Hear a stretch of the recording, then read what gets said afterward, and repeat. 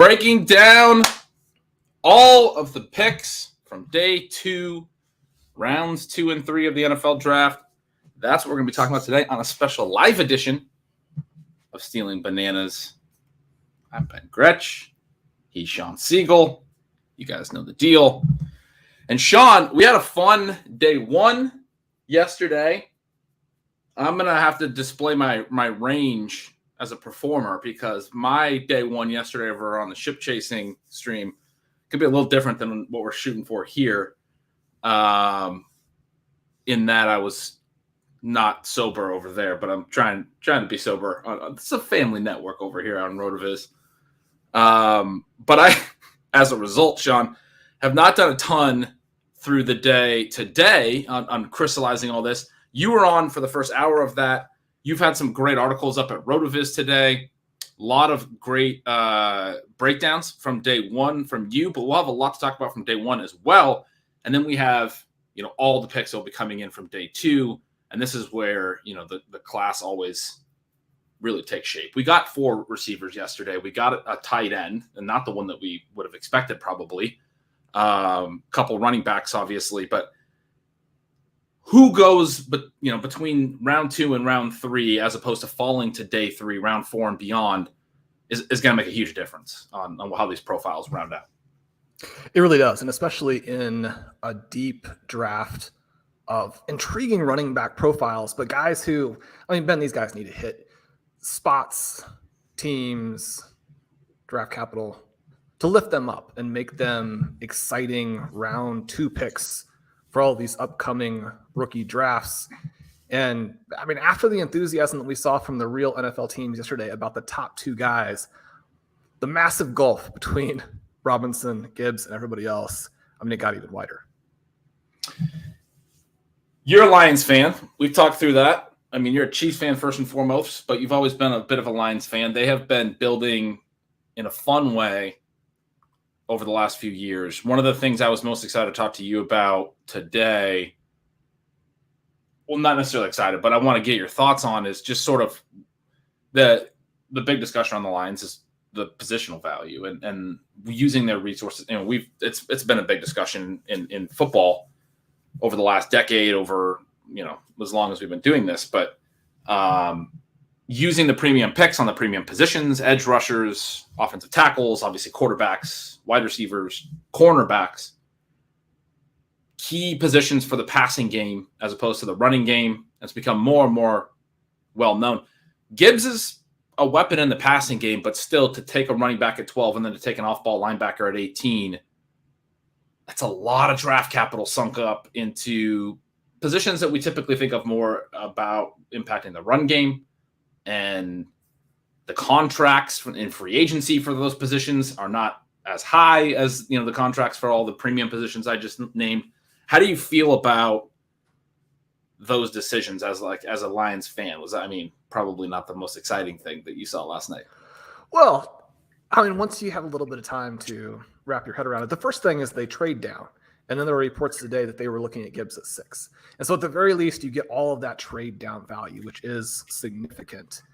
And I was going back through my rankings and, over the last month, I wouldn't say there's been a pushback, but I have found that my ranking for Gibbs is much, much higher than most of the rankings I see.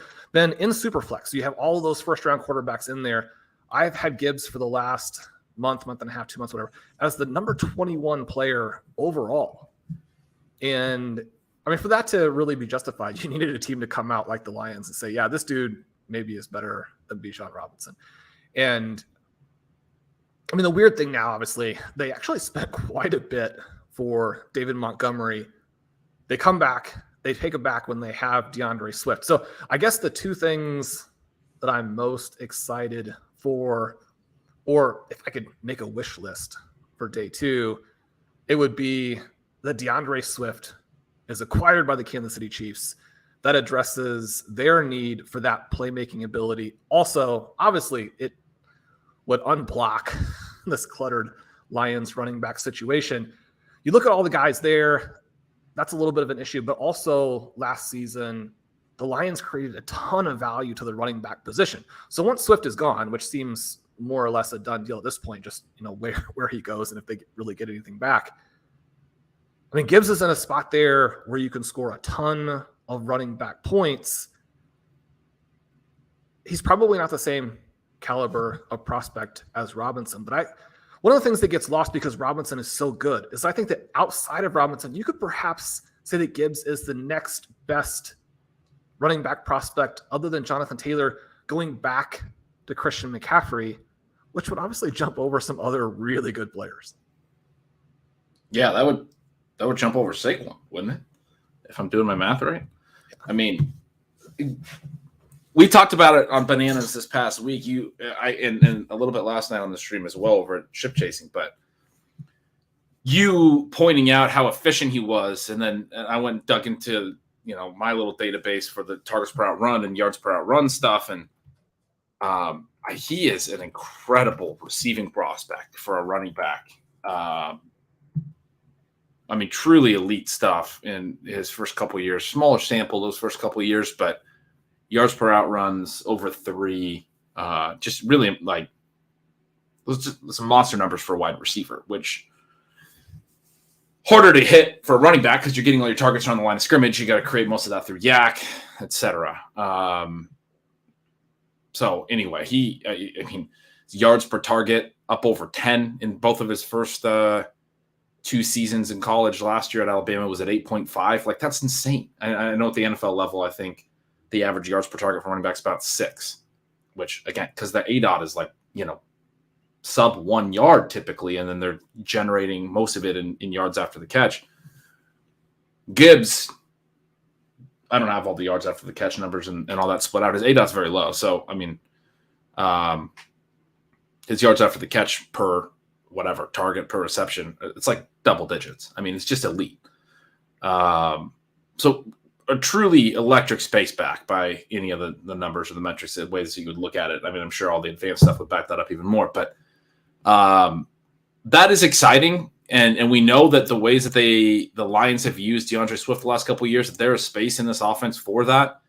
It's just so odd from a Detroit perspective. When you go out and sign David Montgomery, you do still have Swift. If you love Gibbs this much, you kind of knew you were going to be able to get him here if you're willing to take him here. Why did you sign a running back in free agency, right? Like, why haven't you maybe made a move to try to trade Swift, which is the big rumor now?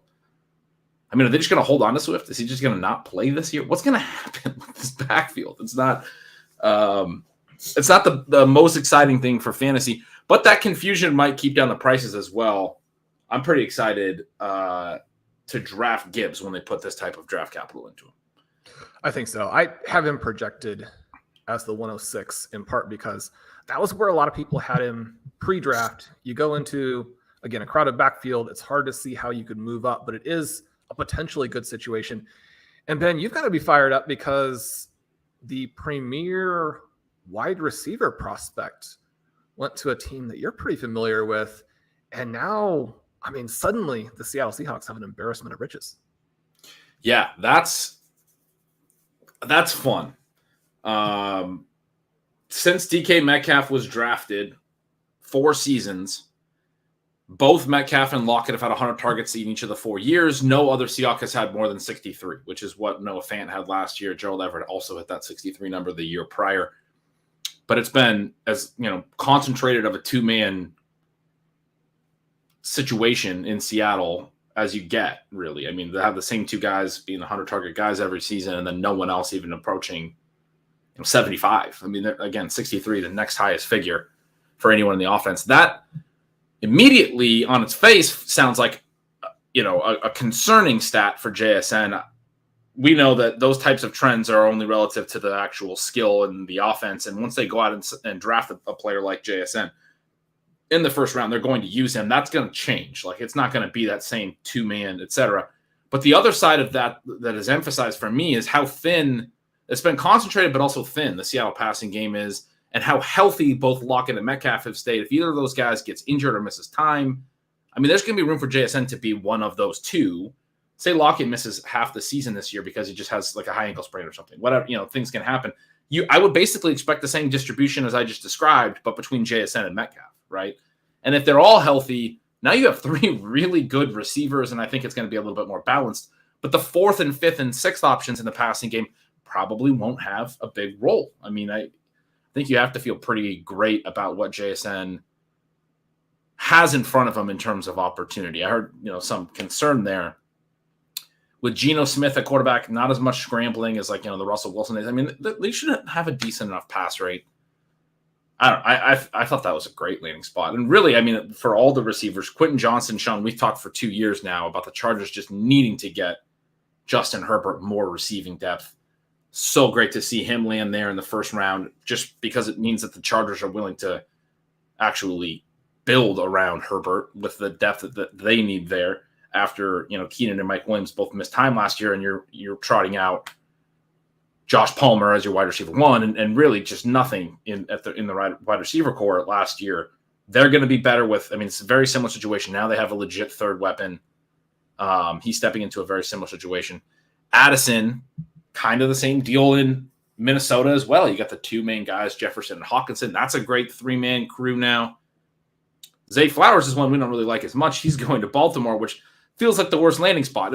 Usually it goes the other way, where the guy that you really like lands in Baltimore, and you're like, great, Rashad Bateman all over again. Makes it easier to not be in on Flowers to a high degree. I really liked the way the wide receiver stuff lined up in terms of how I want to play it. I want to take the first 3 that I mentioned, probably fade Flowers to a certain degree, which I'll probably be wrong about, but it makes it easy at least to play the guys that you like. The ways that the wide receivers landed.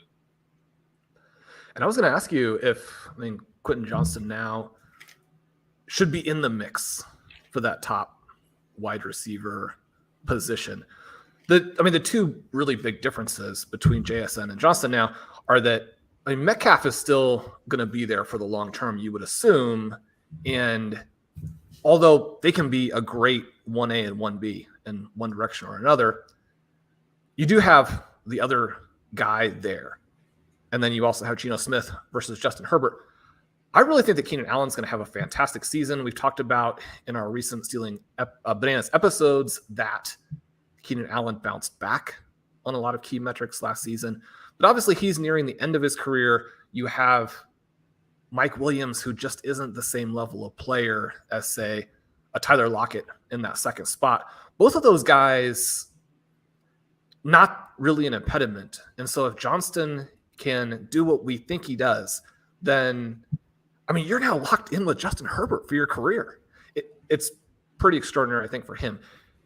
We talked about some of the concerns with his contested catch, his ability to haul in on-target passes, some of those types of things. But if you have weaker hands, for me, it doesn't go away. But a lot of that is going to be neutralized by the elite quarterback. And then, this is exactly what the Chargers need, where Johnston can be a deep threat. He has that vertical ability. His yards after the catch for a bigger receiver are phenomenal. His ability to break tackles, his ability to force missed tackles, again, absolutely elite. So a guy with the ball in his hands is going to be able to do some things that the Chargers simply don't have. This seems like a home run both directions. Really helps him, really helps the Chargers. Definitely. And I think you have to be really excited about the Johnston landing spot. The first pick of day 2 is in, Sean. The Steelers take the son of another longtime Steeler legend, cornerback Joey Porter Jr. So obviously Joey Porter, great linebacker for them for a long time. They kicked off day 2 by taking him. So nothing fantasy relevant yet. Only we're starting to see some trades here early, though, with Levis still on the board. There's been a lot of talk in the last 24 hours about his toe. To me, you want all these guys to go as early as possible, but anytime someone slides, benefits somebody else. Obviously, you only have the total number of picks. I would guess that in part the toe is an easy thing to look at as opposed to say, look, there are some huge red flags with the overall passing profile. Who do you feel like, though, could be in the mix here? For me, it really only makes sense for Tennessee and for Tampa Bay to be trying to get a quarterback, but you do get the sense that other teams are also in the mix. Maybe even a team like the Vikings, where, we're always saying that Cousins can't go on there forever. And then, it would be weird, I think, then based on how well Geno played last year, we didn't really expect him to be able to sustain that. But you give him another elite weapon, it's going to be much easier to do. A team like the Seahawks, where you're always mentioning they got the old head coach, they want to compete now. Again, those don't make the most sense for me. But I think if you're Levis, you're really hoping that the Titans want you. Yeah, I think you're right. And they pick 10th today. The Seahawks pick 6th. The Raiders at pick 7 were rumored to like him. And that's a possible landing spot. It does get a little bit tough to. I'll be curious to see where he goes. I think he could go in these first 10 picks. I think he could slide. Last year we sat here and the quarterbacks fell, and it didn't make a lot of sense, but they kept falling. And it appears that 2 teams did end up getting their starters. As long as Levis and Hendon Hooker are out there, there's some threat. But Desmond Ridder, now that he gets Bijan to both hand to, but also throw the ball to, and Sam Howell, those 2 guys look like 2 fantastic best ball selections, obviously good players for your dynasty team. But you're not going to really be able to breathe easy until the draft is completely finished. Right.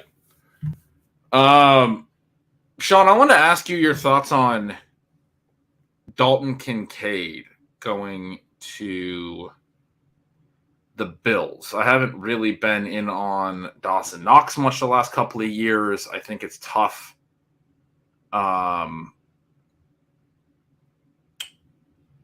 To project, I guess, enough volume in this offense for the tight end, typically speaking.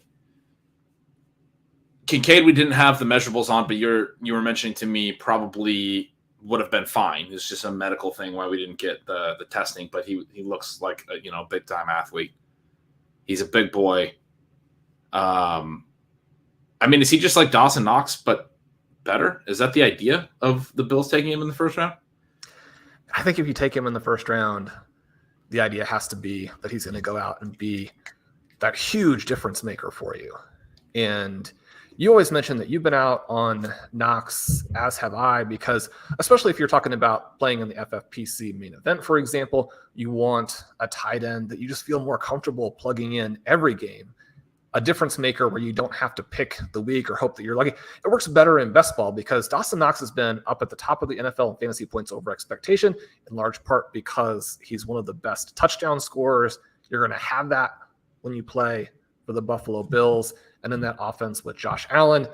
But as you like to point out, his targets per route are extremely low, not in the top 25 tight ends. So he's not somebody who's going out there and demanding targets, which more or less means that when he gets those scores, when he gets those big plays, he's playing off of their other guys and isn't dictating coverage, isn't helping Stephon Diggs out, probably isn't helping out the peripheral guys like a Gabe Davis. And so the move to Kincaid is that he's supposed to do that, right? He's supposed to be your Kittle-esque type of tight end where, looking at Kittle from purely a receiving perspective, where you can go out there and be dynamic, force the defense to adjust. And now some of these things that went wrong with the Bills passing offense, you think a little bit to 2021 when they had to make some adjustments.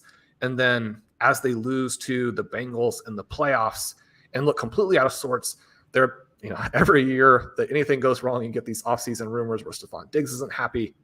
They had been discussed as a potential landing spot for Josh Downs, which, especially where he was linked, seemed like not really a first round type of talent. So I think it makes sense that they would come back here and get a Dalton Kincaid. Yeah. Shawn, we have the Titans trading up to the second pick here. Obviously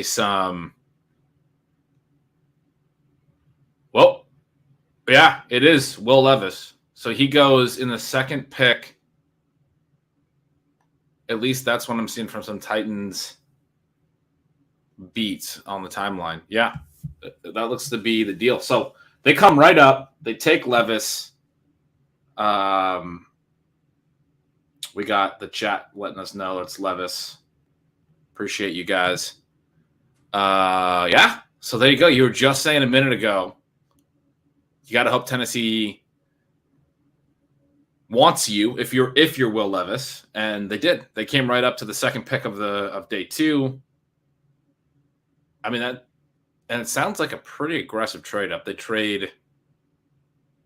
Oh no, I mean not terrible. They trade pick 41, which is the one that we were just talking about, the 10th pick of day 2 here. That they didn't want to wait to see if Levis would get there. They trade that to get up 8 spots.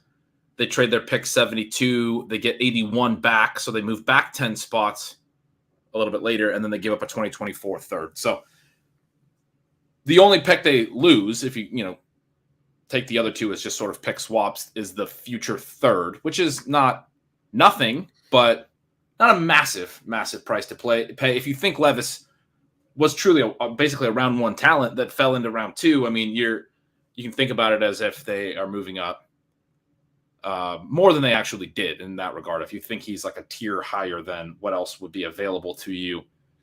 But then there's that question. Is he that good? There's some concerns with his prospect profile, right? There are. And I mean, I'm willing to take a pretty open-minded outlook on these players who perhaps are not surrounded by 2, 3, 4 first-round draft picks like you have with players to a lesser extent with Bryce Young, but certainly some of the previous Alabama quarterbacks, definitely with C.J. Stroud. And yet, I mean, the numbers are bad. And Stefan Leco has a fantastic article up on RotoViz kind of working through the various elements of that are pretty weak. When I was really pushing yesterday, I wanted Levis to go in the top 5 picks because that would have helped push down the other guys. Yeah. Because Anthony Richardson, even after he falls, if in fact that had happened, I mean, people are still going to be excited about him. I don't think that Levis, especially now going maybe to the Titans, although again, the Titans have signaled they want to change around what they're doing. They're not going to be the Derrick Henry Titans of the past. At least you get the impression that they're not going to be, or at least they don't want to be. Whether or not they can really transition out of it is another question. But I mean, Levis here, it's tricky. I think it's a good situation for him. It's a good situation for the Titans because you have Ryan Tannehill. If there really are issues with the toe, then, I mean, he's going to have time to address those. I mean, it's kind of surgery, not surgery, are the things that we've been reading over the past 24 hours. I mean, hopefully for him, it just works out as quickly as possible. I think that he needs to get out there and try and start developing as soon as you can. Even if you have a guy who has a lot of project characteristics, which he does, I mean, you want him to be able to start the second half of his rookie year. You want to be able to evaluate him. If he can do some things, you want to generate that enthusiasm for the 2024 season by saying, look, I mean, we've got this guy. He's going to help us take the next step. So, I mean, we're rooting for him. We're also rooting for Treylon Burks, where, I mean, he had a very mixed rookie season with some injuries and then dealing with the quarterback play that they had.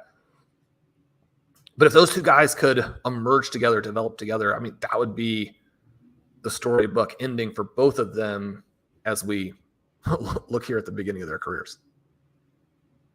And I'm seeing a tweet that points out that Trevor Lawrence is, potentially going to be the senior statesman in the AFC South because you now have Stroud, Richardson, and Levis all aiming around the rest of that division. It could be the AFC South for at some point in 2023 could be 3 rookie starters in Trevor Lawrence, which would be interesting to say the least. It would be nice to get some good quarterback play out of that division because there hasn't been a ton over the last several years.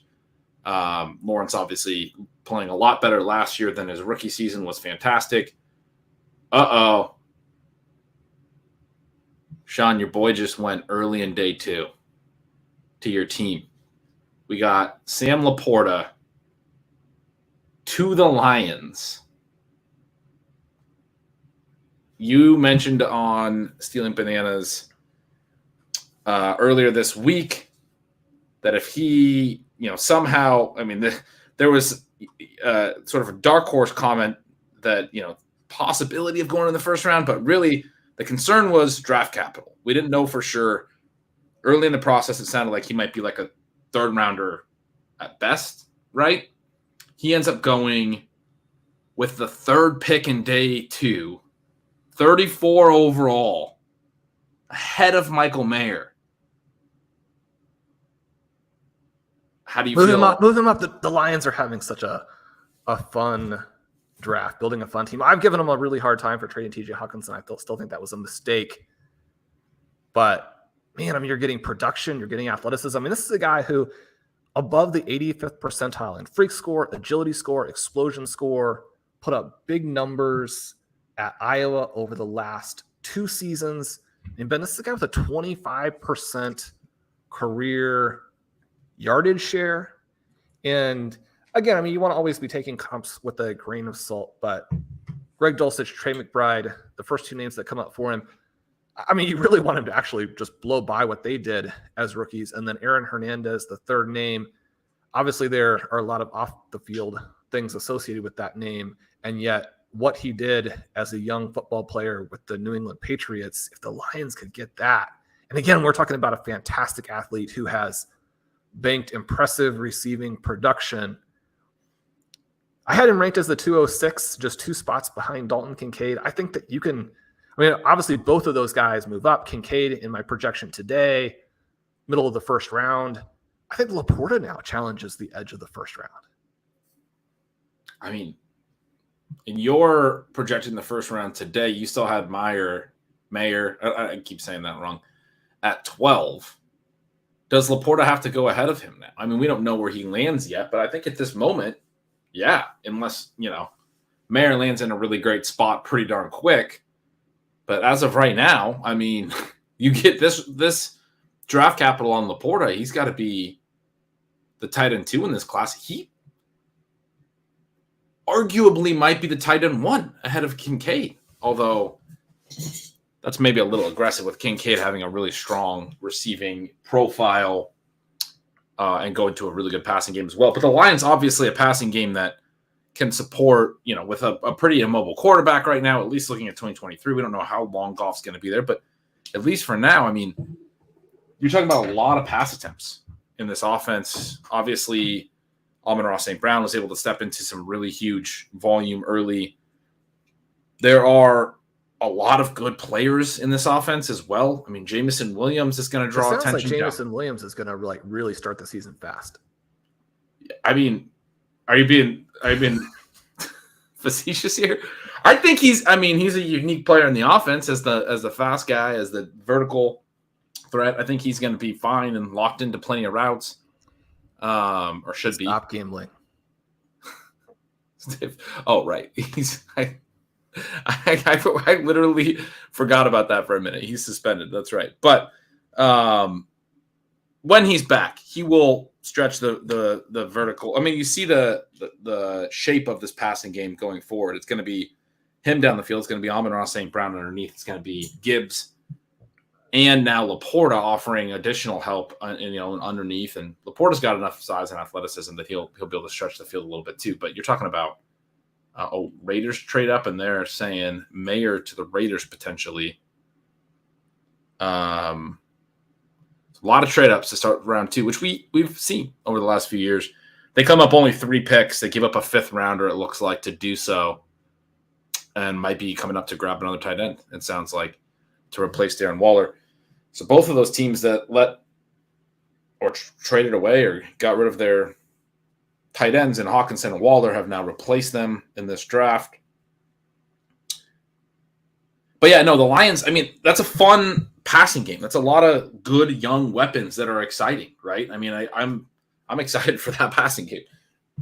And we look at some of the things that happened yesterday, and the one that kept jumping out to me, and we've spent most of our evaluation time on obviously the fantasy relevant players, but I mean, the New England Patriots have a season last year where, that defense is good again, and yet they're on the clock with JSN available. They take a defensive player leaning into their strength. But then, I mean, modern NFL football is determined by the quality of your passing offense. And so for the Lions to come out and make this kind of statement and to really round out what they're doing, it's a perfectly complemented team. And it's the perfect way to build around either type of quarterback, whether you have a young superstar like a Joe Burrow. Obviously, we witnessed what the Bengals have done there. Or if you have maybe a middle to, bottom third type of QB, if you have the overall caliber of the team. I mean, this offense is the most talented offense in football outside of the quarterback position. One of the things that we watched them do last year was put up a lot of points, even when guys were hurt. And I mean, you look at that sort of coming to fruition in 2023 and 2024, what this team is going to really look like. You think about the dome there, you think about the dome with the Vikings and these two teams with very dynamic head coaches that are built around the passing offense. And the Vikings have all types of issues on defense, and yet they came out and said, look, Justin Jefferson had one of the greatest wide receiver seasons of all time last year, and yet he was slowed over the last 3 games, including the playoff loss, in part because players like Adam Thielen and KJ Osborne are not going to draw the defensive attention that you need to allow Jefferson to flourish and to elevate a guy like a Kirk Cousins, who's similar to Jared Goff. There's no such thing really as just a guy when you're a relatively successful NFL quarterback. I mean, these players are executing perhaps the most difficult position in all sports, and yet those quarterbacks need to be elevated, and their teams went out and made those plays. I think that you have to love that. I think if you're Mac Jones, it kind of feels like the Patriots are again kind of sticking it to you for some of the things that you did last season. And it may be a situation, as we've read, where Mac Jones is not even really the future there with the Patriots. As you mentioned here also with the Raiders, they had made the evaluation last season where Waller wasn't going to either be a big enough difference maker or there's no confidence in his ability to stay healthy, especially with his age. Like, let's move on and get one of the young stars building out a team as opposed to trying to chase instant production where, especially when you have Patrick Mahomes as the main guy there in that division. I mean, the Raiders are going to have to build a super team over the long term. If they want to be competitive, go ahead and have some patience. For sure. I'm trying to crystallize some thoughts on the Lions right now, I think, just based on, I mean, this is a fun passing game now. And what we were talking about a moment ago. I also obviously was critical of their positional value. Taking a tight end this high in round 2 is another one that, I mean, it's obviously more justifiable in round 2. You're outside the top 20 picks. You're outside the first round. At this point, you can make a case for elite talent in pretty much any position. I mean, it's a good time for running backs to start go, et cetera.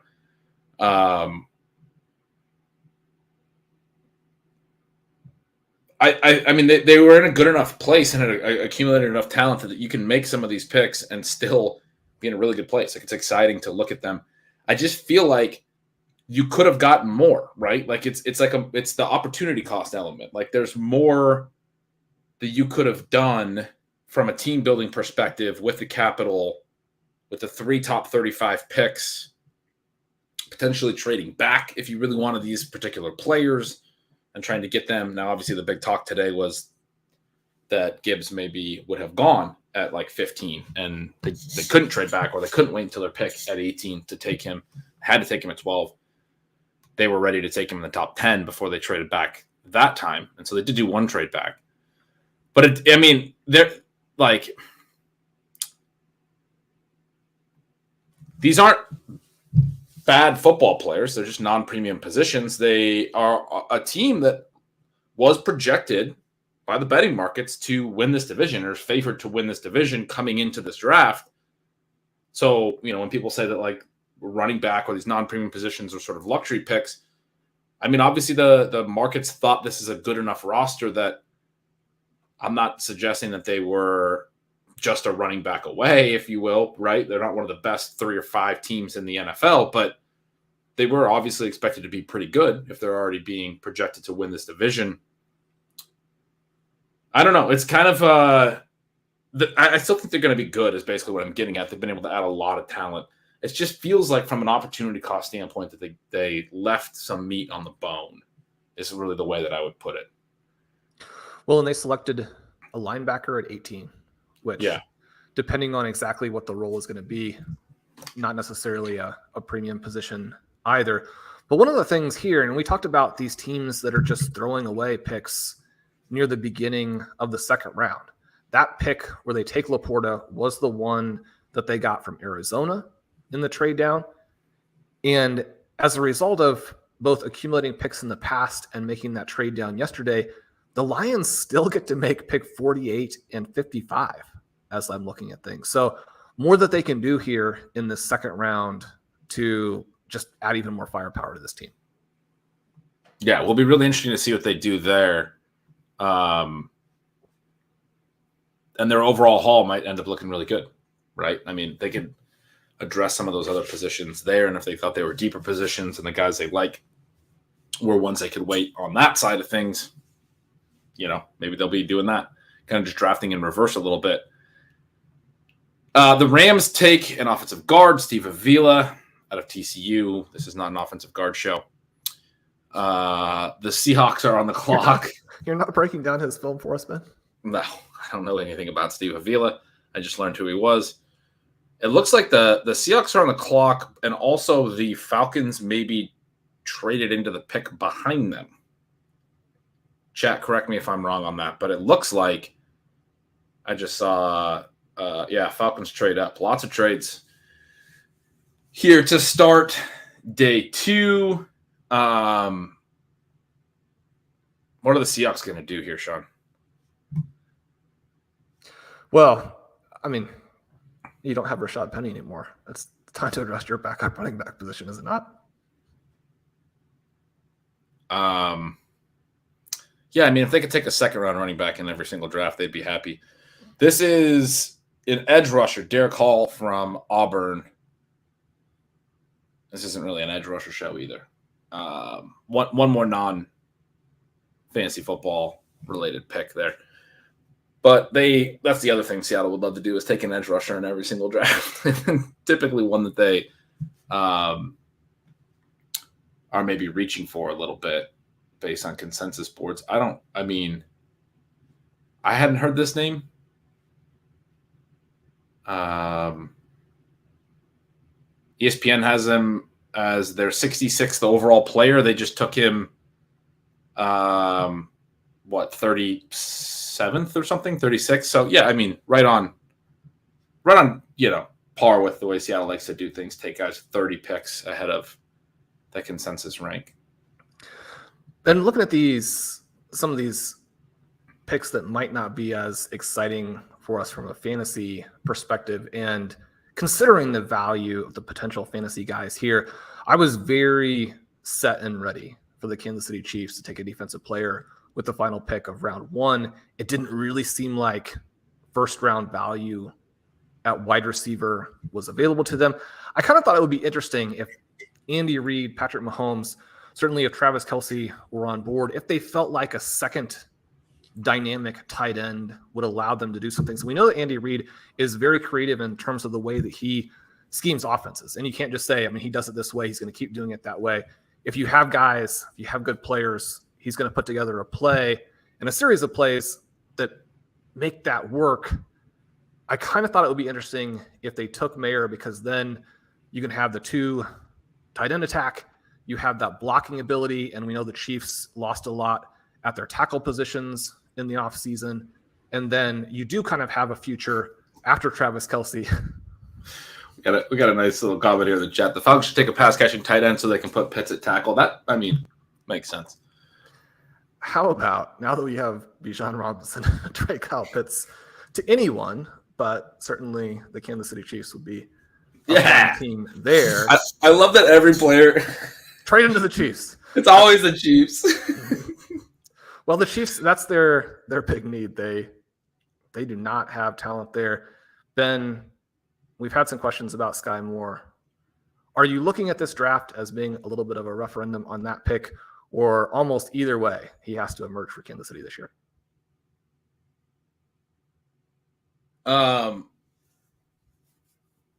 I think Sky. Sorry, what would be a referendum on Sky? Are you concerned that almost any additional skill position player pushes him out of the equation? No. I mean, I kind of feel like if he's good, he's going to be good. I mean, it didn't go skill position in the first. I think they probably will go skill position later, but I mean, their next pick is at the very end of the second round. The Falcons go offensive tackle. But yeah, their next pick is the very end of the second round, obviously, being the Super Bowl champions. Their pick after that, very end of the third round. They don't have any additional picks in there. I mean, you'd probably need sort of a slider. That late second could be a good pick, but essentially the late third, the 32nd pick of the third round, you're already pretty deep in terms of draft capital. And would you expect that player, if they took a receiver at that spot, would you expect that player to step right in? I think it would be, up in the air, and Sky could still beat them out or beat that person out, whoever it is, right? If Sky can play well enough. So anyway, I guess I would say I'm not that concerned. I think that actually the situation is very open for him, if he can play, and I can't quit him. I'm not out on him. I think he was. I mean, I just did this with like Visca and just stayed with him for 3 years. But I mean, I think you can make a solid justification that it was a big step up from playing at Western Michigan, and he needed a little time to develop. Not an easy path last year with a lot of guys blocking him. But the Chiefs allowing Juju to walk and Hardman to walk and not really doing a ton to replace. I mean, I think they're kind of telling us that they think he's ready to step up to a certain degree, him and Tony. But I don't know. I mean, maybe it's Richie James season. Maybe our guy Justin Ross is, able to play a little bit this year, which would be one of the cool stories ever. Already generating some new offseason buzz. It's going to be Justin Ross season every summer with the Kansas City Chiefs. I mean, even more so than Sky Moore season, it probably should be Justin Ross season. It would be awesome if he could get out there and play some this year. But yeah, I mean, I guess like this is a pretty open passing game. They brought in Richie James. They brought in, MVS is back. They have Tony, who they brought in the year prior. But like, who's going to stop Sky Moore from doing whatever he's capable of doing? Right. Nobody currently on the roster, if he in fact can play. Marvin Mims, probably the only like true impact receiver remaining. There are some big guys who generate some interest because they're big. Josh Downs has some underneath ability to him. You could make the argument that the Chiefs and quite a few other teams don't need that as much. So we get an offensive tackle here for the Falcons, Ben, which is a good segue into asking you about Robinson. I think he was selected right after I left the show last night. In our offseason recap, I believe we mentioned that the Falcons spent very heavily on defense. And yet this was a defense last season that really was, almost expansion level quality. And so I think even after the additions that they made, they probably still have plenty of work to do on the defensive side. And so to start with a running back and then to come back on the offensive line when you were able to create such good value. Ooh, Jonathan Mingo here. We got Mingo here, number 39 to the Panthers. We'll talk about that in a second, but continue on Bijan. Yeah, so interesting, I think, that they would take two more offensive players.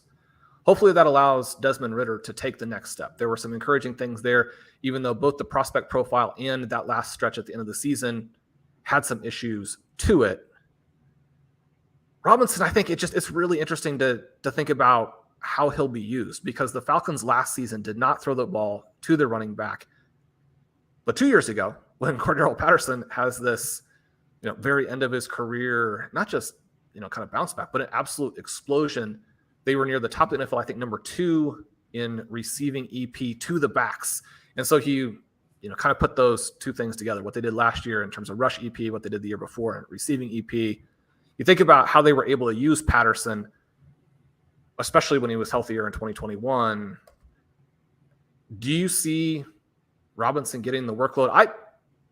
I made the point that when you draft him that early and your entire offense is arranged around the running back, that we should be starting to think about what everybody kind of wanted, which is a Saquon Barkley type of rookie year from Robinson. But I mean, you do need to move the ball, score some points, score some touchdowns. You need to just not be as boring and bad as they were last year, I think, to create that type of season. Are you on board with this plan of the Falcons, at least as it relates to the running back in fantasy football? I mean, you're talking about Saquon. I think the comp that I come to is sort of the natural one with Arthur Smith as Derrick Henry. The concern for me being the receiving out of the backfield and the way that he wants to run the offense.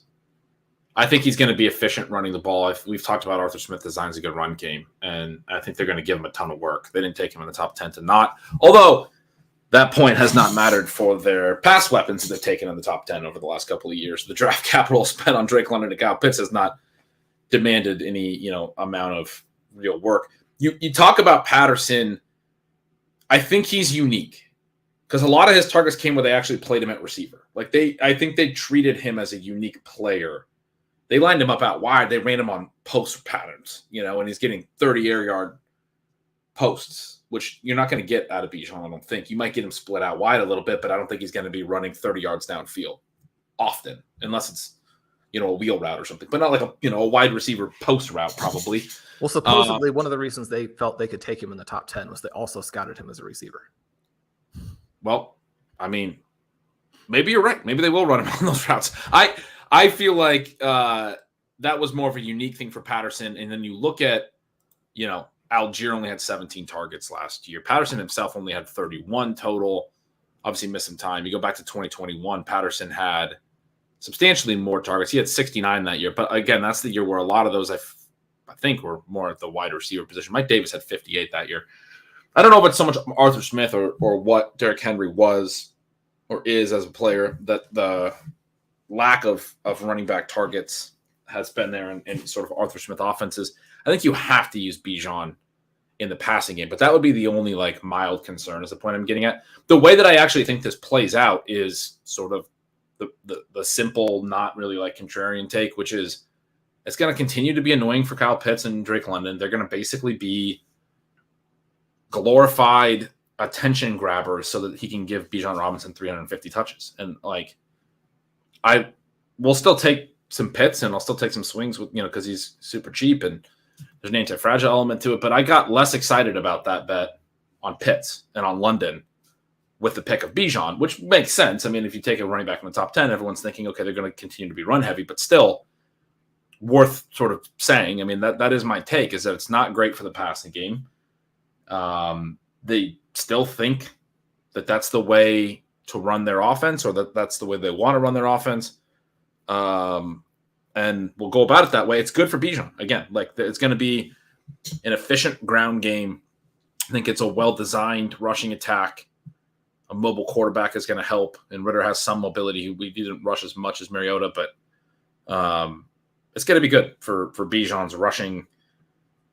If there are, if there's too much of too heavy of a run lean on the run pass split, and again, thinking about this sort of from a projection standpoint, that can hurt the overall receiving potential. I mean, that's part of the reason that the running back targets aren't high last year in Atlanta or in the past in Arthur Smith's time in Tennessee. It's because a lot of those times, those are just really run-heavy teams. There's not a lot of targets, period, right, to any positions.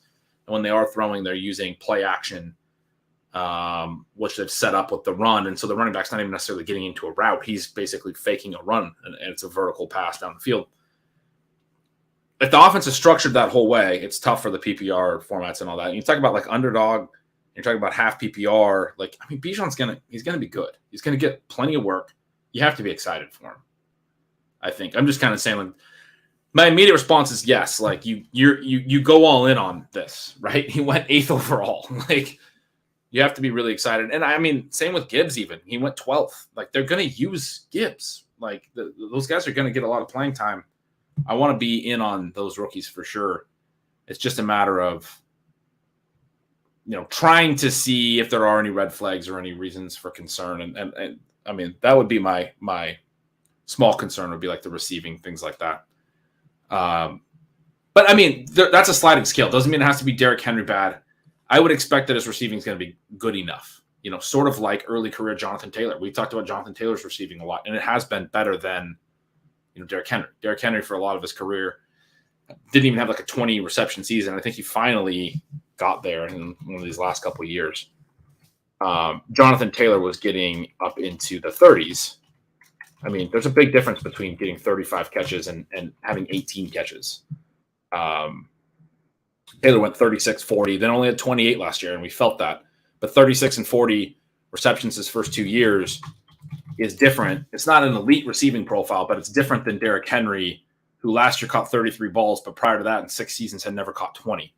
I mean, when he's having 18, 19, 18 catches in some of his best rushing seasons, that's not – I mean, we felt that too as far as Derrick Henry's actual scoring profile and production. I think Bijan's definitely more on the Jonathan Taylor side, even if some of these concerns are true. And he has a profile where he could be a 50-catch guy, right? Or 60-catch guy. It's just like it's kind of hard to envision that in this offense. It's going to be run-leaning, then play-action pass. And you have London and Pitts. I mean, you have to think they're going to do more with London and Pitts. Like that last year was sort of the worst-case outcome for those guys. You're not so sure. It can get worse? I don't know. But it makes you think of when you talk about the Falcons offense, it really does make you think of the old saying of from the time that you're born to the time you ride the hearse, there's nothing so bad that it couldn't be worse. Specifically for the Falcons, that I think is their motto when it comes to the passing game. Then we have Jonathan Mingo here on our show profiling the rookies pre-draft. I had him at 25. I mentioned that he would be a big riser if he went at the end of the first round, which was one of the rumors. Obviously here, pick 39, early in the second round, and perhaps to the very best possible landing spot. When you're talking about people seeing Bryce Young as the potential Michael Jordan-esque talent at QB. The last time we were hearing that was with Deshaun Watson. The Panthers have nothing. I mean, Mingo is the wide receiver one right away, at least if the pick hits at all. Not like if it hits the upside, but just like if it's not a disaster, then Mingo is your guy. Yeah, I mean, Adam Thielen, his numbers have been falling off. He is pretty clearly on the decline phase of his career. DJ Chark hasn't been particularly productive for several seasons now, and really only has the one, solid year overall. Terrace Marshall went from catastrophically bad as a rookie to at least like NFL level production last year, but like not amazing.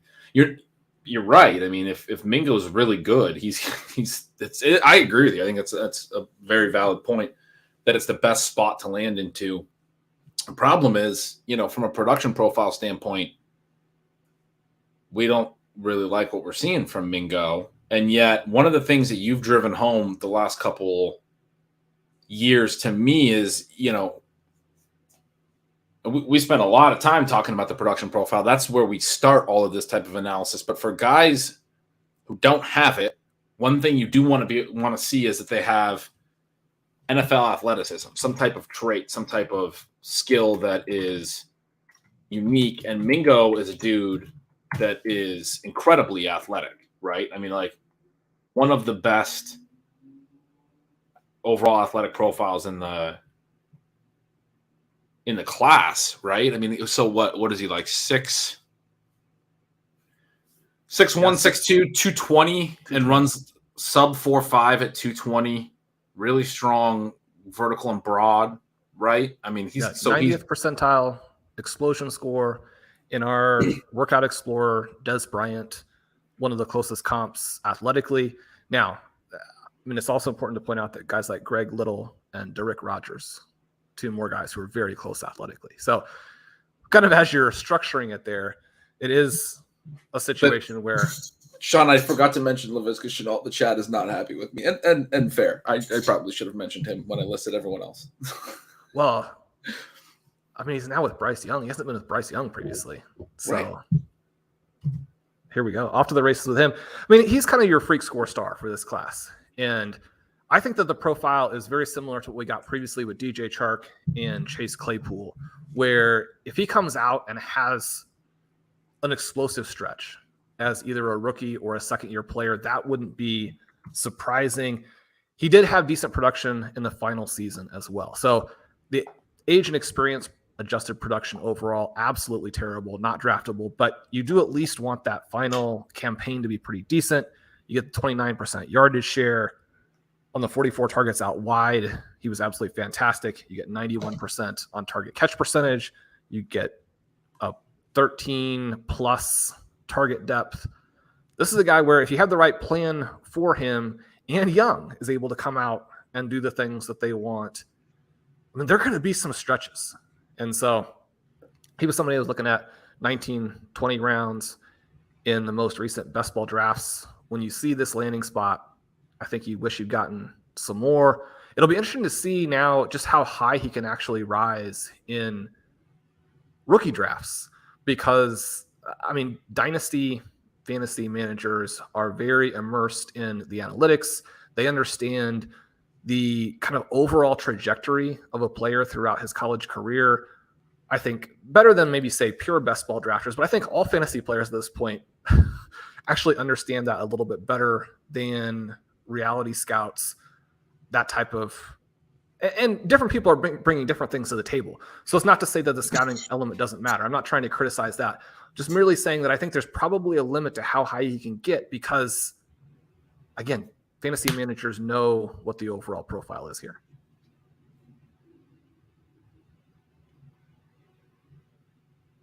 Yeah, he'll be a really interesting one. Sean, we have another tight end, Luke Musgrave, going at 42 overall to the Packers. So we knew this was an interesting tight end class. Darnell Washington is the one that has not gone yet. Really big, athletic dude out of Georgia. Has a little bit more production concerns. The other ones that had the strong production, have the athleticism, have the profiles that could be really interesting, all went in the top 45 picks. I think this Packers landing spot is really nice for Musgrave. I think the LaPorta Lions one is nice. Obviously, Kincaid to the Bills, Mayer to the Raiders. All of these guys now in tight end premium, they got to be top 18 picks, right? Before the middle of the second round, all four of these tight ends.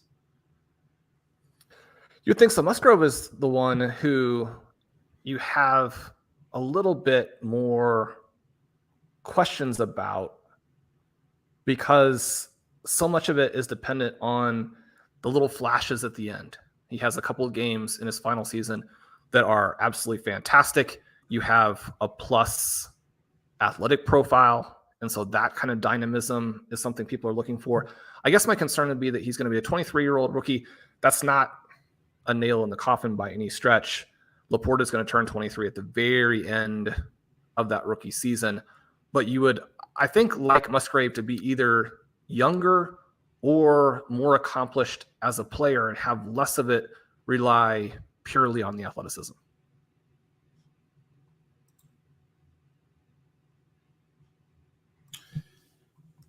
We get a defensive end to the Saints, an outside linebacker to the Cardinals. Jets are on the clock.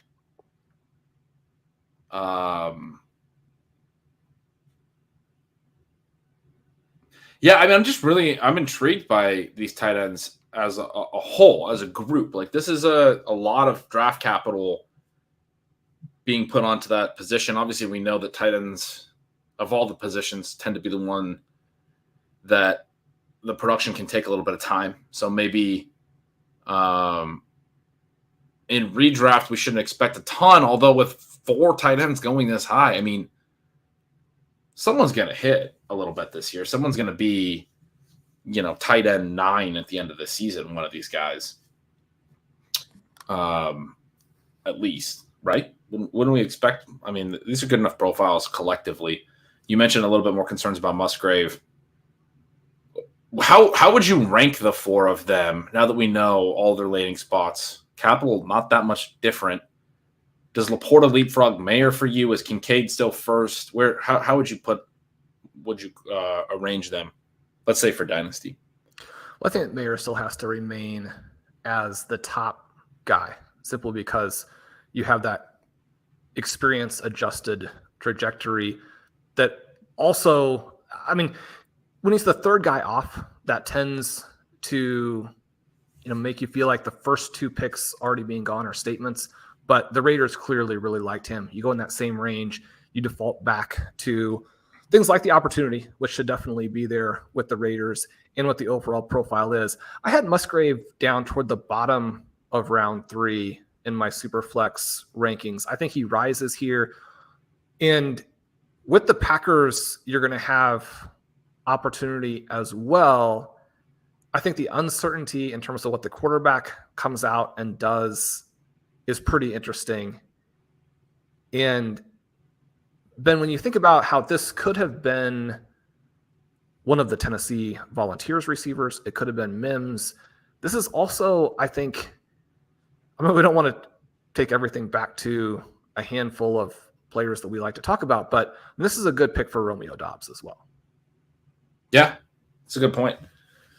I've been a little concerned about him, but he dodges another wide receiver pick there. So you still have Mayer 1, probably then Kincaid, LaPorta, Musgrave would be the way to sort of arrange that on your board at the moment? It would be, but I think that now, depending on some of the things that we hear about Levis, you could have all three of those tight ends pushing into round 1. It'll be interesting to see where Charbonnet goes, because it could just be a 2 running back, a 3 tight end first round, which I think you would always say previously would be a little bit unique, but especially when fantasy managers have been sort of inculcated with the idea that this is going to be such a good tight end draft, then you see it happen. You see good landing spots, and the vast majority, right, of new dynasty leagues that are starting, we think about the leagues that you and I are in, the RV Triflex format over the FFPC, you have to tight end premium. And so not only do you need to have that player to give yourself an edge at the tight end spot, but those guys are flex viable if you accumulate enough of them. So I think the first 3 guys are really interesting. I think that Jordan Love, you probably prefer that he get a little bit, maybe a combination of a safer and higher upside play. And yet last season, obviously the Packers hit with the big swing on Christian Watson. At least it appears that they have hit the dynamism that he demonstrated in the second half of last season. Pretty unique. They're going for another one of those big moves right here where, you look at Musgrave and you have a freak score above the 90th percentile. You have an explosion score above the 90th percentile. You got a guy at 253 who can really move.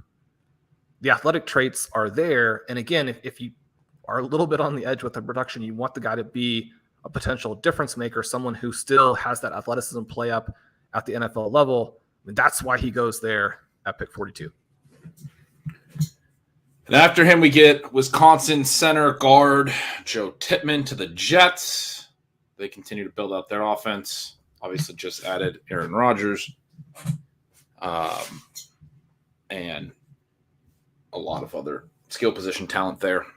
Breece Hall, Garrett Wilson last year. You mentioned Mims, the Tennessee receivers. Those are some guys that we're watching where they might land here in the next little bit.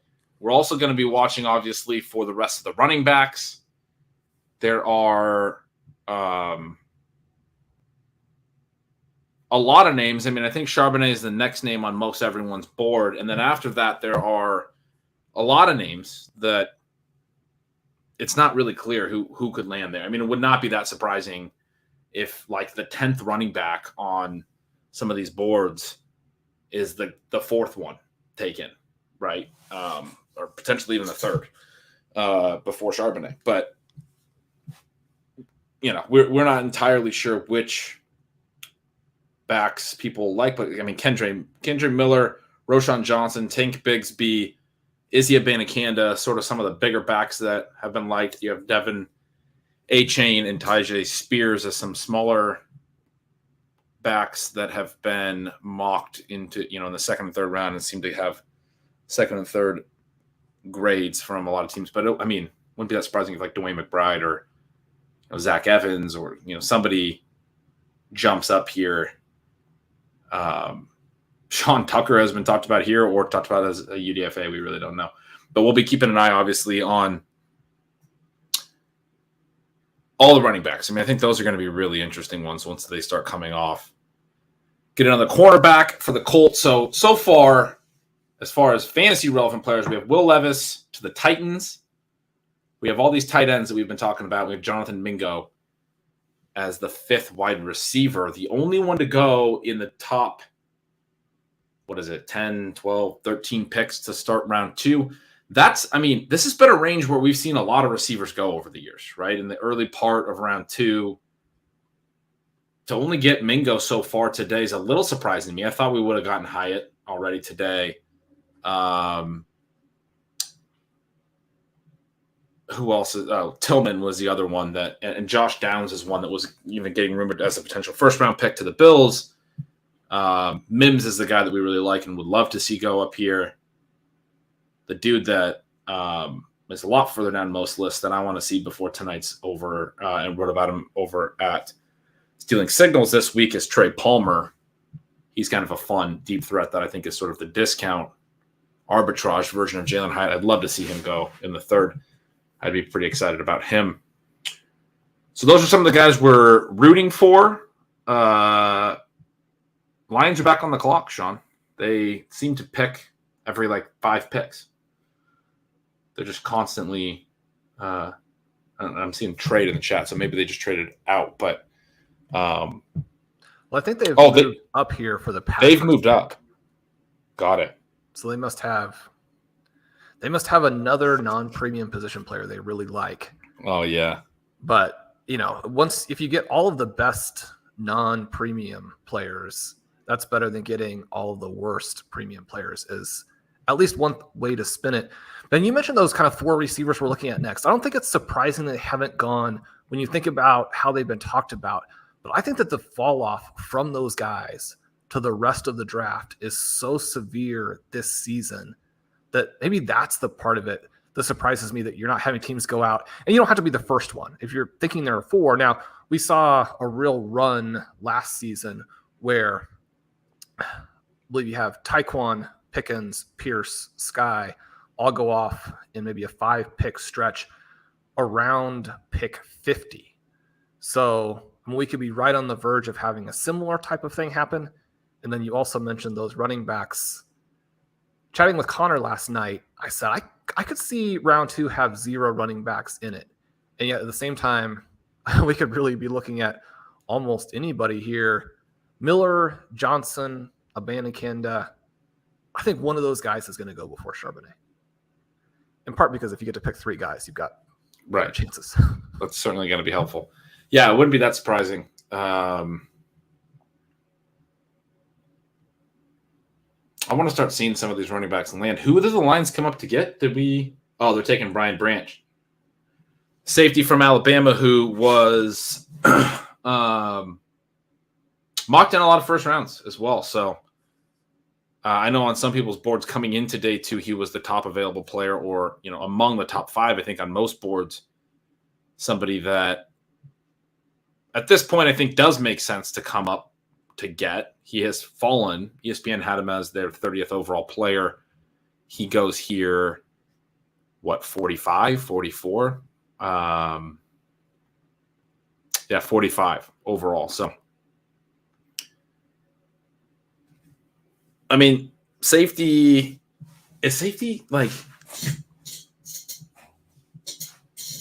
I feel like safety is not a premium position either. I don't know actually for sure what the numbers are, but I feel like safety contracts are a little bit lighter. and typically you're able to find them a lot easier than cornerbacks. Certainly, I think they're just trying to tilt everyone. I mean, maybe they'll take a punter next. Well, with the current way the NFL is set up, there's only so much damage you can do when you're lined up 30 yards off the line of scrimmage. But no, I mean, he plays nickel too, so he's got. I mean, that's valuable. The guy who can come down and play nickel corner. Last line of defense, you get the one of the things the Cardinals tried to do for a long time there with, I would say, limited success would be to play some positionless defenders where you have that mix of linebacker and corner that, often is defined or positioned as a safety. But if you can do both those elements, as you just mentioned, that part, again, I think is helpful. One of the things that we heard teams talk about a lot yesterday, usually after, again, they had made one of these non-premium selections, was this idea of positionless football. And so I think that part of it, again, if you're getting a guy with a first-round grade here in the middle of the second, then you know what the compensation was? Did they have to pay very much to move up? It's a trade there within the division. I have not seen that. The chat might be able to tell us. We have the Patriots at 46 taking an edge. I'm not seeing the. There you go. Packers trade 45, Lions trade 48 and 159. So they only came up 3 picks, and they gave up 159, which has got to be what, 5th round. I mean,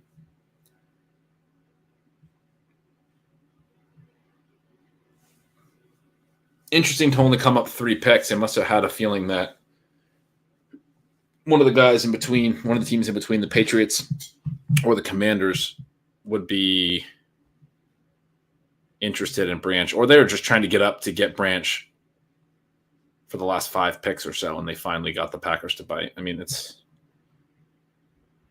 but they got it done. So the Patriots go edge. Commanders are up. Packers are on deck. So we just talked about the Romeo Doubs, sort of avoiding a wide receiver so far, but that would be a possible spot for them to continue to build the passing game for Jordan Love. Would not be surprising if they went receiver there. The Packers, you have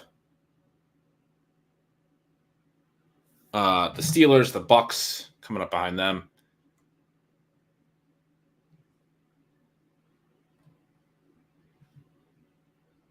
Are you nervous at all? Go. Are you nervous at all about Hendon Hooker going to any of these teams where we want the quarterback to stay? I mean, is he going to make a big?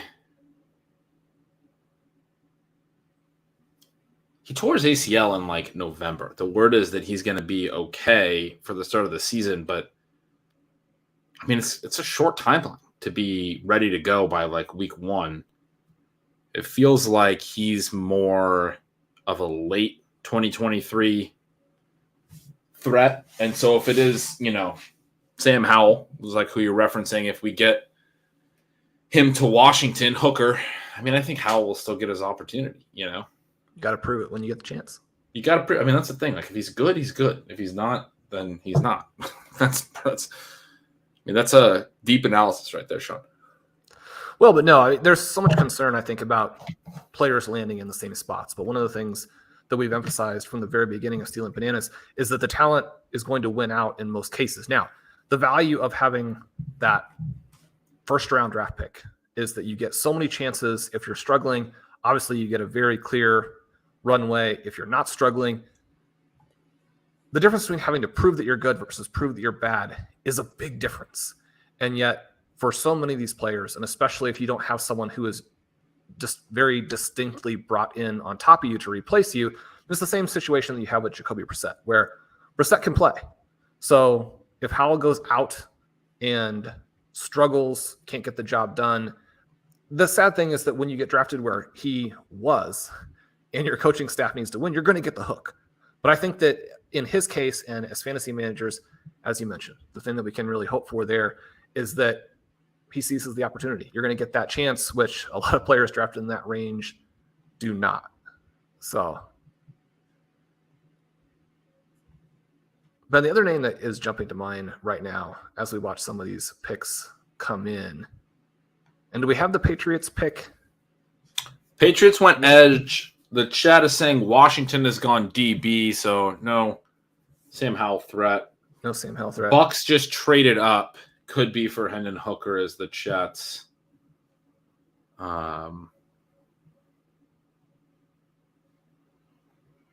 thought process there. So, I mean, that would be interesting. It would be interesting. And I just have that sense that Godwin and Evans going to be a little bit more valuable this year than people think. As the Patriots continue to pass on their chances to address the receiver positions, Mike Gesicki, I mean, it's a pretty tortured claim anytime you mention Mike Gesicki, because following up on the point we just made, I mean, Gesicki has been in the NFL. He's had some shots to prove that he can do it. But, I mean, he's increasingly looking like the best option that the Patriots have. Yeah, you have seemed more positive on him than I've really heard anywhere else since he landed with them, and have referenced that as sort of this big wide receiver role that he might be playing with them. I guess have we gotten any? Jacoby Myers was good last year, but have we gotten, other than a slot guy, have we gotten anybody in that offense being productive? Hunter Henry 2 years ago was kind of good. Then he was bad again last year. I don't know. I just have a hard time feeling like the Patriots passing game is going to elevate anyone, but maybe I'm being too pessimistic about Mac Jones. Well, yeah, I really like both guys. I think this is the Mac Jones season. I think the change at offensive coordinator is going to make a big difference. I also think it would be fun if we got a Jones trade to, say, the Buccaneers, which obviously if this pick is for Hooker will not be. There are only so many guys that the Buccaneers can be looking at for their quarterback competition this season. But there are some potential pathways there. I do think that replacing Jacoby Myers with Juju Smith-Schuster is another one of these huge mistakes where it's a massive downgrade for the Patriots. And again, it just is going to push more of the production onto some other guys, or at least the volume. Whether or not any of them can grab onto that is a little bit of a different story. We've mentioned that the Patriots have been going defense despite already being strong at defense. Then the other big rumor with the Patriots leading up to the draft was that despite having Ramondre Stevenson and a couple of other interesting names, most specifically for me, somebody that I really like and would be delighted if he had a second or third year, even mini breakout in Pierre Strong, they've been one of these teams that has been connected to running backs, as though their backup running back is really going to determine the quality of their offense this season. I mean, maybe it will. maybe that number 2 running back spot will be the whole deal. The Bucks are taking an FCS offensive lineman from North Dakota State. So the Packers trade down again, pick up another pick, and the Bucks came up for an offensive lineman. Not a lot of fun stuff happening at the moment, Sean. I'm going to have to leave you solo for a minute while I run to the restroom at some point. The perils of trying to get rehydrated after a night spent drinking last night. You want to tell all the people about your rookie first round for the next 10 minutes on your own? Oh, you're going to take a 10-minute break, are you? No, it'll be 2 minutes. Ben, before you leave us, who is the running back that you want to see here? Oh, that's a good question. I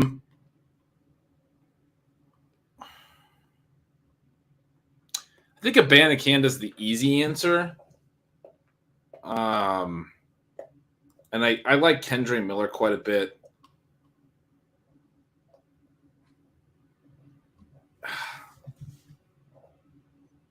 There's a lot of options.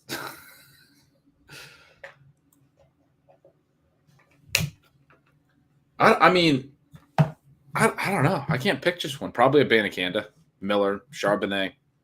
Bigsby I was in on a little bit earlier. You've kind of got me a little bit more concerned about.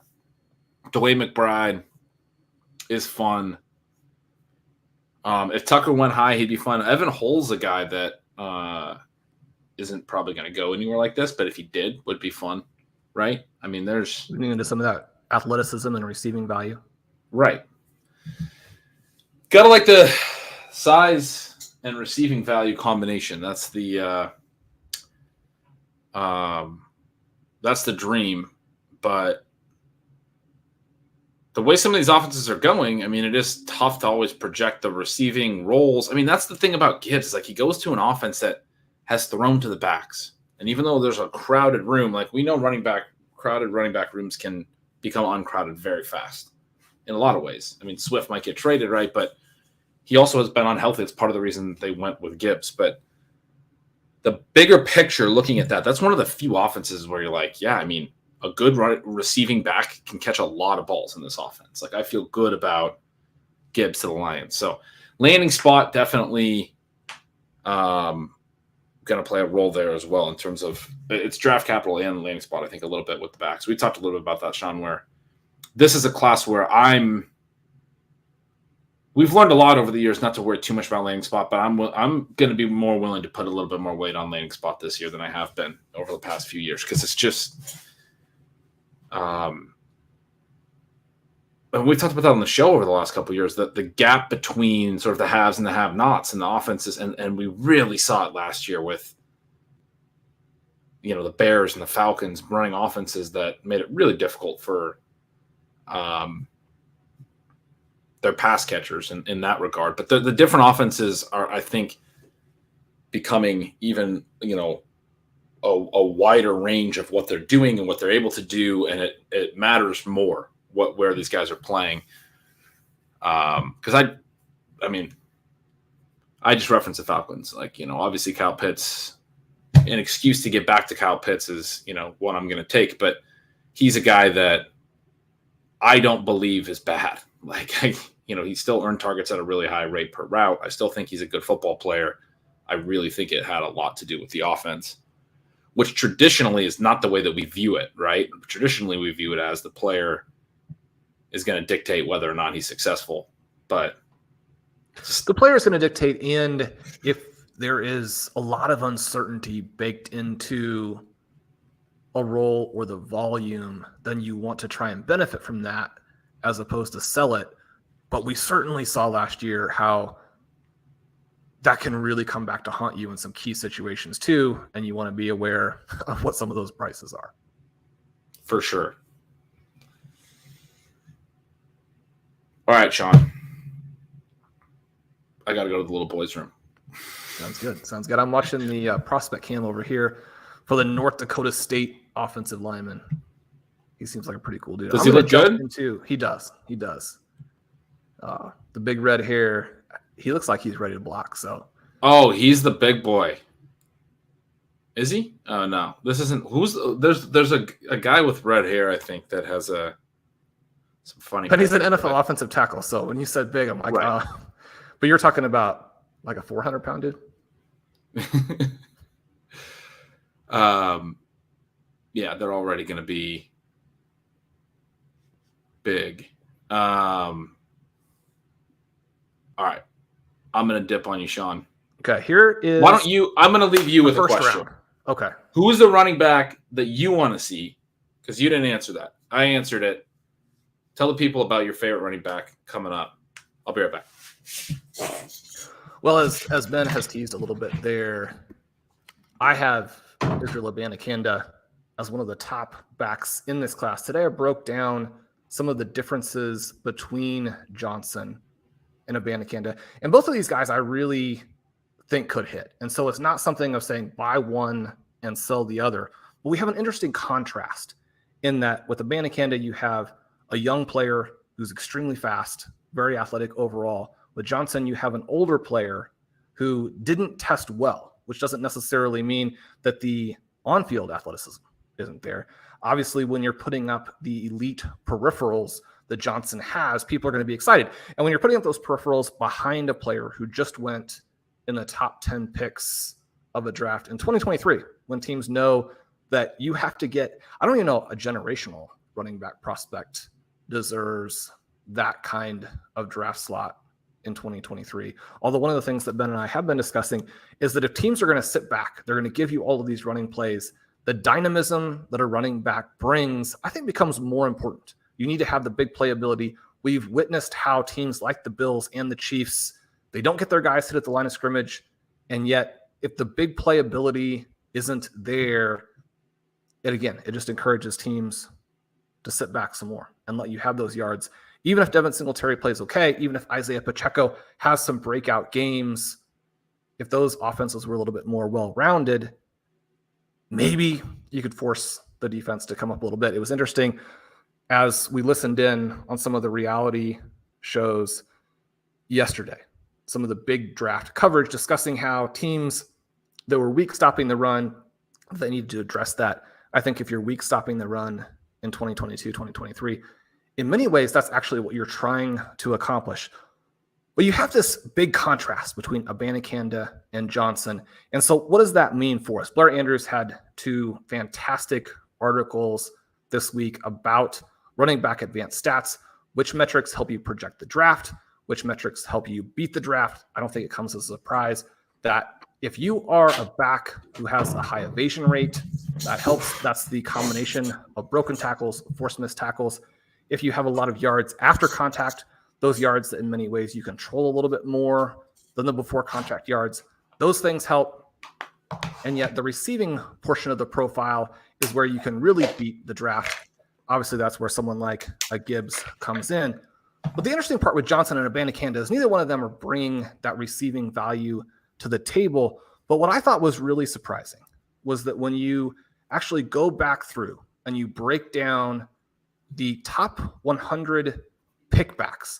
So the backs are kind of going in that range where you're hoping for immediate fantasy production, that the evasion rates round 1, 2, and 3 don't go from best to worst. The yards after contact actually work in reverse order.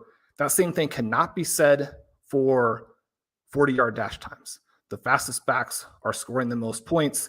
And then as you kind of break through it or break it down into some other categories, I was looking at players who are plus evasion and plus athleticism, minus evasion and plus athleticism, minus athleticism, but plus evasion, or minus in everything.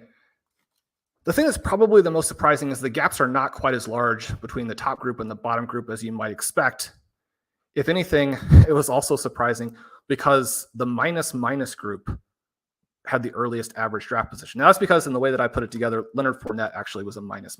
We know he was drafted extremely early, and he's gone on to be one of these sort of volume-based, successful reality backs, fantasy backs, especially. You could obviously argue that he's been a minus in reality, but when you look at those groups, it's the plus athleticism backs who have the best first 2 year scoring. And so that portion of it, again, really pushes me in the direction of Abanikanda as somebody who I want to be in on, especially when we have Johnson as being this 4-year player who most of the enthusiasm derives from his final season. That's not to say that the first 2 years or the most recent 2 years before that, the sophomore season and the junior season, weren't solid. But after I broke all that down, the thing that also sort of jumps out is that that's still not really the best way to look at it. The running back prospect lab, which doesn't consider some of those advanced stats, has been very good at picking out the superstars, the top 8 names over the last decade or so. You've got Jonathan Taylor, Saquon Barkley, Leonard Fournette, Joe Mixon, Ezekiel Elliott, Dalvin Cook, Christian McCaffrey, and Todd Gurley. I mean, that's a who of fantasy superstars, and that is with draft position not included. So, I mean, even when you don't know where the guys are going to be picked, when you're looking at the combination of youth, production, and athleticism, and we're talking about production in terms of total production in most cases, I mean, those are the guys. So from that perspective, neither Abanikanda nor Johnson, again, really jumps out. That's the reason why neither of them are off the board where we are right now in day 2. And yet, I do think the guys are interesting. I think the 2 best comps from those groups for Johnson are Josh Jacobs and Trey Sermon, which again gives you the full range of just how wide the outcomes could be. I think the two best comps for Abanikanda are Miles Sanders and Deontay Foreman. Both of those guys encouraging, I think, at this point in time. And so I like both players. It goes right back sort of to what Ben was talking about, where the landing spot is going to matter. But the thing that sort of interested me the most in working through this is, again, sort of the reinforcement of this idea that it's not a one-size-fits-all kind of method of running back evaluations. As we discussed sort of even back at the birth of RotoViz, then there are different running back prospect profiles, prospect categories that will be successful. I'm looking for guys who are good athletes, who have the early production. I want to see those big plays at the NFL level. That was impressive. I could have went and made a sandwich too. I mean, Dricko, our buddy, points out, and it seems like could have got a few more things done. I had some chores to do. I could have went taking care of them. Well done holding the ship down. Sean, Jaden Reed, the Packers Duco receiver, has been drafted. Jaden Reed, our buddy Reeves, Rich Rebar, over on Ship Chasing a few weeks back, I think comped him to Stephon Diggs from a prospect profile perspective. He started out at Western Michigan and was really productive his first year there. I believe he was saying that he was more productive than Sky Moore was in his, early. It all wraps around to being not great for Sky. Right. I also have to say, I have to apologize to Ungod, one of our writers who participated in the last set of rookie mocks for the RotoViz rookie guide. And he made picks of Reed across the board in those mocks. And I kind of messaged him, said, I'm not sure about this, maybe move him down. And I mean, he was the guy who was going to save those picks for us. So make sure you check out Ungod's work. He was all over this pick as being the wide receiver here.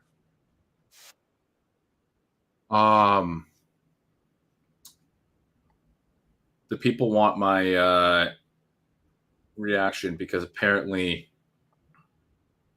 the Seahawks just took Zach Charbonnet because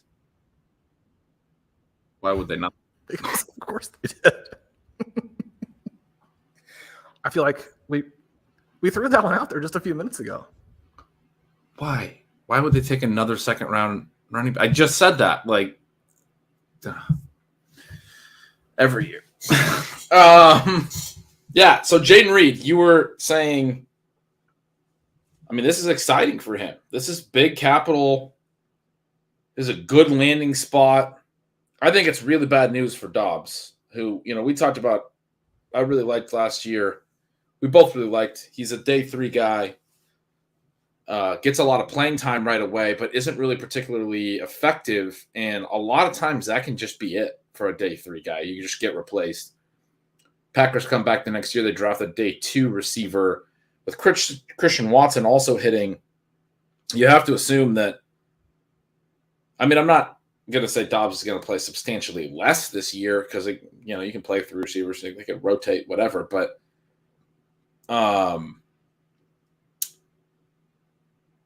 it's not ideal, obviously, for Dobbs for them to be adding a second-round receiver. But a reach second-round receiver. There are some positives to the profile here, but the big season for him is 2021. You have over 1,000 receiving yards. He averages almost 2.6 yards per team attempt. That's going to be a good number there. He finishes with a career yardage share of 27%. We know that those are pretty good numbers. He goes out and scores, 8+ touchdowns in 2 of the 4 seasons. He's going to be a 23-year-old rookie who is not particularly athletic. He's 187 pounds, 4-year guy. I think it's good for him, and it does elevate him not only because of who he goes ahead of, but also the opportunity that's there for the reasons you just mentioned. But you don't like the Diggs talk. You love Diggs coming out. So Reed started at Western Michigan, transferred to Michigan State, played there for a couple years. His best season was 2021. Was he just hurt a lot last year? Only 636 yards and 5 TDs last year in 11 games is not impressive for a fourth year. Well, the things that you're seeing as being similar are that when you look at the market share numbers for Diggs, they were extraordinary. He was one of these guys who should have been a borderline first-round pick. Now, it's easy to say that once you get to see him play his career at the NFL level.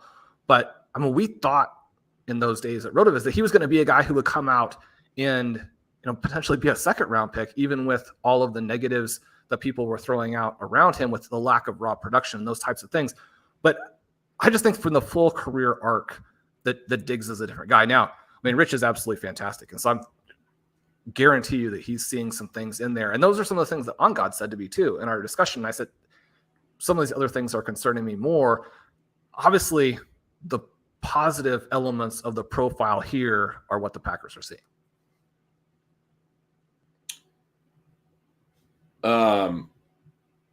Sean,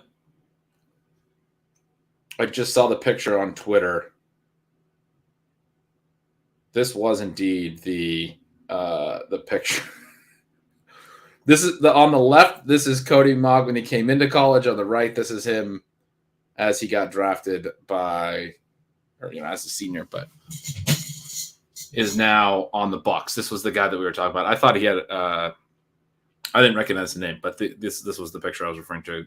For the audio listeners, you don't get a chance to see it, but go Google Cody Mauch. I think Mauch.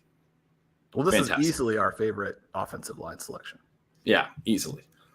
Fantastic stuff there. Sean. Ben, I'm watching here, and it looks like Zach Charbonnet running through secondaries. Yeah, so we got to talk about Zach Charbonnet.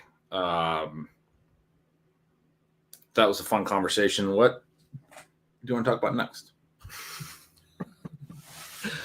No, I mean, I kind of liked watching Charbonnet play. You and I talked about this a little bit where, it's tough to know how much of it is Chip Kelly designing a really good run game. He's had a lot of really productive backs at the college level. If you watch him play, it looks like he's sort of untouched on a lot of runs through the line. I imagine, some of the advanced numbers, if you have them, I don't know if you have them, Sean, but like yards before contact, things like that were probably positive for Charbonnet. At the same time, when he gets into space, when he gets to the second level, I feel like he shows really good vision and he runs to space and is elusive and is able to, continue to pick up yards. Like he gets what's there in a positive way. Now, you mentioned to me a major concern is that he wasn't able to be particularly successful at Michigan, I think it was, right? Before having to transfer and really only being this good and becoming this degree of prospect in a Chip Kelly offense. And we have seen other backs in Chip Kelly offenses put up even bigger numbers and not go on to be particularly good in the NFL, which adds, credence to this concern that Chip Kelly's offense is inflating what these running backs are to some degree. Well, I mentioned a minute ago that the running back prospect lab has been able to pull out the superstars without any difficulty, and it's more or less just complete hits, depending on how you set it up. And one of the fun parts about the running back prospect lab is you can kind of build your own algorithm. But, I mean, LaMichael James will be the one name that really jumps in there where the running back prospect lab is like, this guy's the greatest ever. And you're thinking, well, computers just don't know stuff. And then you look it up and you're like, I mean, LaMichael James was one of the greatest college running backs of all time. So, well, and Royce Freeman was like just as good, right? Royce Freeman was very good.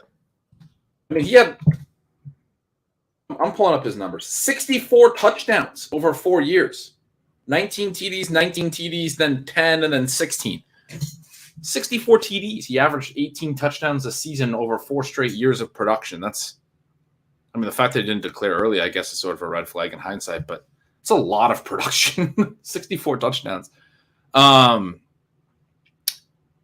So, yeah, I mean, those are the two guys that immediately jumped to mind, LaMichael James, Royce Freeman, as Chip Kelly backs that didn't go on to live up to that, to what was expected of them. Having said, and Charbonnet, doesn't jump out off the screen, from an athleticism standpoint when you watch him play either, but he's big. And I described him, Sean, to you as, being sort of smooth and reminding me of some of the bigger and he's not as big as some of these guys, but some of the bigger, smoother backs, and he has a good receiving profile too. So size and receiving profile, size being that a team might actually use you in a 3-down roll, receiving profile, or, at the goal line, and then receiving profile allows for that 3-down roll as well. That's the combo that I like to see. He has that. And the smoothness that I was talking about is like reminded me of like an Arian Foster or like David Johnson always seemed to run like smooth or whatever, like that's probably how I would describe like Sean Alexander going way back. I don't think Charbonnet's that good. It could also be used sort of in a negative way to describe a back that's unexplosive, right? But I think when you watch Charbonnet, you see a guy who is good at, has good vision and is good at finding space, and his movements it's not a lot of wasted movement. The question is just like, what we were talking about. How much of that is Chip Kelly's offense that is creating for him good blocking? And how much of that is he going to be able to create on his own when he doesn't really have the elite tested athleticism? He just seems like a back that has everything good enough, but not, to some elite degree, right? Like he's got a little bit of size, but not a ton. Doesn't have like great measurables, but his athleticism is not terrible or anything. He's not like a bad athlete. His receiving profile is good, but not like elite, right? I mean, as a player, he's the kind of guy that you could squint a little bit and say, if you told me he worked out at the NFL level, he was a good fit in an offense and had a couple really strong seasons, I would believe it. I don't think he's a difference-making running back, but we also know that non-elite running backs get elevated by situation. It's just part of the position. We talk about running back being, replaceable. I think he's good enough to be decent in the right spot. Now, is Seattle the right spot? They already have Ken Walker. Ken Walker, as a runner, probably is a difference maker, which then why are you taking a second-round running back that isn't really a difference maker just to basically be like, I don't know, the Robin to Ken Walker's Batman? Like, what are you doing? Anyway. It seems strange in a draft where you're going to have opportunities to take some shots later. I think the difficulty that they've had keeping these guys healthy is just one. I mean, you have the replaceability of the backs, and at the same time, you have the injury rate for the backs. And so different teams take differing approaches. I think that if you had gone somewhere like Tampa Bay, where White, it probably needs a 1A to his 1B. If you go somewhere like the Chargers and they do move Austin Eckler, I mean, there are some scenarios where Charbonnet would have huge value. It doesn't seem like this is it. You mentioned the impressive elements, that 1.8 yards per route last season. Those are good numbers as a receiver. I've mentioned that his agility score is so bad that I question if that holds up at the NFL level. A 29% evasion rate in 2021, that would be the year before last. The same thing that Ken Walker actually had before he goes on, just looks electric at the NFL as you met. Electric at the NFL level, as you mentioned. The 4.53 speed, that's not bad. And we have a lot of guys in the bigger bodied profile where they make that work at the NFL level. But I think when you have a guy who's 7 yards per carry, you're really wanting to see the explosiveness. And for me, one of the other concerns, Charbonnet doesn't score particularly well in Dave Caban's breakaway rush score. Not exactly the same thing as sort of a breakaway percentage. Dave's had great success with projecting running backs to the NFL.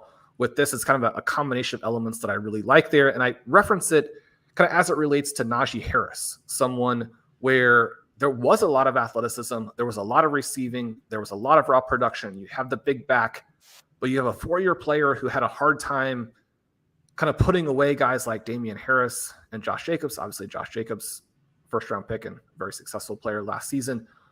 But that element of being able to use your athleticism to create big plays, even against college players, I think that's something that we want to see more of. Now, I should also mention, as it relates to the guys we were talking about recently, Kendre, for all his large production in 2022 and his athleticism, he's somebody else who doesn't score particularly well there. Sean, the Seahawks yesterday surprised me. We talked about this a little bit on ship chasing. They took Witherspoon at 5. Could argue that Jalen Carter should have been the pick, but Witherspoon was a widely expected to be a top 10 pick. It's a premium position. So they surprised me because they used the pick in a way that actually made some sense. You take, a potentially elite cornerback. It's a position that they've tended to hit late and had success hitting late. But they made what I would call a smart move. Then JSN falls all the way to 20, falls in kind of in air quotes, but most people had mocked him, I think, in the teens. And I loved that pick for Seattle. Another premium position. He's a really nice fit, I think. I've seen a lot of people say it's not good for JSN and it wasn't a good fit. I think I've not had that opinion from the very beginning. It's a great fit. But those two picks and the good day one, they'd follow it up by taking another one of their toolsy edge rushers, 30 picks higher than where he was listed, which they've done like 7 times in the last 7 years. Like LJ Collier and all these guys, and none of them have hit. I mean, Bruce Irvin was the closest thing to a hit, but he was better once he left Seattle. They've done that a bunch of times, taking these edge rushers that they seem to think they know something about and everyone else has ranked a lot lower, and then it doesn't work out. And then they take a running back as well.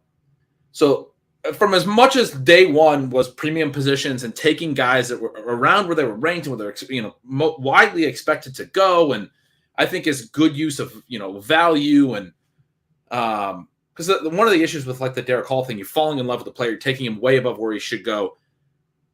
It's too much overconfidence. We talk about this with the draft every year, that you need to be humble. You need to stockpile picks. You need to be willing to trade back if you think you can get a guy later, get more picks, get more shots. And if you miss out on a guy, you can't be certain that your evaluation's right, because no one is that good at evaluating the NFL draft. It's just that, the history of the draft, no team has been able to consistently beat it. It's very challenging to do. But that's where they run into trouble sometimes, is they are convinced that they figured out something that no one else has figured out. So anyway, day one, they didn't do that. Day one, they seemed to play through the premium positions. They seemed to go after good value. And that's what they did last year for the most part. Remember, I was frustrated last year about Sam Howell and not taking a swing on him, because that is one where, look, it's a premium position. It would be great if you were able to hit on something like that. At the cheap prices you were potentially able to get him, 4th round. They kept passing on him. And I was annoyed about the Ken Walker pick last year. Early 2nd round, they had too many needs. But every other pick they made last year was a premium position. They did a really good job of doing the things I'm describing that they did in the 1st round this year. 2nd round, they went back to their old – they're back on their old BS, Shaw. I was encouraged after last night. And what the heck are they doing? But speaking of overconfidence, speaking of going back to the well, Ben, you and I have the 6, 7, 8 picks in our RotoViz Triflex draft.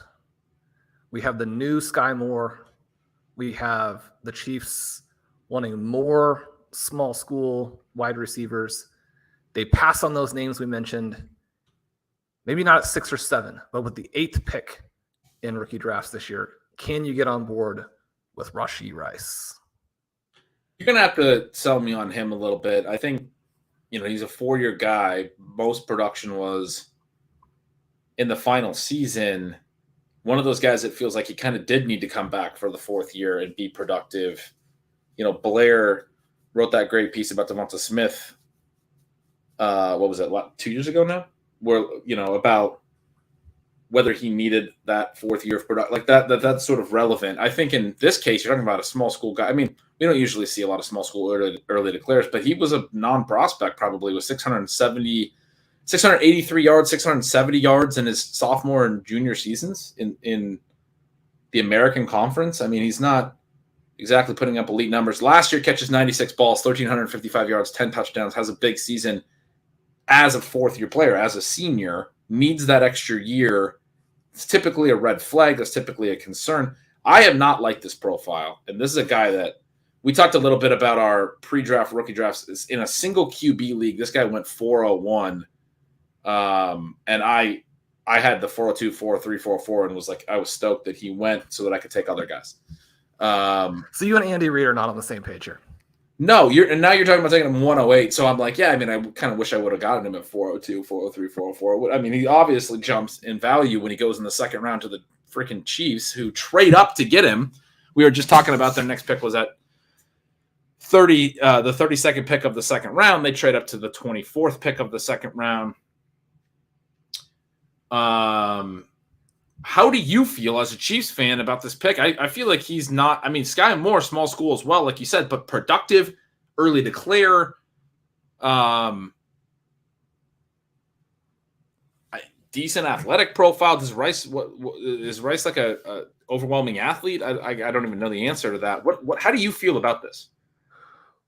Well, I'd like to see. I always have really liked the small school players, but I haven't had great success, and I feel like the teams haven't had great success recently when you're prioritizing them. I mean, you think back to one of the greatest small school wide receivers ever in Corey Davis, and kind of how that has progressed. Now, it's not to say the small school guys can't hit. Blair had a great article on that recently. Obviously, someone like a Cooper Kupp comes out of small school, arguably the best wide receiver in the NFL right now.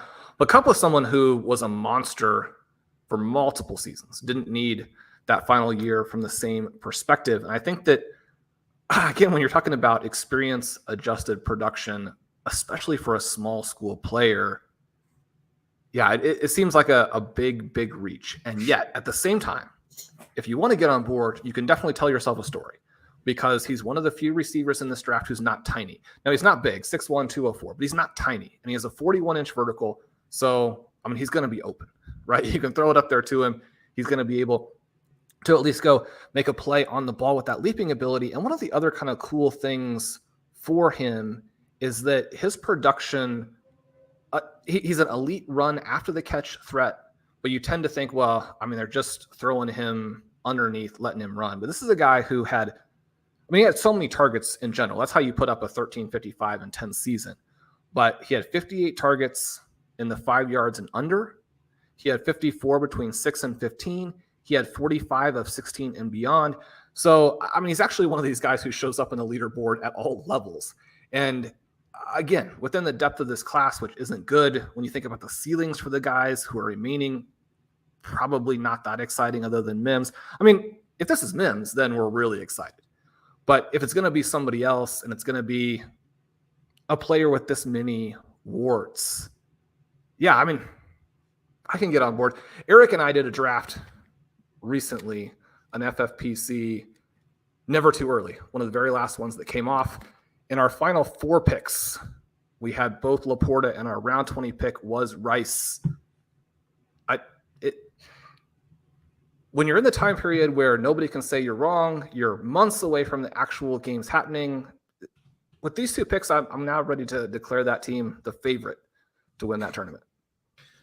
Are you so you're pretty sold on Rice? This is a good landing spot. You're pretty excited. Move him up. Chiefs. Move him up. Got to move him up. Sorry, I missed what you were saying there for a second, but were you saying, I mean, you have to wish they would have went Mims here, right? I heard you say Mims. Oh, yeah. When you look at the comps in the box score scout, even when you assume a pick in this range and doing kind of the round, the top 3 projections, he's a guy I had projected at 310, or that was my ranking of him coming in. So, I mean, you don't really want a guy who's barely a 3rd round pick, exactly as you were mentioning, where he went beginning of 4th round in your draft.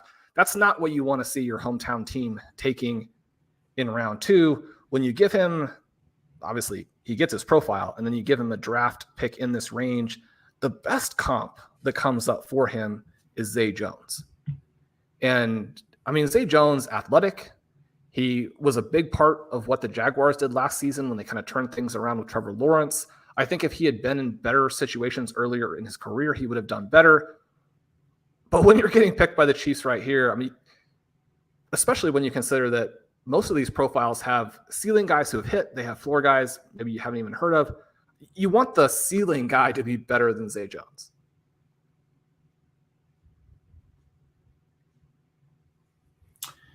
Dallas takes a tight end that is not Darnell Washington, who is, I think, pretty clearly the consensus best on the board. He was a guy that was talked about as a potential first rounder. They go with Michigan's Schoonmaker. What is it? Luke Schoonmaker? Schoonmaker? Washington, Tucker Kraft, Zach Kuntz are some of the other tight ends that I had seen as being interesting names. I had not personally seen much about this Schoonmaker guy. But is he interesting? No, I don't think so. So, in every draft, you're going to have players that you're wrong about, but it's difficult for me to understand the thesis here. He's going to be a 25-year-old rookie, I believe. So you go in, you check out our overall prospect rookie age database. He's someone who, if you pull up the next gen algorithm, he comes in behind someone like a Zach Kuntz, who is at least really exciting and interesting from an athleticism profile. I mean, Kuntz really only has the 1 year that is even decent, but a freak athlete. I mean, Darnell Washington should be going well ahead of these guys. I think when you have an older prospect who, I mean, we're talking about like a 12% career yardage share for the Michigan prospect. And again, you're not expecting to have the same numbers for tight ends that you have at the wide receiver position, but this isn't the direction I would have gone. No, this is, you're pointing out how old he is. You go pull up his numbers. He had 2 catches as a sophomore in 2019, doesn't play 2020, COVID year, comes back in 2021. It's listing it as his senior year. I think he had 2 sort of senior years, probably got the extra year from the COVID year.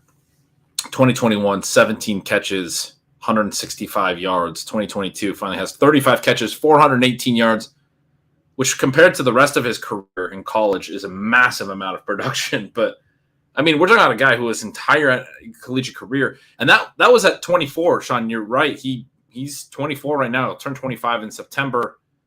As a 24-year-old in college last year, caught 35 balls, didn't even catch 3 passes per game. With most of that production coming at an advanced age, he winds up with a 54-catch, 637-yard career at Michigan. That just doesn't look that exciting. Apparently hyper athletic, these guys are mentioning for us in the chat, but I can't get excited about a 25-year-old who couldn't even dominate college level, couldn't be highly productive at the college level at an advanced age. Sure. And you do have the 4.6 40, you've got the 10.7 broad jump, but yeah, there are a lot of different ways to go here. I think if you want this profile, you have to take it later in the draft. I mean, the way to put this for me is you're already having you need to find a reason to want to go after tight ends and like rookie drafts and stuff, because a lot of tight ends we miss on, the NFL misses on. It's a tough position, or they take longer to break out. You have to wait on them a little bit. This is a profile that to me like doesn't have the upside. This guy's not going to go on and be a 60 catch guy. I mean, maybe he will be. Maybe I'll be wrong. 60, 80 catch guy at the NFL level and be a top 5 tight end. The reason I wanted to chase Kyle Pitts and those guys is it's like they have legitimate elite ceilings. When I see this, I'm like, I would be absolutely shocked that he hits a real ceiling. I mean, best case scenario, he's like a serviceable tight end 1-2 borderline type player over multiple years. That's what it seems like, at least. And if that's sort of the best case scenario, then it's not really even worth a pick at a risky position that you have to maybe wait on the production to come a little longer. I'd rather just take a swing on like a running back, and get information early and then move on from that running back a year or 2 from now. I mean, even if it is a 3rd round rookie pick or a late 2nd or wherever he winds up going in your rookie drafts, like I just can't get on board with using that pick on this player. And there was a lot of talk about the Cowboys selecting Mayer with their 1st round pick. I think that would have been really interesting. We got a comment in the chat that our buddy JJ Zachariason just mentioned Shoemaker's already 2 years older than Kyle Pitts. So Pitts has been at the NFL level for 2 years, but he's 2 years younger than this guy that just got drafted. Anyway, what were you saying? Well, I think that would have been interesting when you think about the production from Dalton Schultz. Now we're going to get, if not a different offense, we're at least going to get some tweaks. And so I don't know that you would necessarily say just put a different tight end in there and assume results. I think that Schultz is actually better than people realize. You also are going to have Brandon Cooks moving in here, and hopefully he continues his good luck of health. You have Gallup a year removed from injury. You're hoping. And I think you're right that Schultz is better than people realize. But another thing with Schultz is he really consolidated the routes over the last couple of years. I can't imagine the Shoemaker guy, even though he's 40, is going to step right in and play all the snaps and run all the routes. Like I think Ferguson and the other dudes that they have that people have liked to take late in best ball drafts, Hendershot's the other one. People have been kind of interested in those guys late in best ball drafts early this offseason. Adding the Shoemaker guy, it's like, is he even good enough to beat those guys out and consolidate the routes? That would be my big question. And I think the answer is probably that would be sort of unlikely. It's possible, but yeah, I mean, if he's playing like a sort of a rotational tight end, in addition to what you were just saying, you've now added Brandon Cooks to this passing game. You have better receivers than you had last year, more target dominant receivers. Cooks and Lamb are going to eat up a lot of volume, and then Gallup is obviously as a number 3 is going to be somebody who eats up a decent share, whatever it is, 15% of the targets or something. I think you have to feel pretty confident this guy's going to be able to run a lot of the routes. And that's the other element is he's big, he's athletic, but he wasn't productive. Seems like they might use him as like a rotational field stretching tight end, but not like an every down tight end. They might have someone else do the Dalton Schultz stuff. I don't know. I'm just sort of spitballing, but. Well, it seemed like though that you did throw in that just like Hayden Hurst. Yeah. He's NFL ready. If you're in your mid-20s, you're NFL ready. Yeah. Yeah, Hayden Hurst was like, 28 when he came out? I don't think it was that old, but he was old. I don't think he was quite that old, but he was pushing it.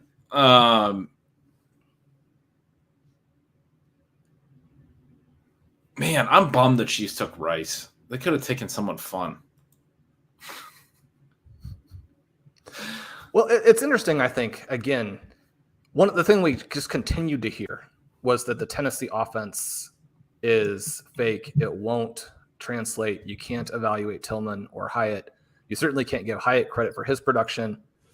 Tillman, another one of these guys where the amount of production for the length of time he was in college is terrible. There's not difference-making athleticism. But he was someone who was rumored to be like at that first, second round edge. He's now in danger of falling out of the second round. Again, it just goes back to how weak this wide receiver class is.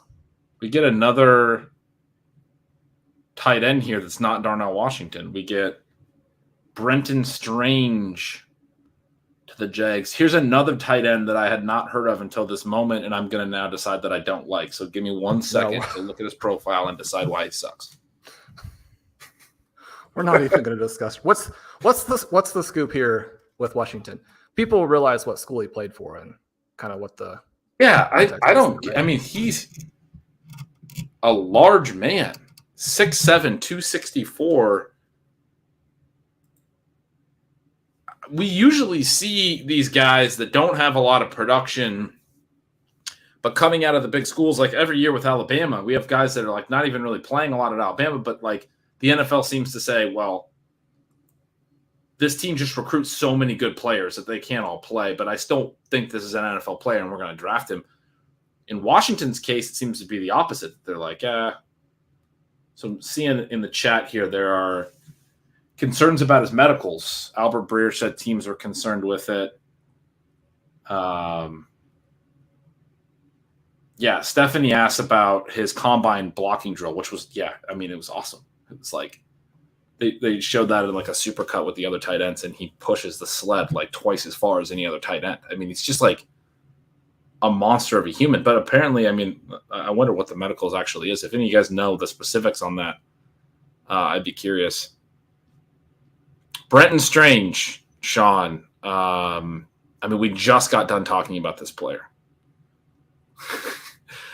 Not until his final year, his fourth year, did he catch more than 20 passes or more than 225 yards. He had a 32-catch, 362-yard season last year for Penn State.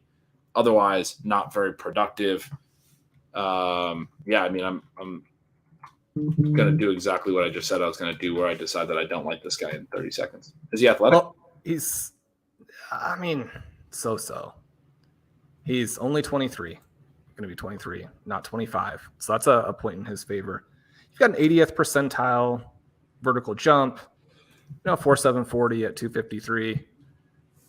But again, this is much closer to an undrafted free agent profile than it is to a second round pick. Well, that's, the kind of thing you love to hear if you're a fan of tight ends in general and the Jaguars in specific.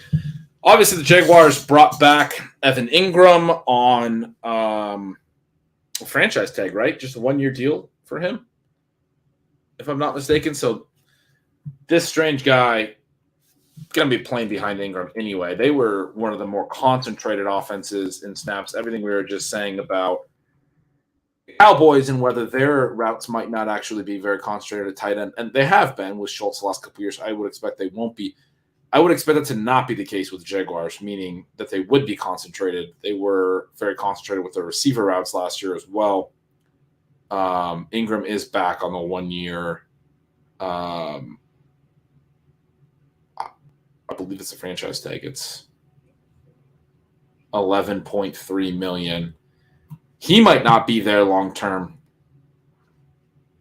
But the big story here, though, is that the Jaguars, and not that they were anticipated to, but the Jaguars don't take a running back.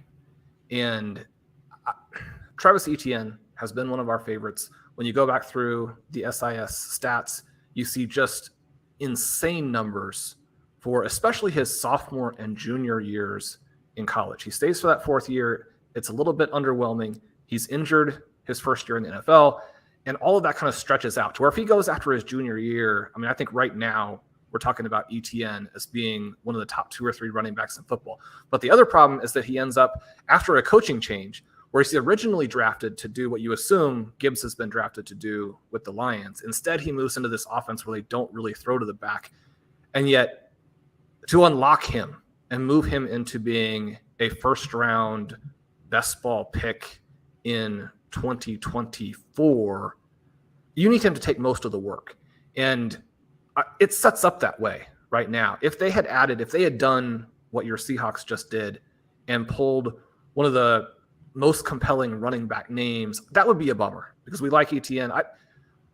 Even though we're not really that interested in Brenton Strange, this is pretty fantasy relevant in terms of the picks and the players that it's not. That's a good way of putting it. All right, 2 more picks. The Texans, the Broncos, who are now in the 32nd slot. But the Kansas City, I don't think, traded that to the Broncos. It looks like maybe they traded to the Lions. The Lions then traded back again. So the Lions have done some trading back to accumulate more picks, which if you're going to just play fast and loose with your picks and positional value and all that, at least acquire some extra picks. That's something we got to give them some credit for. I don't think they made another pick in this round. Didn't they have 2 picks in this round? Did they trade back twice with the Chiefs and now again with the Broncos? That's sort of my guess on what's happening, but like a good host, I have no idea ultimately what's actually going on. I'm just making things up. Texans go center. Broncos on the clock and moved up for this pick. Is it Marvin Mims? Somebody mentioned in the chat a little while ago they were bummed about the lack of veteran trades. And last year we saw A.J. Brown get moved, Hollywood Brown get moved. I'm kind of bummed about that too. There was talk about Hopkins potentially being moved. Swift, obviously. And we could still get that, although Rice going to the Chiefs, maybe that's another thing that's disappointing here. Obviously, the player doesn't get to pick, but DeAndre Hopkins, in what's sort of a fun development, has kind of signaled that the two teams he's willing to play for, which, again, you don't get to completely choose, but are the Bills and the Chiefs, which, the rich would get richer in that instance, and those would be fun trades. Yeah. We would love to see him in those spots. Ben, I really want CJ Stroud to be a thing, and the Texans just passed on those receivers to select a center. The Texans in my write-up today, I did have Stroud in the top 5 picks. I think that he should go there. I think that he will go there. But am I wrong in thinking they have the worst skill position group in football and that nobody else is even close? Well, I think you made a good case for the Panthers a little bit ago when you said that this was such a great landing spot. But yeah, no, I mean, it's not good in Houston.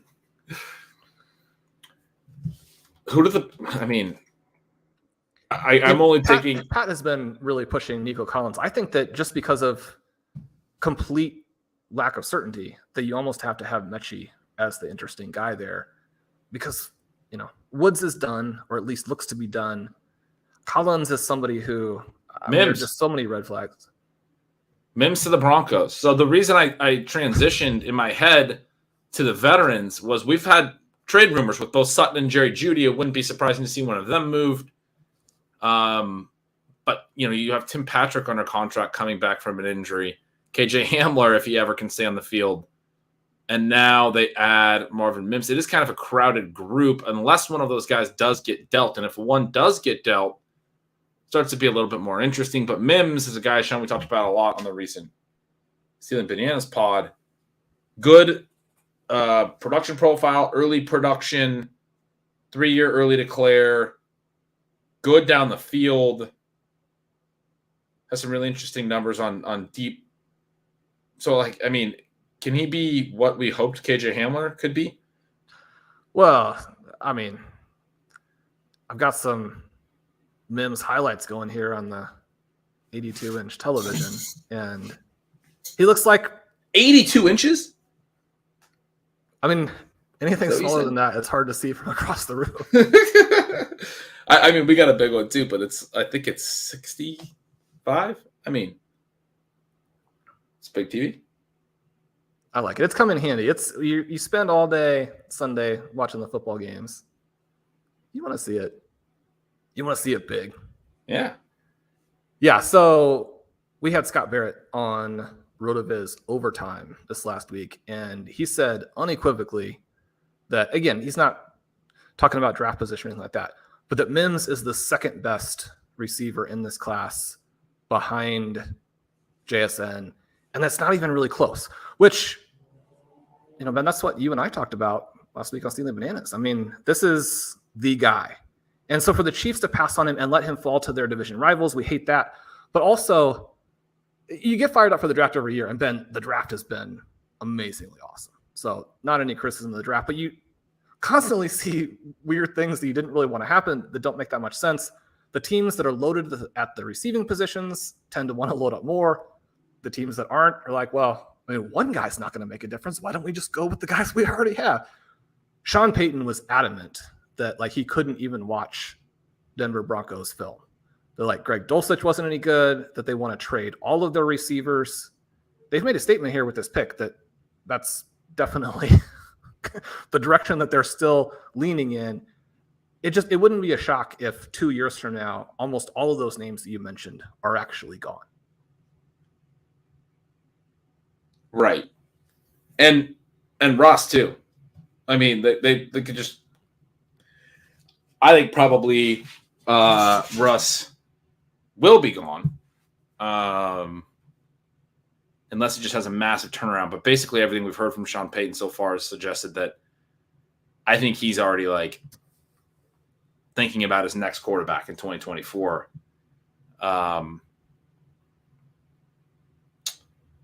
So Mims, right? You go ahead. Well, we're talking about these guys who are above 3 in terms of yards per route being extremely compelling. As a true freshman, and again, one of the things that's been a refrain over the last 10 picks or so is poor experience-adjusted production. As a true freshman, Mims 4.6. right? 4.6. Now, again, that's not on a full workload. You're not getting all the routes. You're being targeted when you're out there. It helps inflate those numbers. But then he comes back with back-to-back years above 3. He's got back-to-back years with more than 20 yards per reception. He had 1,481 air yards last year, got a 4.38 40, a 90th percentile explosion score. He's going to play his rookie year at 21. Why were teams not fighting to get this guy? Especially in a class where none of the other profiles look like that. I mean, you can't look at like Rashee Rice's profile or even Jaden Reed's or Jonathan Mingo's. I mean, all the other receivers that went ahead of him here in the second round don't have what you just read. And UDFA or anything close to it. What's that? And UDFA tight ends.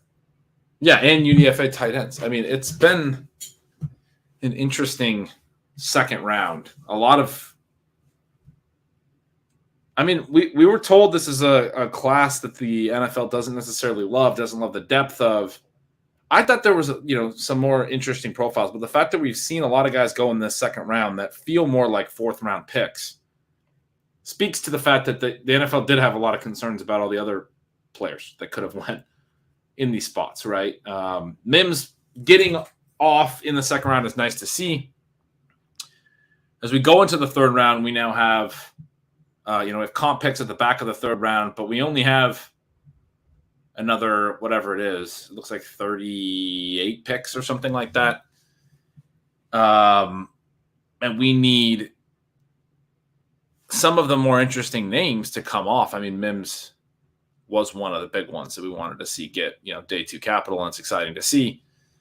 But like Josh Downs, for instance, has still not gone, and we're heading into round 3. Like, that's a guy that I would like to see go here pretty quick and go to an interesting spot. We talked a little bit about him this week, but I really like him as sort of a high floor play. The Bears go defensive tackle here.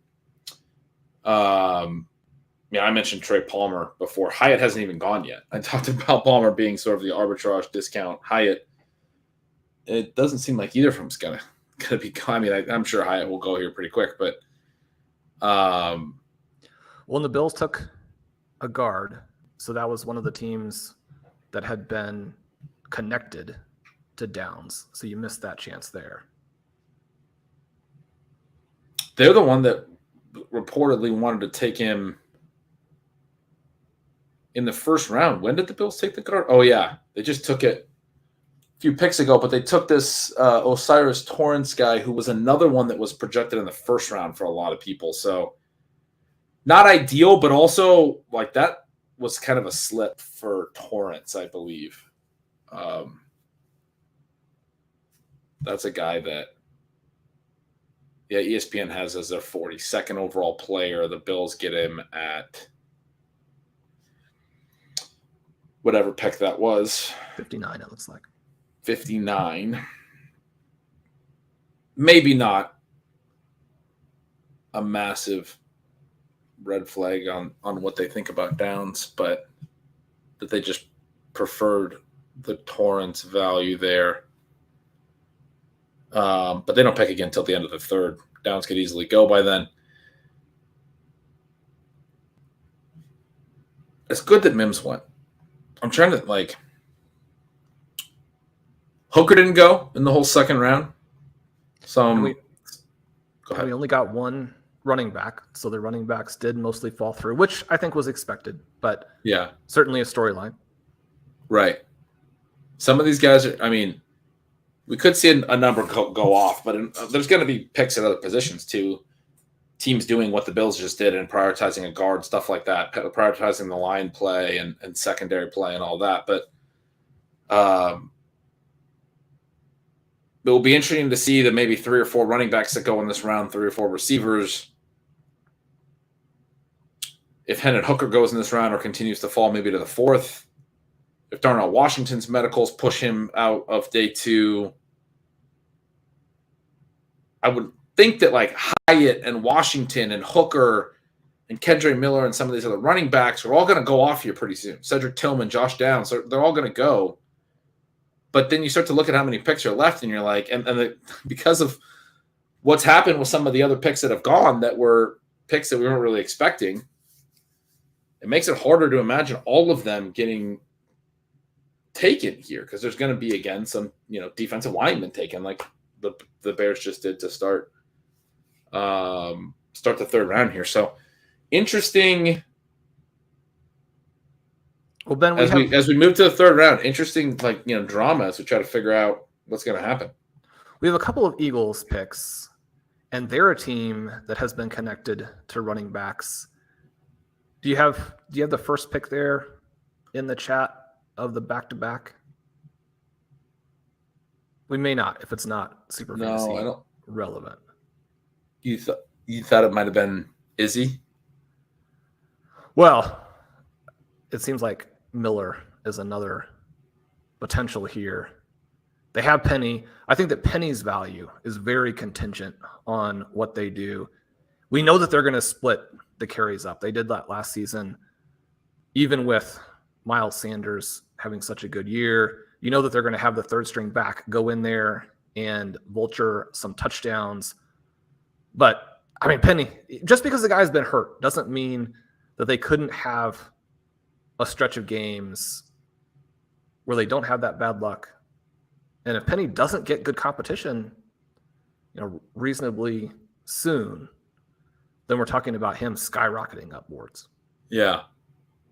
But like you said, it is very contingent because his contract is not particularly strong.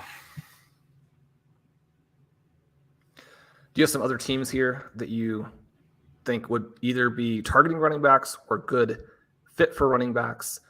The Rams in Cam Akers, that drama expected to continue in some way, shape, or form into 2023, but they would seem to be a team. They can't afford to be burning picks at the running back position. However, you have the Arizona Cardinals with James Conner there. Again, a team that can't really afford to be burning picks at running back, but I mean, their depth chart needs a lot of work. He can't be relied upon, and you'd love to have an upside player in behind. The New England Patriots, as we mentioned, have claimed to want a running back. The Steelers, I think, are a dark horse team to try and address that position with someone to complement Harris in a way that is more dynamic. I can't tell if Hassan is breaking news here or just being Hassan, but in all caps, he wrote, Eagles trade for Swift, cowards. I think he's saying they should trade for Swift, and they are cowards. Eagles took an offensive tackle.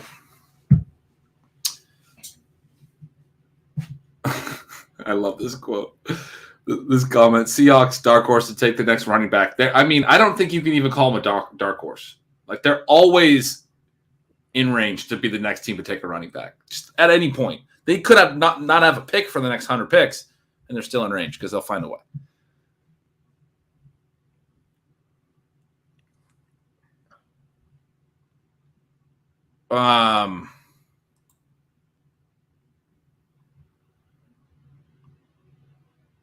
I'm still not seeing it. They should. Okay, Hassan's saying they should be trading for Swift. Yeah, I feel like most teams should, because I can't imagine the price on him would be super high.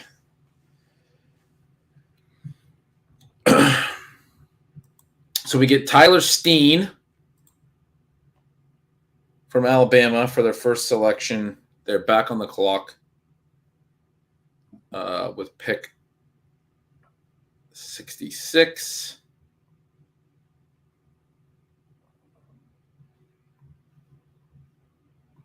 Shawn, what we got to do pretty soon here is we are going to need to do something we did a little bit during our streams last year, but do like a quick rookie mock. Now that we have all these extra landing spots, I'd be really interested to see how it comes together around the end of round one, beginning of round two, where Marvin Mims fits in. Obviously, all of the tight ends we've mentioned earlier, where some of those other second round picks that we don't really like their profiles, where they fit in. Do you want the first pick or the second pick here? All right, we're just going to do it. Let's do it. We'll wait for the Eagles to make some more picks. Yeah, I will take the first pick. Because that doesn't require a heck of a lot of thought, and I'll take Bijan. Are we doing our picks or the projected picks? We think the consensus is going. We're doing our picks. This is a Stealing Bananas mock. Gibbs 102. Wow. I'm gonna take. I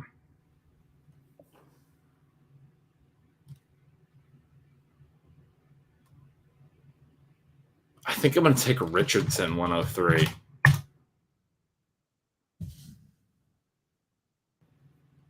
What do you think about that? What's the thought there? I raved about the selection in my projection today. I think he could now go 102. I think he's going to score some fantasy points. It's perfect for him. Is it a combination of the upside and the landing spot?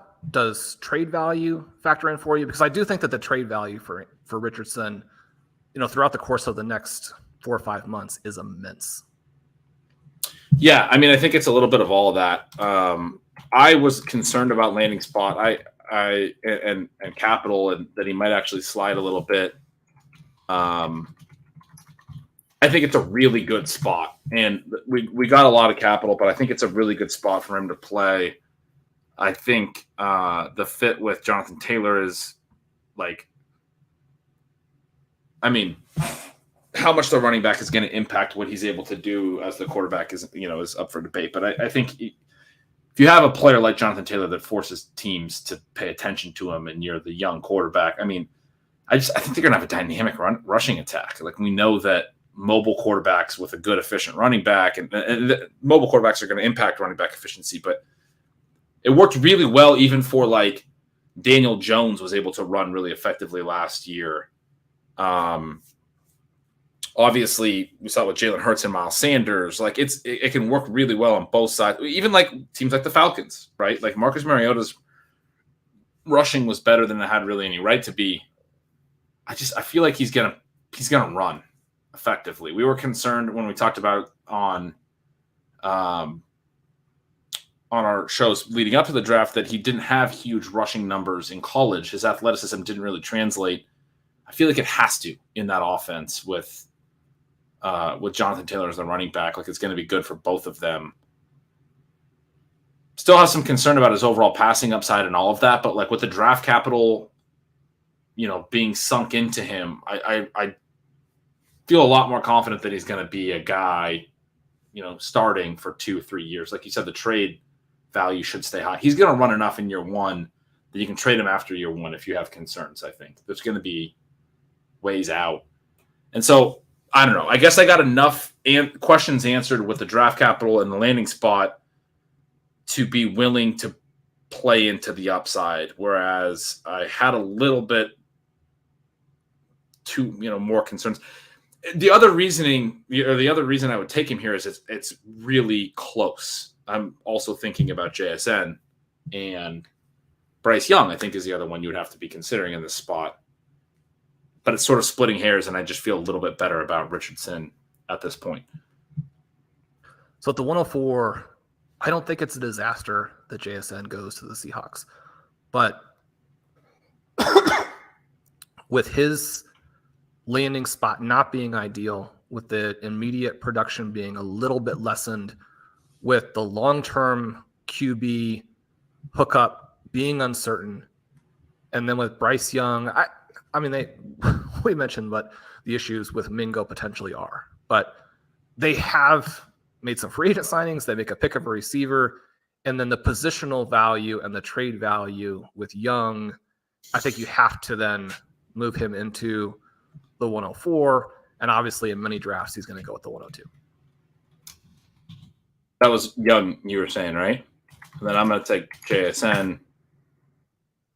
I don't think really needs to be talked about. We talked about it at the top. I feel really good about his landing spot. I I mean, I was considering Young over Richardson as well, but I think I would have went JSN.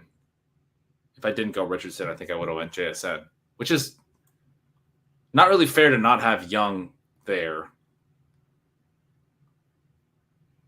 And I mean, it's not really fair to not have Stroud yet either.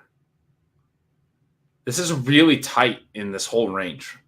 And we've said this. This first 6 picks is tight, and I think you can arrange it sort of any way you want. You went Gibbs 102, and I think that's very fair. You could also say Gibbs is the 106. And that's where I projected him today. So that's why I was asking, is this our projection? Is this our picks? I don't think that Gibbs goes at the 102.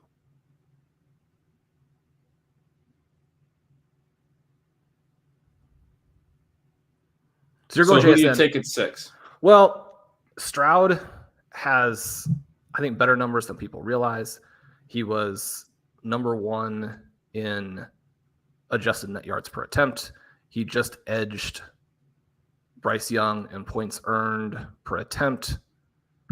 I believe he was just behind Caleb Williams and Young in SIS's sort of proprietary QB metric, where they remove all the things the QBs are not responsible for. Those guys all very close together there. You have those huge games both in the bowl without Olave and Wilson, and then also in the CFB semifinals this year. But Ben, you don't have the rushing ability, probably. And the Texans don't have anybody to throw to. So I'm going to take Quentin Johnston. He's going to Justin Herbert. He's a freak. Going to light up the scoreboard. So, Sean, couple really interesting picks as we start doing this mock and keep our eye on the actual draft. The Eagles went with another safety, or I don't know, not another one, but another non-fantasy relevant player. The Broncos took an inside linebacker. Then the Lions, who had traded back twice, take Hendon Hooker. Stop that slide, or if you can call it that. 5th pick in the 3rd round. Coming off an ACL, they like Jared Goff, but it's a really interesting fit. Obviously, it's a really nice setup in Detroit. If you are ever thrust into the game, you have an incredible array of weapons now. They've added Gibbs. They've added a new tight end, Sam LaPorta. They have Amon-Ra St. Brown. They have Jamison Williams, presumably better in year 2 once he comes off that suspension. And then the Texans right behind that take Tank Dell from Houston, who, sweet name, good production. I couldn't really get around on him because he's like 165, right? Like, isn't he like legit small? Like, he's not the smallest guy ever. He's not Tutu Atwell small, but he's like not big. But that is, in terms of Tutu, what you have to be considering a little bit there, right? I mean, yeah. You're getting 3 yards per route in 2021, 2.8 in 2022. I mean, a 4.49 40 at 165 pounds. Right. If you're 165 pounds, you need to run a 4.23. Yeah, exactly. You better be sub 4.3. And that's exactly what I was thinking. A 24-year-old rookie. I mean, you hope for him that it works out. Obviously, he has dynamism.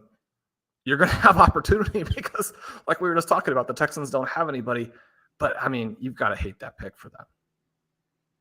Yeah, it's just, I mean, it's so tough. Like, we know that weight is becoming less of a concern.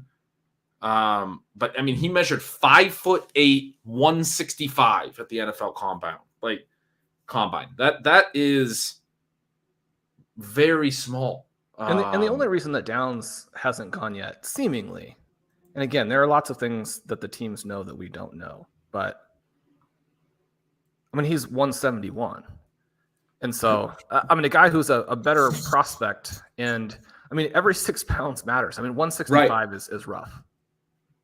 Right. I mean, and it doesn't seem like it's that big of a difference, but every 6 pounds, like, yeah, that's exactly what I would say as well. I mean, that's kind of, I mean, if you get to 180 And, basically down to somewhere between where Tank Dell is and 180. 180s used to be a huge problem. It's a little bit more acceptable in today's. And you said, and these are different positions, but you said you were completely out on Achane for being 188.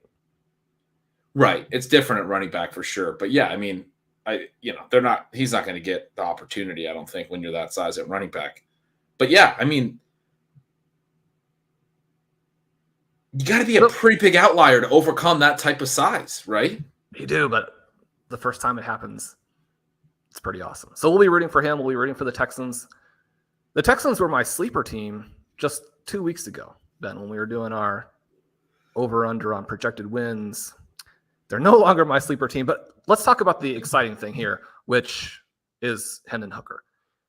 Absolutely perfect for him. Absolutely perfect for the Lions. This is how you do it, right? You don't reach and take the guy in the first round.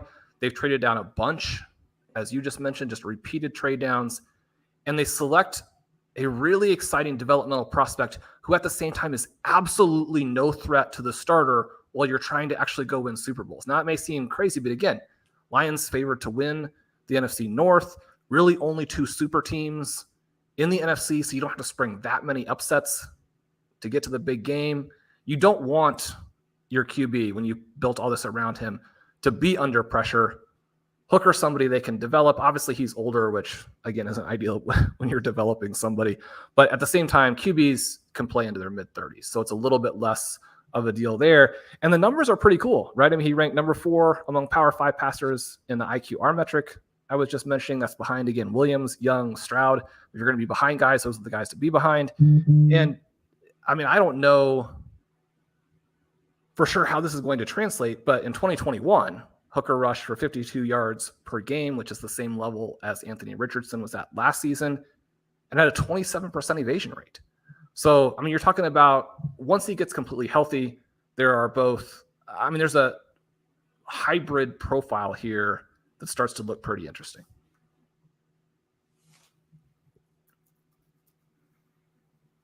All right, Sean, I took CJ Stroud 7th in our mock here. A little bit of a slide there for him, considering he still went 102. Part of the issue is what we were just talking about, that you no longer think the Texans are your sleeper team. They just,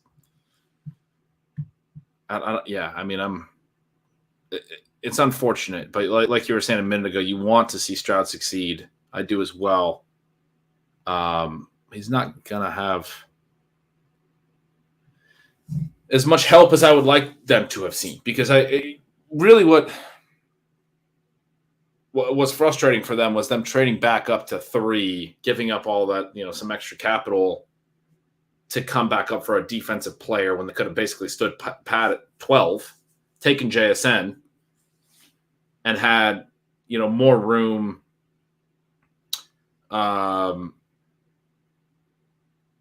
more draft capital to continue to build out weapons. Instead, trade up because they're so confident in Will Anderson. They give up some extra capital. They're now in a position where their whole draft so far is Stroud, Anderson. They took a center at 31 to start round 2. Or I guess, sorry, at pick 31 of round 2, at the end of round 2. And then they take Dell here at the beginning of round 3. They had too many holes. They needed more picks than this. They haven't addressed enough things, right? Like an interior offensive lineman and now a 165-pound receiver are the only other picks you've made so far, and the only ones you're scheduled to make before the end of day 2, other than Stroud and Anderson. You're not going to get that far. What are they saying here? Saints got Miller? Kendre Miller to the Saints. I like it. They did just bring in Jamal Williams, so they got a lot of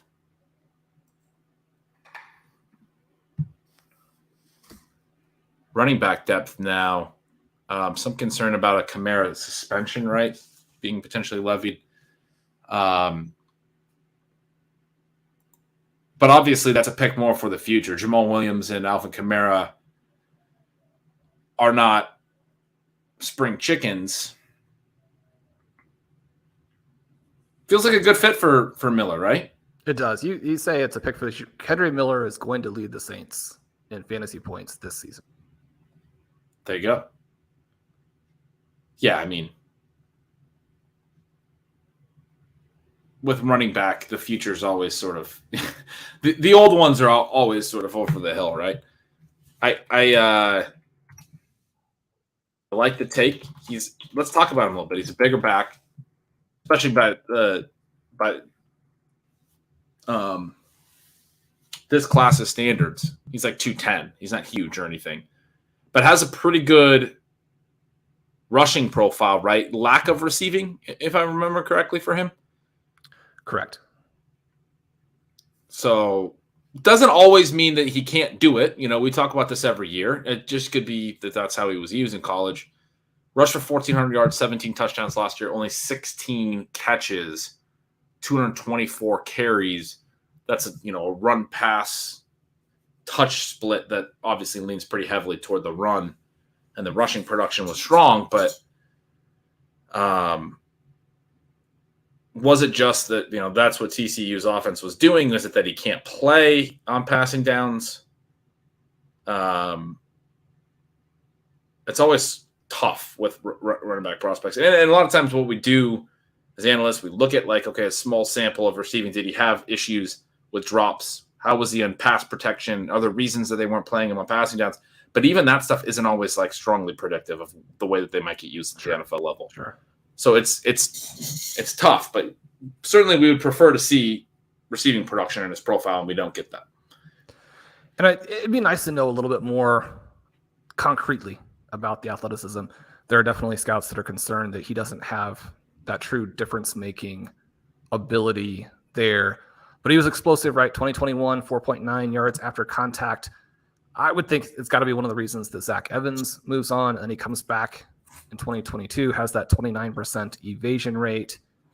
So, I mean, he's making guys miss. He's generating extra yards. He averages almost 100 rushing yards a game. He scores 17 touchdowns. BSS comps him to Kerryon Johnson, Alexander Madison. I mean, you kind of hope that he's better than that, right?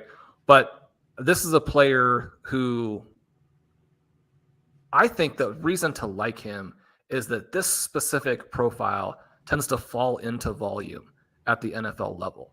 And we emphasize talent so much. I like the guys who have the long speed, but I think that you're going to be kind of in a price range for Miller where, you're going to get some volume more or less kicked in for free. Now, maybe that's not the case. Maybe he rises on this. Maybe you do have to pass him in drafts, but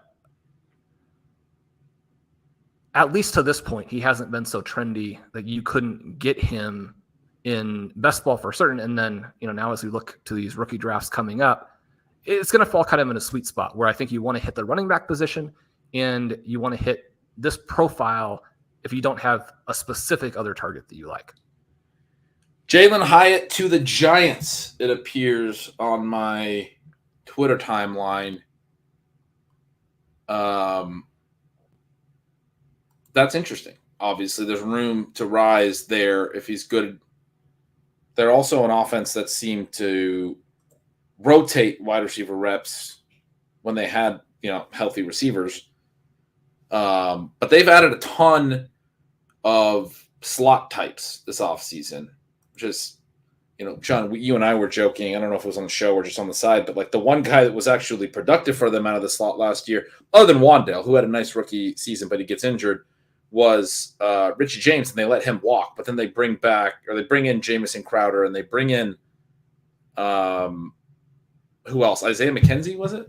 Just a ton of slot guys. I can't even remember all the ones they brought in. I'm going to pull up their depth chart. Paris Campbell, was the other one. Sterling Shepard, sort of a similar player. He plays a little bit more on the outside, but he ever stays healthy, you have that. It's just so much redundancy with that body type and that player type. They do still have Darius Slayton. They do still have Isaiah Hodgins, who was really nice for them last year. Those guys are probably kind of their starting outside receivers, unless Campbell's going to play on the outside. I think you have to have Wan'Dale in the slot. I don't know where Jameson Crowder fits. I don't know how this fits. But Hyatt isn't redundant. He fits in with the Darius Slayton field stretching role, and he can probably beat out Slayton and play fairly quickly, or push Hodgins off the field if that's the route they decide to go. It's not a bad landing spot, is what I'm getting at, for an outside receiver. Right, and I think it's a good fit. The Giants have obviously tried to add people who are dynamic after the catch so that they can, kind of manage these games for a quarterback they just gave an awful lot of money to. And the concern with Hyatt, again, going back to all this Tennessee stuff with the gimmicky offense and the way that they protected him, it was interesting because he does go ahead of Tillman here, actually does have a very high slot percentage, but goes vertical out of it. And that vertical nature is what we want. He's got the 4.40, the 98th percentile explosion score. He had the top yards per route number among top prospects in the class. And the thing that I do think is relevant is that, yeah, he didn't get used outside as often as people would like. But on the 21 targets out wide, 0% drops, 19.7 yards per reception. But I think if you like the overall profile here, if you believe in the highlights, if you look at the fact that college teams couldn't stop him, he's not one of these players who is already 23, 24, 25 years old. The projectability here, I think, is interesting.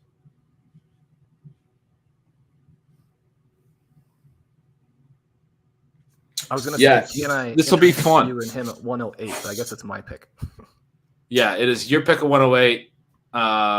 For the audio listeners, we're starting our middle of the third round rookie mock draft. We have Superflex tight end premium as always, and we have gone Bijan Robinson, Jahmyr Gibbs, Anthony Richardson, Bryce Young, Jackson Smith and Jigba, Quentin Johnston, and CJ Stroud are the top 7 picks. You're on the clock at 8. It would presumably be either Addison or one of the tight ends, I think, right, Sean? It is. And I think because we have the tight end depth, I'm going to stick with Jordan Addison. I know there are concerns that some of his production is also a little manufactured as opposed to something that he is creating as an elite threat. Obviously, when the routes are really high with Pittsburgh, he puts up huge numbers. When those routes crater with USC, he doesn't put up huge numbers. But again, the experience and age-adjusted profile here, I like him. Even though I prefer for him to be faster, I prefer that he would be bigger. I don't think that you're necessarily getting exactly a T. Higgins behind a Jamar Chase or exactly a Jalen Waddle behind Tyreek Hill. I mean, he's not as fast as those guys. He's not as big as Higgins. There's going to be a bigger gap between Justin Jefferson and Addison, but the overall package in an offense that I expect to be very functional in the passing game for the long term, I think you've got both a high floor and a high ceiling. I'm with you. We talked about it a little bit at the top of the show, but really like the landing spot for him, even though he was the 4th receiver taken. They all go, 4 receivers in a row. Still gets the first round draft capital. It's a good fit. That leaves me with a tough decision. So I have either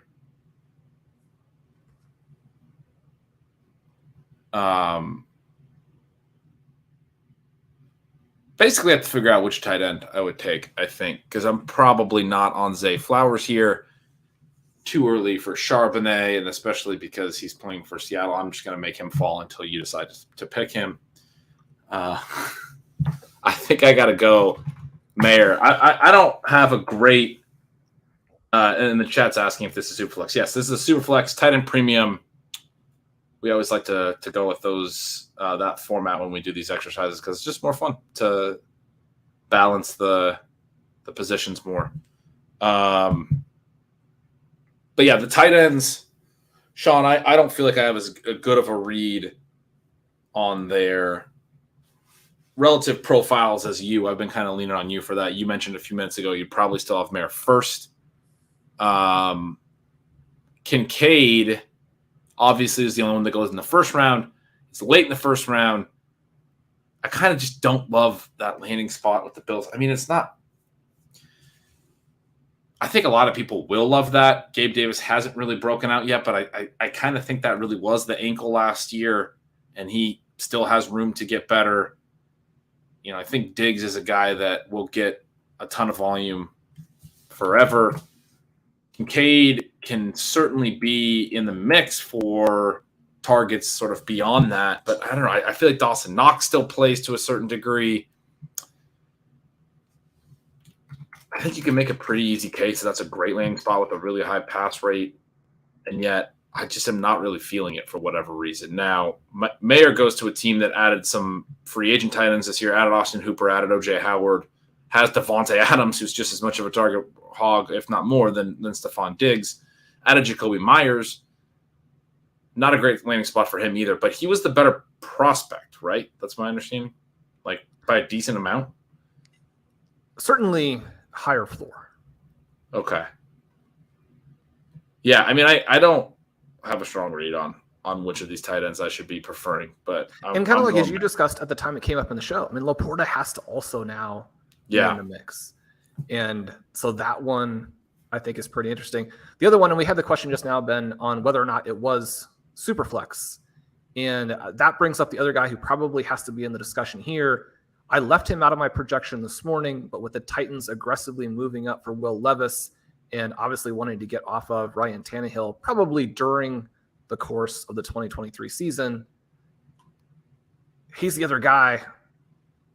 I prefer not to burn round one picks on players with bad prospect profiles simply because of situation and opportunity. I do think that the ceiling for him is really exciting. And you know that the QB with the trade value, if you decide you want to go in a different direction, if you're able to address QB less expensively, you can just move him and you probably even come out ahead. But I am going to go tight end as well and go with Kincaid. Kincaid for you. We just got another pick here for those who didn't see it in the chat, but Cedric Tillman to the Browns. He's the other Tennessee wide receiver. They go back-to-back, Hyatt and Tillman in the middle of the third round or the early part of the third round. Tillman's the 5-year player, wasn't really productive until year 4, struggled with injuries last year in his 5th year. Hyatt is a 3-year early declare with a little bit of a better and more straightforward like production profile. But Tillman, some people really like as like your traditional outside, bigger-bodied X-receiver that there aren't a lot of in this class. But I kind of feel like he's getting pushed up or has gotten pushed up, and really he ends up going in the 3rd round, but I guess pushed up by some people who are liking him, largely because there are no other good X-receivers in this class, right? Like if this was a class that had some good players that are in his mold, I mean, it would just be really easy to have him a lot lower in the class and see him as like a later flyer. But because he's sort of unique and there's not a lot in this, like, oh, well, him or Quentin Johnston are the only like big body receivers that have gone in the first few days of the draft so far.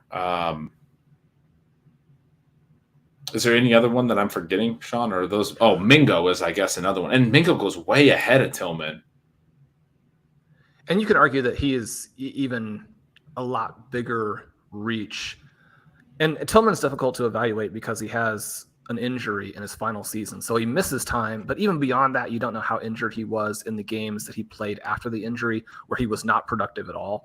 And anytime you see someone down the stretch of their career when they've been in college for a long time play poorly, it seems like such a huge red flag. But I mean, if he's at 60%, you know, how big of a deal is that? The 2021 season was exciting. He probably should have just come out. You have a 37% dominator, 2.9 yards per route. He catches 97% of on-target passes. And so that part of it, you get excited about. He does have the outside potential, as you mentioned. It just, there's a thesis for it. And I think that the Browns are the perfect team, especially if you're betting on a bounce back from Deshaun Watson, because I mean, their receiving core is weak, and I mean, he could take over. He could be the #1 by the end of the season. He could definitely be the #1 by 2024. But when you try to sell yourself on these more limited profiles where you have to grab out the one successful year, the track record isn't very good. That doesn't mean that it couldn't hit. And we're rooting for all of these guys. So, I mean, I hope that it hits.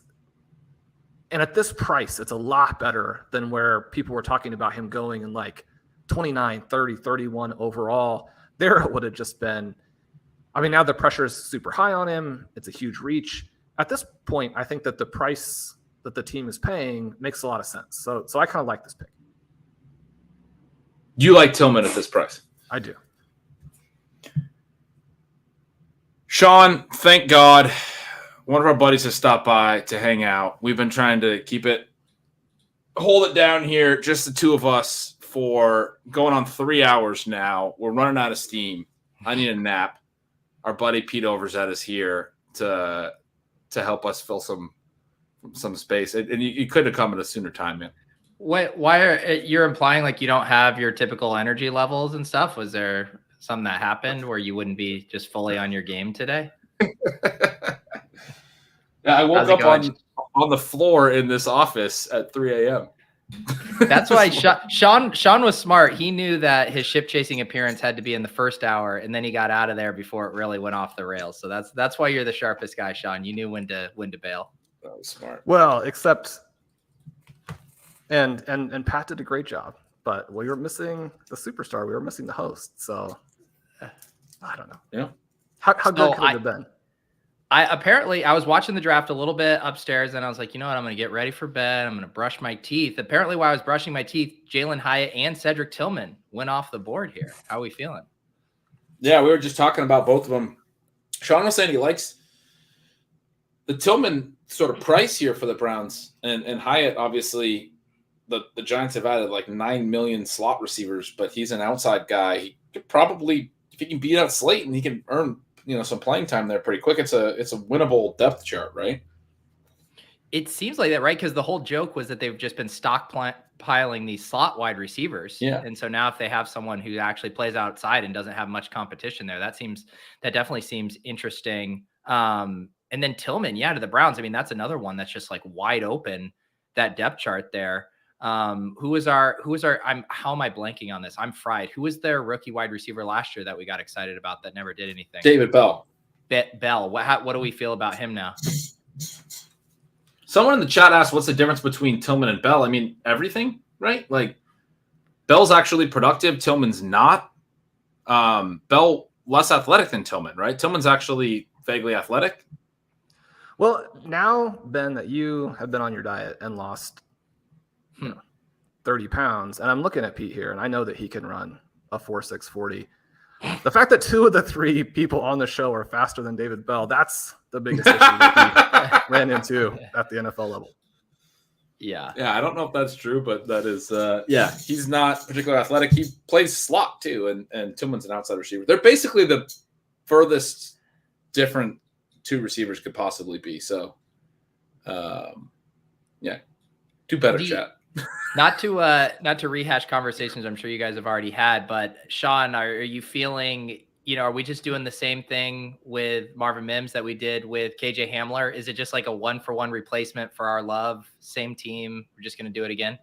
I hope we can get the same prices, because every team that I've had with KJ Hamler, I feel like is guaranteed to win a tournament. Not because he's going to ever score any points, but just, you got your good luck charm in there. Mims going to the Broncos, it's got to be. Yeah, I mean, he can't be too expensive now, can he? I would hope not. We just have to hope, because part of the Hamler stuff, right? He was like going to Bible study with Russell Wilson. They were shouting each other out on Instagram. I just hope Marvin Mims can strike up a great rapport in relationship with Russell Wilson like KJ Hamler seemed to have. The Packers take Tucker Kraft from South Dakota State, their second tight end here on day 2. They already took Luke Musgrave in the second round, and they took Jaden Reed in between that, a wide receiver, third, potential pass catcher at least. I imagine these tight ends will do some blocking as well, but loading up on options for Jordan Love. Yeah, and I mean, the second guy there, probably better than the first. We don't know as much about Kraft because of the lower level of competition, but this goes. Do you like him over Musgrave from a talent perspective? Sure. Yeah. All right. Just one of Sean's offhand like fire takes that he acts like is no big deal, and it's just like, oh, Josh Downs to the Colts. Did the Colts trade up to get Josh Downs? It looks like there maybe was a trade up there. Paris Campbell replacement in the slot. I like that. That's fun. Anthony Richardson not going to lead to probably a ton of volume for a slot receiver, but he should be able to play there, right? Yeah, I mean, they don't have anything, but they also have a running back at QB, so that makes it a little bit trickier. Pete, do you love this guy as much as Ben does? Richardson or Josh Downs? Well, either one, but I'm thinking down. I mean, down. I'm assuming that you're going to have a decent volume of drafts with Pat, and so any non-Pat draft, you're going to be out on Richardson. Right. I mean, I am in on Richardson, but I mean, I agree with you too. What Downs does and what Richardson does doesn't seem like a great fit. I was getting a little bit more excited about Alec Pierce, for kind of down the field, deep shots, and just not really working under the assumption that Richardson is going to be, surgically dicing up the defense with these short area throws, which I know you're extremely bearish on his ability to do that as well. Pete, the other question I had for you when you start bringing up the Bible studies and whatnot, is that Russell Wilson? I mean, it seems like the person who's the most out on all of that is Sean Payton. Are we going to get a full year of Russell Wilson?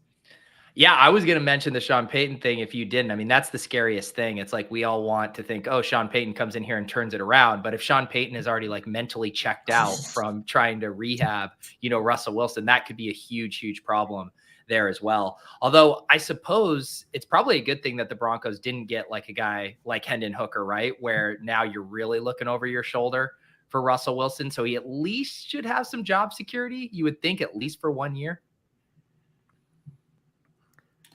Yeah, but then they have to make the decision on him next offseason for the 2025 money to guarantee. I've already got it marked on my calendar that he's getting cut by the 5th day of the league year next year, but we'll see. Pete, you want to jump in on this rookie draft that we got started? We got through 10 picks. Wow, we doing Dynasty Superflex tight end premium? That's right, we are. Style? All right. That's exactly what we're doing. We just started dipping into the tight ends with Michael Mayer and Dalton Kincaid at 9 and 10. The only running backs we've taken are Bijan and Gibbs at 101 and 102. Have taken 3 receivers, JSN, Quentin Johnson, and Jordan Addison in the middle of the round. The top 4 QBs as well. You can get your bearings if you want, but do you have I have a selection. I'm running to the podium. All right. Let's do it. I'll take Zay Flowers here. All right. Someone had to draft him. Yeah. I mean, Sean, do you agree that this feels a little bit like the Jahan Dotson stuff last year, or do you think this is even a worse situation for Flowers than it was for Dotson? Yeah, I guess I'm pretty concerned about Lamar Jackson, even though I've been a supporter of the way that he passes. I think it's effective even with the inaccuracies. And from a fantasy perspective, he's going to be good. But for Flowers to kind of fall into this depth chart at the same time that the Ravens have actually added some names, the person that it seems really bad for is Rashad Bateman. And he's a player that, I had a lot of enthusiasm for. I believe Pat had a lot of enthusiasm for. And we haven't really gotten to see, because there's been this combination of QB injuries and his own injuries. The team is always talking him up. But even if the Ravens really change what they do, and I think that you're going to get some sort of evolution, the pass volume being there for all the guys is a little bit of a worry. Yeah. Yeah. And I guess too, it is like, do you think Odell Beckham is going to be a factor whatsoever? I mean, in the early big board drafts and even Superflex big board, I was just absolutely stunned where people were drafting Odell Beckham. I couldn't believe where he was going. It's Beckham, and I wouldn't have thought that he was going to come on with the Rams the way that he did before, getting injured again. But the track record of players in similar situations. The other one, a little bit off topic, but Calvin Ridley's ADP is mind-boggling. And not because he couldn't hit and not because I'm not rooting for him. I've loved Ridley, but when you're dropped into a crowded situation and you haven't played for a long time, it's very difficult. You can't just step back in to being an NFL player. That's not the way that it works. So, yeah, I mean, Beckham being there complicates matters. I think it should push down the ADP for Flowers, but it's really hard to see him making a big enough difference, especially if you're looking a year, 2 years out and what the team will be like at that point.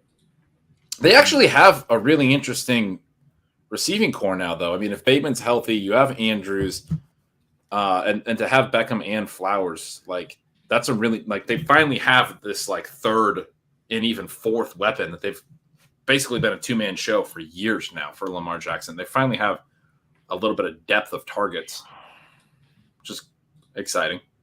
Hadn't really thought through that yet, but with the Beckham, I mean, Beckham might not be great or anything, but Beckham and Flowers both being added is pretty nice. Pete, as you make that selection and as you kind of look forward here, do you have one or two guys that you did load up on in your early or just, your best ball drafts that have hit in a big way over the last 24 hours and you just feel like already those teams are set?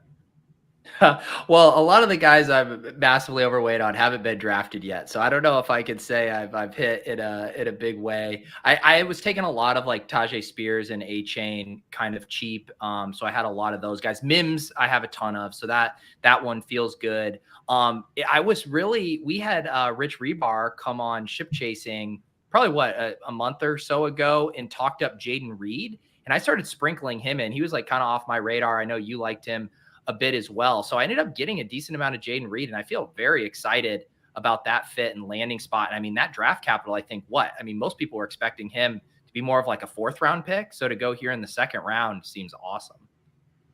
Yeah, that's a big win there. It'll be interesting to see where those smaller running backs go, because I'm always a big fan of those guys. The prices that you can get in many cases. Do you find that you got good prices though on Spears and Achane? I did. Yeah. I mean, there was like 15th, 16th round prices on those guys. I started to get a little spooked about the Achane size stuff, but just the fact that he isn't really comparable to anyone at least leaves a little bit of hope for me. And I keep looking at, coming up here, pick 84, the Dolphins, right? They seem like a prime candidate to potentially add another back with Mostert and Wilson. And so I think even some early mock drafts had Tajay Spears going to the Dolphins in this range too. So I think this could be a potentially interesting spot for some of these guys to come off the board. And it does seem like the Dolphins were one of the teams that was connected to Gibbs, which obviously they would have had to make a big trade up to do that. Considering the penalties that they've had to pay for other things that they did, it didn't seem like it would make sense for them to make that move. But again, it just gives us kind of more ammunition to see what people and teams think about Gibbs. But Achane, a name that does make a lot of sense there. But I'm going to go with Levis here. I don't think he can fall much further than 13 as a soon-to-be starting quarterback. Yeah, I kind of forgot about him when I took LaPorta at 12, but I'm going to stick with the LaPorta pick because that's just more fun. You can take the bad QB that no one wanted in the 1st round that you feel like you have to take. Like, it's like eating your vegetables. It's just like he has to go at some point.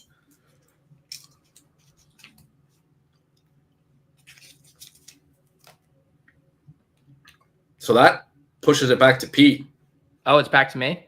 Yeah. All right.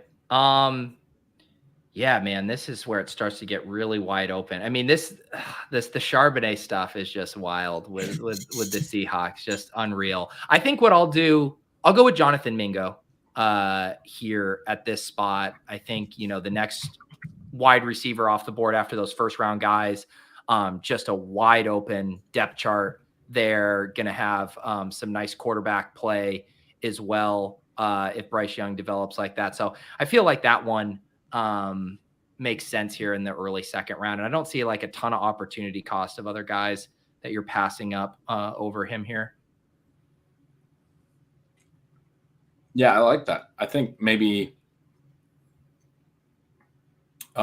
Mims or Charbonnet are like the only like big opportunity cost, but Mingo lands in a really nice spot. Shawn said probably the best landing spot, available opportunity for him to, if he hits, to be able to play right away and play a lot. All right, here's my Tajay Spears landing spot to the Titans. Tajay Spears to the Titans at number 81. I don't think I mean, that's interesting. Derrick Henry can't live forever. Do you like that one, Pete? Is that going to make those shares work? I think so. I mean, is there still a chance that the Titans move on from Henry this year, or do we think that's over at this point?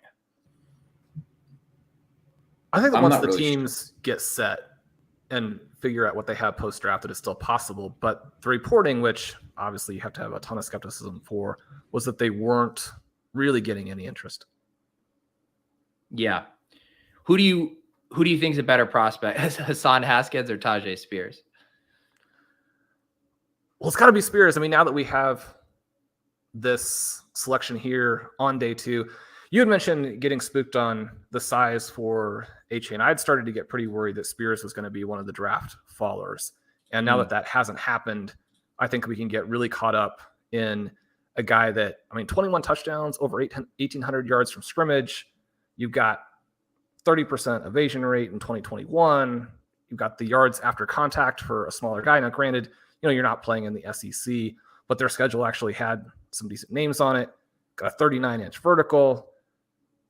For those of us who are willing to take 200-pound backs, this is perfect. Yeah.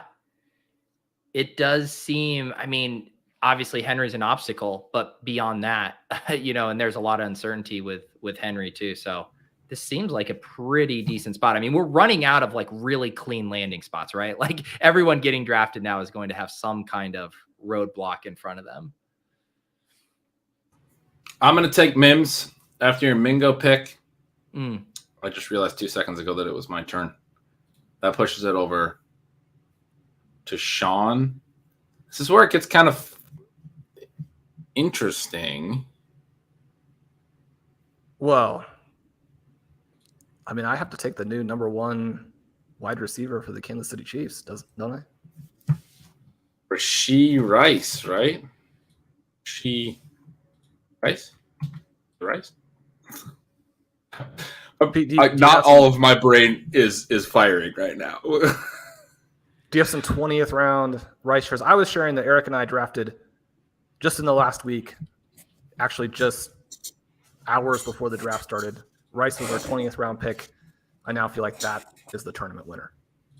Yeah, you know what? I had so much Mims that I don't know if it was out of boredom or me trying to be smart and balancing my portfolio. I was starting to randomize some of my late round wide receiver, and I was mixing in Reed, mixing in Rice, mixing in some Mingo. So I have a sprinkle of a lot of these guys, not because I'm a genius, but just because I was getting very scared of massive Marvin Mims exposure and was starting to balance it out a bit.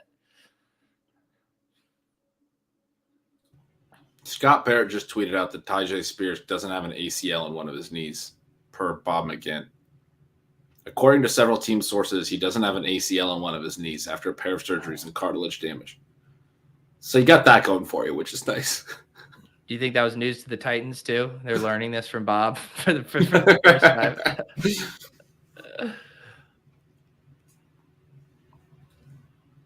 Yeah, that seems like would have been known. Yeah. And, that injury happened a while back. Obviously, you got the production recently. That's a red flag. Obviously, the time period that you're effective in the NFL for running backs is already so short. But, in addition to some of the other numbers we talked about, the next gen algorithm for, however far you trust that, had him as the number 2 back in terms of production. So, again, this is a guy who's electric and he's put up some big numbers with whatever injuries he has. For sure. All right, who's up? Back to Pete. Back to me. All right. I guess I'll have to do it. It's obviously a brutal landing spot, but I'll do Zach Charbonnet here at this spot. I didn't want to have to do it, so thanks. Like if Charbonnet would have gone to it, like, and you talk about like the range of outcomes for these guys, like let's just say Charbonnet went to the Dolphins in the second round. I mean, where is he going for you guys in this mock draft? Is he more like a pick 9 or 10 around some of those tight ends? Where did you say the hypothetical was? The Dolphins. I was just trying to think of like a good landing spot with if Charbonnet had landed there, like how much of this is landing spot versus how you guys just feel about the profile. I'd be more interested on the Dolphins. I think Shawn has some legitimate concerns about the profile, right, Shawn? I do, but I had him projected at the 111 this morning because obviously you got to throw in some guys who weren't drafted yet. So I was assuming a better situation. I thought he could still be a first-round guy. The combination here gets to be pretty rough, and yet I mean, he instantly becomes interesting from a 0 RB perspective because you know it's going to really kill him. And then, I mean, Ken Walker is one play away from being out.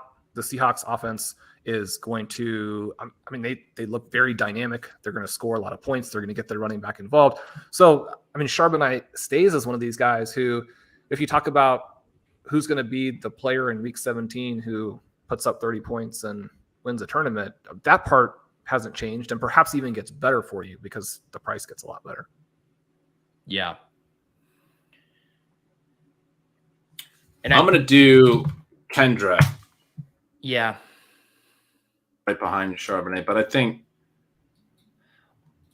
when I saw that pick, I was like, wait, the Saints are a really sneaky good landing spot for a running back. And I hadn't really thought it through fully before that pick. It feels pretty nice for sure. I mean, both Jamal Williams. I mean, Jamal Williams is not even that talented. Shawn already, his hot take was already Kendre Miller's going to lead the Saints in running back fantasy points this year. So, is that coupled with thinking Kamara gets a pretty big suspension, Shawn? Partly that. They also, I mean, they need to switch some things around in terms of his usage to unlock him again, which obviously they could do. But I think it gets overlooked a little bit that while there are some big concerns, obviously, about Dalvin Cook and where he's going, and a huge number of people at this point think he's going to be cut. Over the last couple of years, there have been a few signs of decline from Kamara as well, and he's getting up there at the age range where you could fall off a cliff even if the last year was pretty good. Now, some of the numbers bounce back some in 2022, but when you combine sort of where he is and his trajectory with that suspension, I mean, he's almost free in Dynasty. And so if you like him, then, oh, there we go, Pete. We did it. We manifested Devin Achane to the Dolphins. There we go. Beautiful. A little space star ordering there. Yeah. Wow. Love it. So do you want to substitute Achane in for Charbonnet? No. I'll play this out. I would never, pull that kind of tomfoolery in a very serious mock draft like that. The integrity of the mock draft cannot be tested. The only thing I'm disappointed in is Gretch not hitting us with a little conditional formatting based on positional, designations. I could use a little coloring on here, but I know Gretch is struggling today. Normally I would have the color in here, but it's an unfortunate time. All right, I'll do it. It's a good idea. You mentioned the manifesting there. I have been throwing around the name Chris Johnson because even though that is not a great comparison, both guys are fast. Now, there's a difference between 4.32 speed and what Johnson ran. But when you have a guy, and Blair Andrews, obviously when he fired up, this guy, 93% backfield dominator rating, 7 yards per carry in the SEC, 130 yards from scrimmage. He wasn't actually that efficient as a receiver, but they passed to him a ton. I mean, this is Chris Johnson 2.0, right? I love it. What do you think this means though, like for just the backfield in general, right? Because Achane's never going to be a guy that gets 20 touches, but then you could also say Jeff Wilson and Raheem Mostert are never going to be guys that get 20 plus touches. Do you think this is just kind of like a true running back committee and you're kind of just hoping for the chaos of the season for one of these guys to emerge and reliably get 15 plus touches a game? I think so. I mean, I thought that both Wilson and Mostert were pretty good late picks pre-draft in best ball, but I have 0%. In part because you feel this scenario is coming, and obviously a lot of other people do too. That's why the prices were pretty palatable. How do you like to do the Dolphins rushing attack when you're setting up those best ball shares? I was taking stabs at both of them just because I thought their prices were very cheap and reasonable there, where it's like, we don't have concerns about this offense's ability to generate running back points. And there was always the chance that they didn't take a running back in the second or third round. They have a lot of other needs, specifically on the offensive line. Because I did a whole series over at Fantasy Life. We were doing a fixer series, and I had the Dolphins, how to fix them. And I'm looking at their picks, and I'm like, they can't afford to take a running back here, in the second or third round. They need to wait. But sure enough, they go and do it. So I didn't mind going after those guys, because if they didn't devote significant capital, then all of a sudden you're getting some insane closing line value. And both those guys push up 2 to 3 rounds probably. So I was willing to kind of take that gamble. And it was basically just taking like one of Spears, Achane, Wilson, or Mostert in most of my drafts. So we'll see how that works out. When you were doing the fixing, did they allow any time travel? You need to get your time machine, go back, stop tampering. Exactly. Yeah. Get the first round pick back. That was, they didn't give me a time machine for the fix series. It was a forward thinking exercise. But you make a good point, which is that the Dolphins are somewhat limited in the number of bullets that they have. With that being the case, to make this stab here with Achane, that's pretty exciting. I was tempted to take players who hadn't been drafted yet with this selection, but due to what's just happened, I will take Achane. There you go. Achane, it is 19.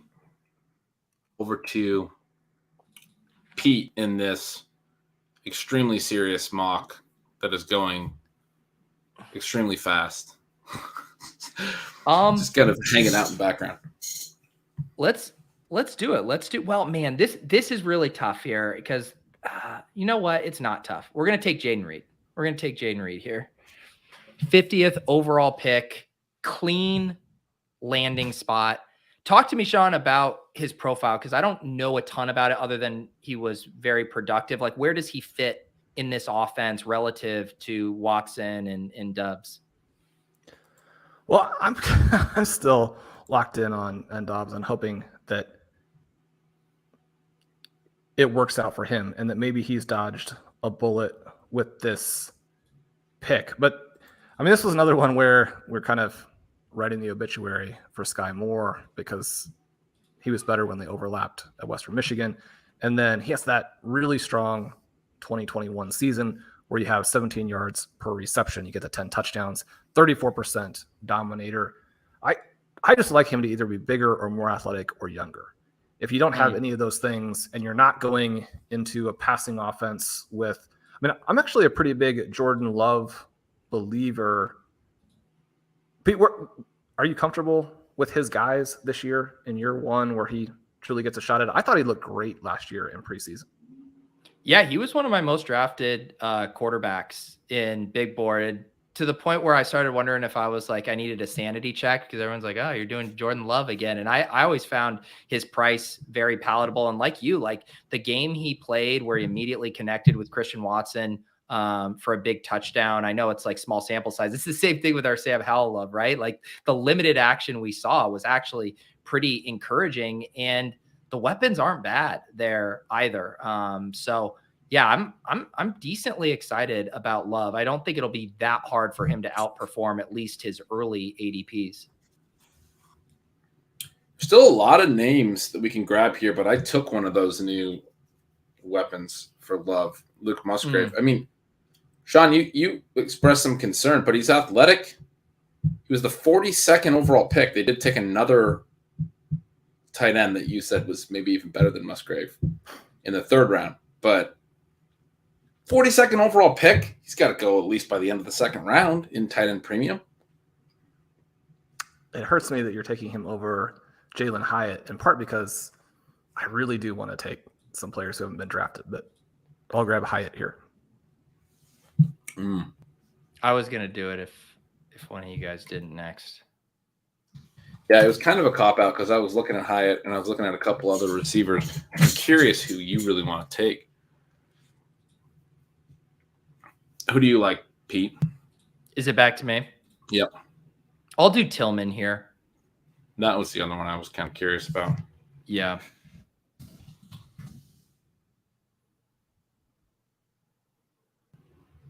That depth chart just seems so unintimidating. And then I think Josh Downs. But then there's also we didn't do Tyjae Spears yet, which isn't.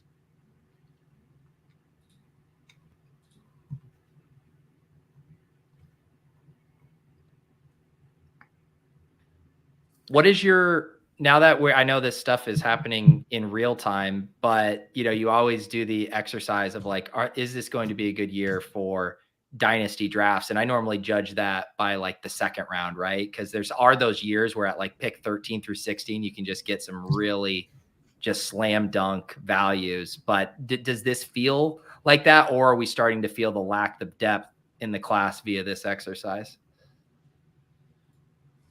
What do you think, Ben? You like those guys that we've been picking? I feel like there's still, I mean, we haven't taken a single guy who hasn't gone yet, and there's going to be a few more that land in interesting spots. I feel like there's still other guys. Like I feel like we could keep going here. Like Downs at 24 feels like a pretty nice pick. But I don't think there's a ton of guys that he like immediately has to go ahead of.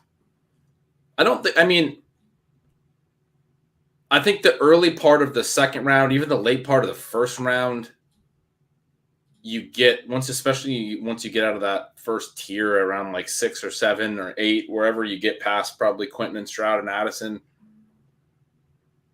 it doesn't feel great. There's a lot of ways you could go at 9, 10, 11, and into the second round. But I feel like that tier is like really big. Like there's a lot of guys that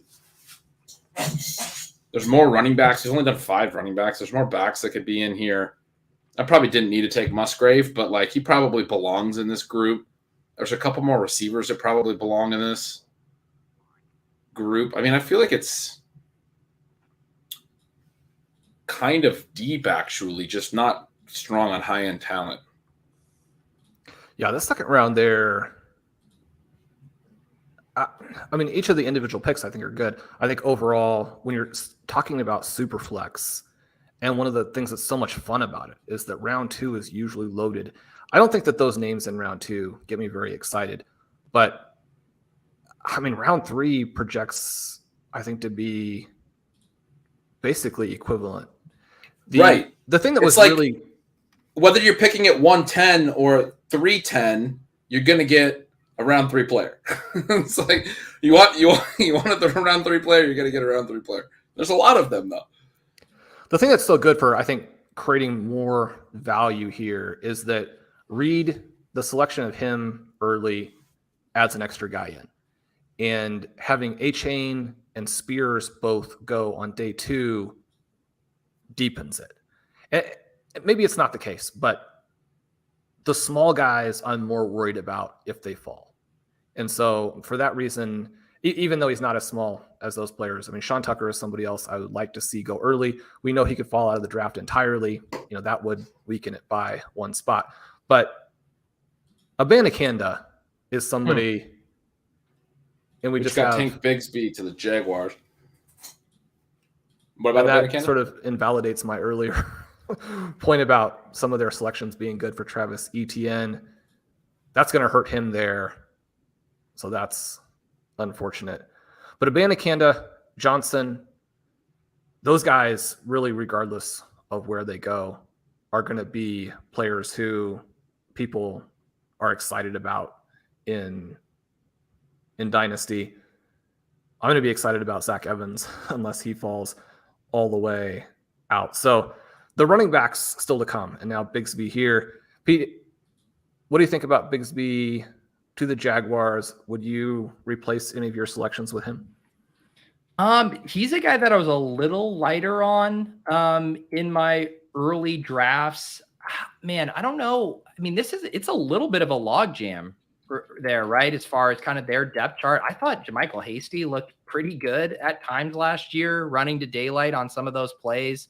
Dearness Johnson was a guy that we were kind of taking as a late flyer there with the Browns, knowing that he could take advantage of some opportunities there. And I even know Snoop Connor has some of his own fans. I know with this draft capital, Tank is going to be relevant, but man, this just doesn't seem like a clean situation for him. Like, where's his immediate role? Even if a guy like ETN were to go down, doesn't that just feel like a split situation with Hasty and Johnson? Or do you think this guy has the chance to really climb the depth chart?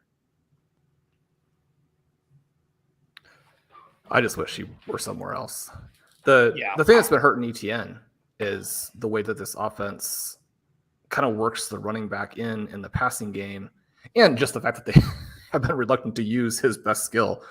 But to put Bigsby there as well, where I think what you're hoping for is that he would go somewhere and get unlocked as a 3-down back, but certainly someone who, even in a worst case scenario, falls into more receptions than, you might be factoring in if you draft him and then you hit the upside on the receptions. I have a hard time seeing how that happens with Jacksonville.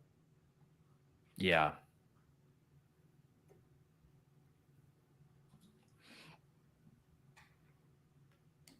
Ben, do you have any enthusiasm for Tank? I don't know. Sean kind of beat it out of me. I was excited about him earlier, but he was like, "This guy sucks, dude." It's like, all right, fine. I had him projected I had him ranked as 24th overall. We just made 24 picks. He wasn't selected, so. Yeah, no, I mean, I think you guys hit it, Pete. I think you hit it. The Dearness Johnson thing kind of muddies it for me. Like, I'd like to believe that he could just be the handcuff there, but as you were saying, like, even if Etienne gets hurt, what's it going to mean for Bigsby? It just feels like a depth add to a team that already has a decent number of running backs. Now, I mean, it is a good offense. Like, they're going to score points. They're going to score touchdowns. If he is finds himself in a situation, and it happens, multiple running back injuries can happen in backfields. He finds himself in a situation where he's getting touches. You like to have the running back for the Jaguars. I mean, that's going to be a good offense going forward, obviously, with Trevor Lawrence. It's not a bad situation in that regard, but yeah, it just seems like he probably is a couple injuries away maybe from really being super exciting role-wise.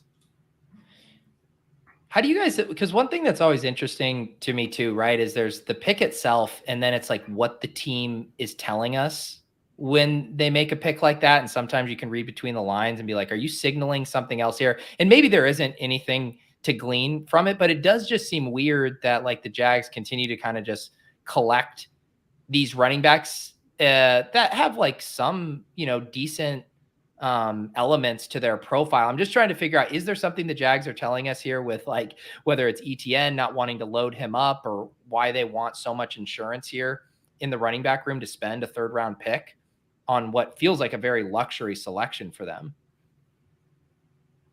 And that's a good point, because they need to continue to add to that defense. They have this great path in front of them now where they're decent. The AFC South is terrible. I was in chatting with Ben suggesting they could upset the Chiefs in the playoffs last year, mostly because that seemed like it would make it less likely to actually happen. But I mean, this team is close, but there's still a gap between them and those 3 superpowers. Yeah.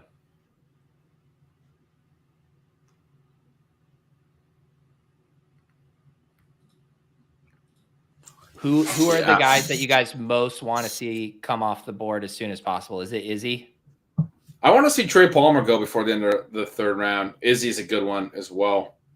Palmer was the fastest runner at the combine at the wide receiver position. But if you go to like ESPN's best available right now, they have him quite a ways down, like the 9th best receiver. I thought that might push him into day 2, because typically the fastest sprinter does get pushed up He has an interesting profile where he wasn't good at LSU, but he really didn't play a ton. And when he went to Nebraska last year, it was really good. But I would really like to see him get day 2 capital to want to actually play that bet. If he goes in day 3, it's like it's just a big drop off, obviously. I'd like to see the Cardinals take a back here, in part because I have, in different formats, gotten back to 0 on James Conner. They have a lot of work to do just overall. It'd be fun if the Chiefs, when they were on the clock, would trade for DeAndre Swift, but I mean, that's a very specific kind of thing. If they were to take one of these backs, and maybe even one of the smaller backs to pair with Pacheco, I think that would be exciting. I don't really think that they're going to go, but if Chase Brown or Sean Tucker would go here at the end of round 3, that would be just awesome for them. Zach Evans, somebody I think would be exciting with the Chiefs because ultra explosive, a lot of red flags. I think Andy Reid is the perfect coach to get the explosiveness out of him without worrying about the rest of it. We've got a couple of 49ers picks. They seem like they're locked and loaded at running back, but a couple interesting from taking Tyrion Davis-Price. So a couple interesting notes on the Bigsby thing. Schefter has in his tweet that Jags GM Trent Baalke has now drafted a running back every single year he's been a GM. All the years with the 49ers from 2011 to 2016, and in each of the 3 years that he's been at the Jaguars. So he seems to be of the mind of, we can just keep adding to this position. And I was going to say sort of the same for Doug Peterson. That was part of the, when Peterson was there in Philadelphia, that was a big reason or time period when we talked about the Eagles having, committee backfields, and they used a lot of committees. So they still had some success for their running backs. But I always thought Peterson, from when looking at his coaching trends, tended to lean towards committees. They didn't do that last year with ETN. But it will be interesting to see how that develops. It does seem like a coach and a GM who, from a philosophy standpoint, understand that you want depth at a position that can chew up players, basically. And so I don't even know that I'm reading into it as like a knock on ETN as much as like I just think they're on that side of the spectrum where they think you can never have too many running backs. Sort of the way that I would think about it. Are there any situations that you're hoping to fade? I had pulled up my exposures when you guys were asking me about those rookies, and I'm seeing Chuba Hubbard there at the top of my running back exposures and saying, I sure hope the Panthers don't spend a day 2 pick on a running back here. That makes me so happy to hear. Every time I draft the co-manager and we're in the late rounds, I'm like, Chuba is the best guy. Chuba is the best player on the board by a wide margin. Chuba should have gone 3 rounds ago. The person will be like, yeah, but I have Chuba in all of my other drafts with you. So someone else is here. Maybe take them. It looks like we dodged the bullet, at least in the 3rd round. The Panthers pick early on in the 4th. But yeah, I've been hoping that backfield stays clean with just Sanders and Chuba. Did the Chiefs just trade up? Did Niners trade Lance for a 3rd? Wait, did the Niners just trade for a 3rd? Cincy trades 92 to KC for 95 and 217. Okay. So just three picks back, and 217 was a cost, is not much. But who was Casey coming up 3 picks to get? That's interesting. If you're Cincinnati, is 217 worth letting basically your biggest rival right now, Kansas City, who you've played in the AFC Championship 2 years in a row? Is it worth letting them come up 3 spots to get their guy that they want? I mean, almost like don't let them get who they want, Well, we talk about the overconfidence, and yeah, when you're trading down here, especially if you have multiple guys, it gives you an extra free shot. And people have repeatedly told me that Sky Moore was the target last season. But when you just think about that situation where the Chiefs trade down and George Pickens goes, You wouldn't want to be in a situation where you think that it's not going to matter, and then suddenly it matters, and it's Bengals Chiefs that it matters in.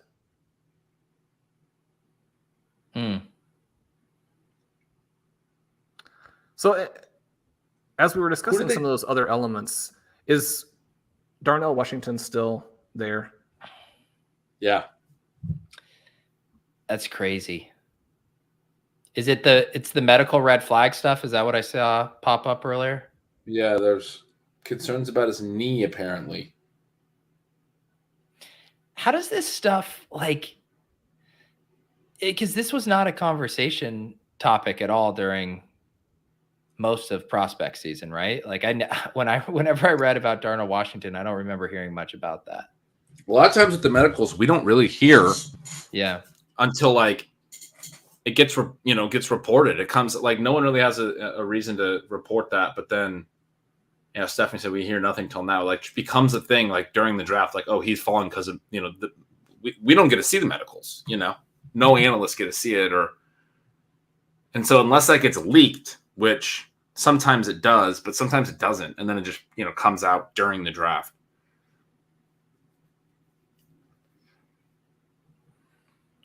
I always wonder too, like I was thinking about, I mean, I think I said that, I don't know where I said this, do too many shows, but like with the Will Levis rumor, right? Where it was like, he's telling everyone, his friends and family, that he's going first overall to the Panthers. It's like, he's the one person that knows that rumor isn't true. And then is he getting like really scared because he's like, all this steam about my draft stock is directly related to a rumor I know isn't true. I wonder too, with like Darnell Washington, do you think these guys come into the draft with open eyes being like, man, these medical stuff, these tests I've been doing haven't been going well. Like there's a chance I'm going to plummet, or do you think they're just bright-eyed and bushy-tailed and then get like smacked in the face when the draft comes?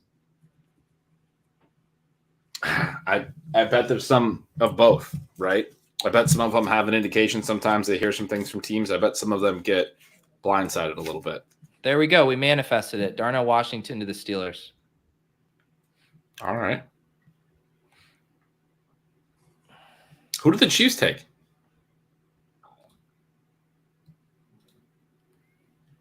The Chiefs. Washington's trade a up good to one. Select offensive tackle Wanya Morris. Got it.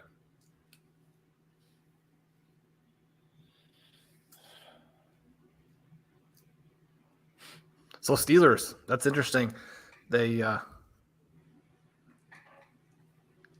a lot of high upside youth. Yeah. In that offense. Pete, Kenny Pickett. Somebody that you're taking some of? Yeah.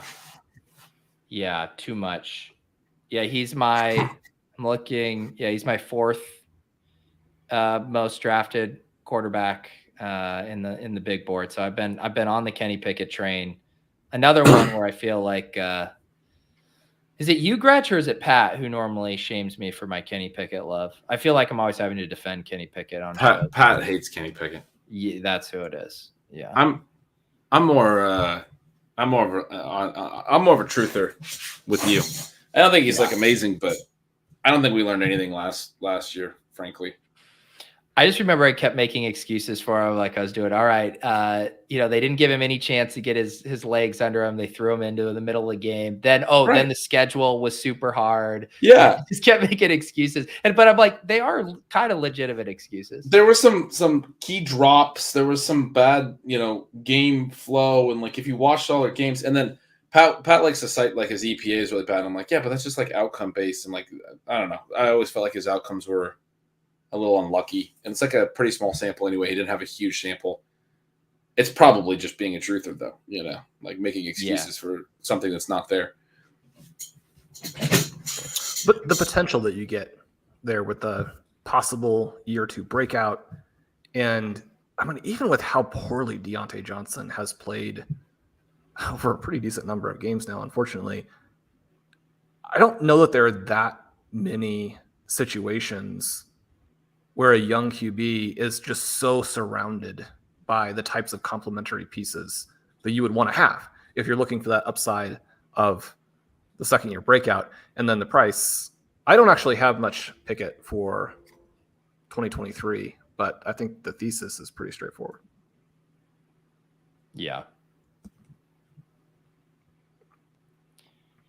Darnell Washington, this do anything for you, like offensively, or is this going to be kind of how some people had some concerns? Hey, he might just be used as a glorified offensive lineman and Pat Freiermuth. Yeah, that's my immediate thought was like Freiermuth just becomes what Brock Bowers was to him in Georgia. Like, I actually think it's kind of nice for Freiermuth. Maybe he gets out into more routes, but it feels like they're going to just use him, Washington, how they used him at Georgia a little bit. Like, he's that blocking tight end in 2 tight end sets, which the Steelers like to run a decent number of.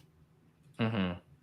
They've always done, a decent number of 2 tight end sets. They bring in, like, who are the guys that would always play their secondary tight ends over the years? I'm going to look it up and start naming some random tight ends you guys are going to remember. There's a Zach something, I think. Well, the part that Ben is referencing right there is that he ran 150 fewer routes than Bowers, but he was pretty efficient on the ones that he got. 2.7 yards per route is really pretty identical to Mayer and Kincaid. And then you have that athletic profile. I think that he's going to be kind of a shot guy. And so when you're talking about the final round of tournament-based formats, then, that part is interesting. But I think it's more about what it does to improve the floor for Pickett than really any realistic thesis for him in the short term. Zach Gentry. And then Jesse James was their dude for a while. If you go way back, they've always had those random tight end twos. Anyway, unnecessary point to circle back to. But as they come down the stretch here, the other team that I'd be looking at,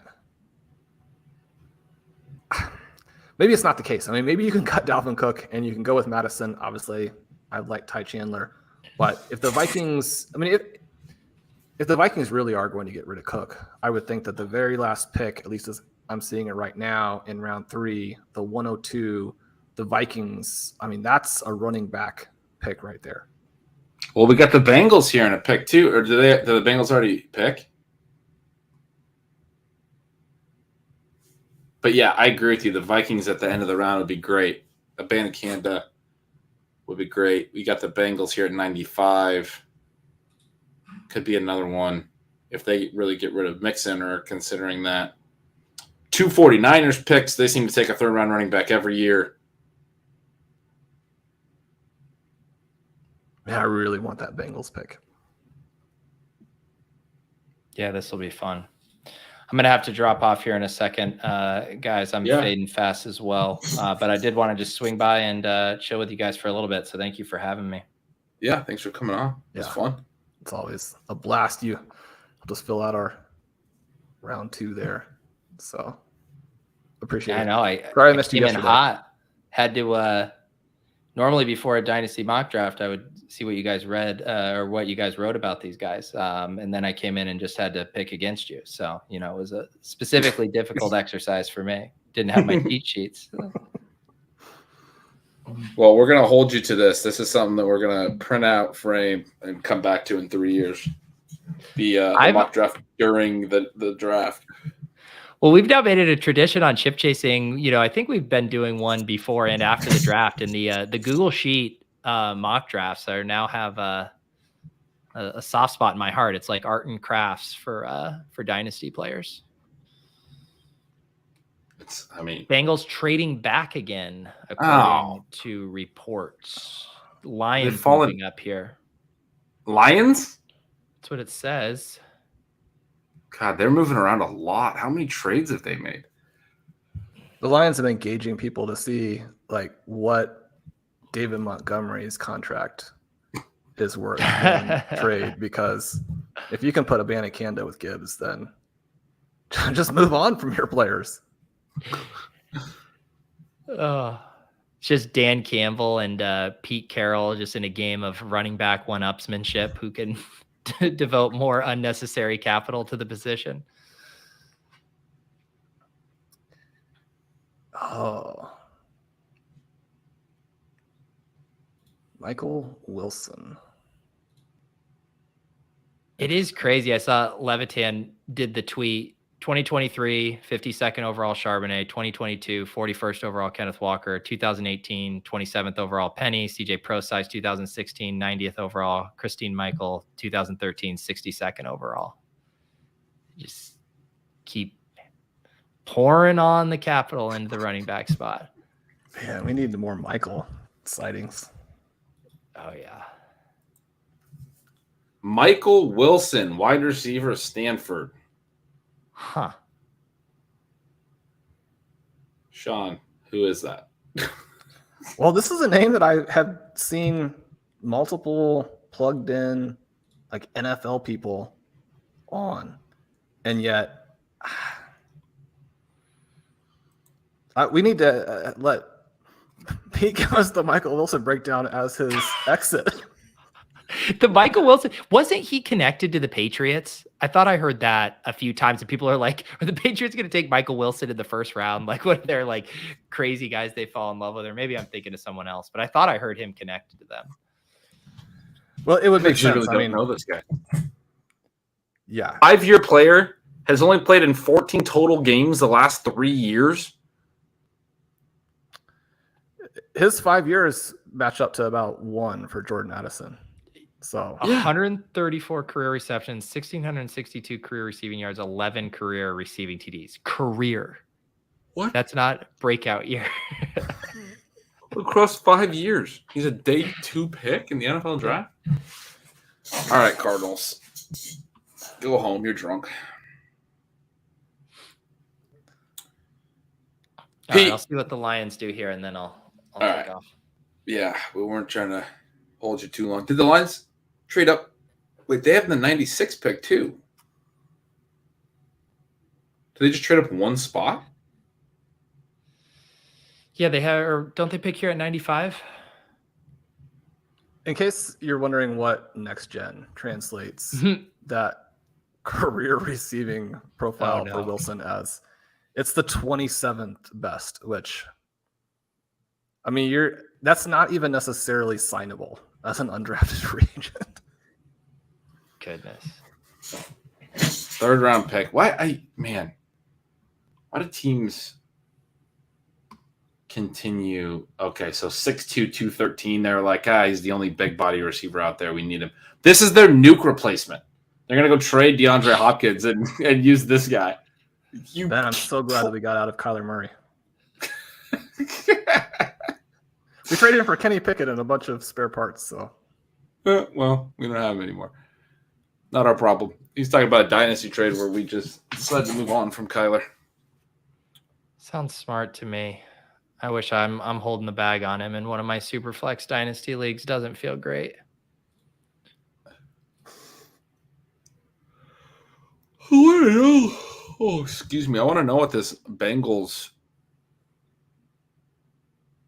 Lions trade is, because the Bengals, I saw the Lions Cardinals trade pick 96, Lions traded 122, 139, and 168. Oh, the Lions traded into the Cardinals pick. Yeah. The Bengals picked a safety.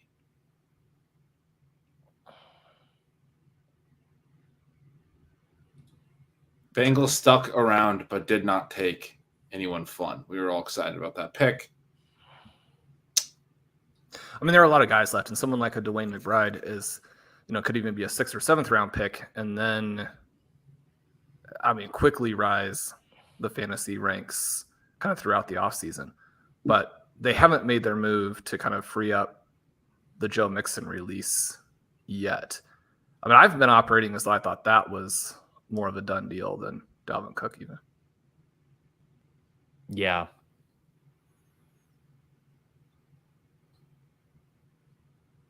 Yeah, I mean, they seem to be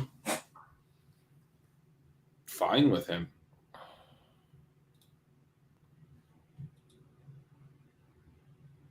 Oh, man, I just saw an ad for a burger. Somebody said earlier that I need a greasy burger, and I think I do need a greasy burger right now. That looks pretty good. We all know how heavily influenced you are by I various am. suggestions. just whatever anyone sends me a picture of, I'm gonna go buy and eat or drink. I polished off a pint of ice cream before hopping on, so it's Nice. definitely in recovery mode as well. What kind of ice cream we talking here? We had some friends who had come over a couple weeks ago, and they live by this really good ice cream shop, and they brought over, it was like an Oreo based ice cream that was very good. Yeah, that's always good. I'm a big Oreo milkshake guy. Oh, I love milkshakes. I'm glad to hear you say that, because it seems like every time I'm on the stream with you, either during or like right before or right after, you're polishing off a huge chicken salad and beating some fat on those bones. Get him some flesh. It's so funny we're talking about this, because there's one thing, I think you just mentioned it, Sean, probably as like a very like casual throwaway, either in an article or maybe on an episode with Column, where you mentioned that you had like a ritual or something where it's like you ate a ton of ice cream and then you watched all the game film on Sunday, like on the treadmill or something like that. I for some reason that always like stuck in my head. I always just had that imagery of you being like, all right, I ate all this ice cream and now I need to exercise while watching football. Yeah, for a while there when I had the treadmill set up more effectively than now, the first wave of games, I would just walk throughout the whole thing. And so, walking doesn't do that much for you, but over multiple hours, you get some steps up, and then you go eat like 5,000 calories, because a couple hours of walking will definitely burn 5,000 calories, right? That's what the watches always tell you. They're like, you're good for 5,000 calories now. So, I mean, I kind of wanted it to be a situation where I could just combine the activities, because you don't have to feel guilty if you actually have the ice cream while you're on the treadmill watching the football game. You're doing three things that are very important. So true.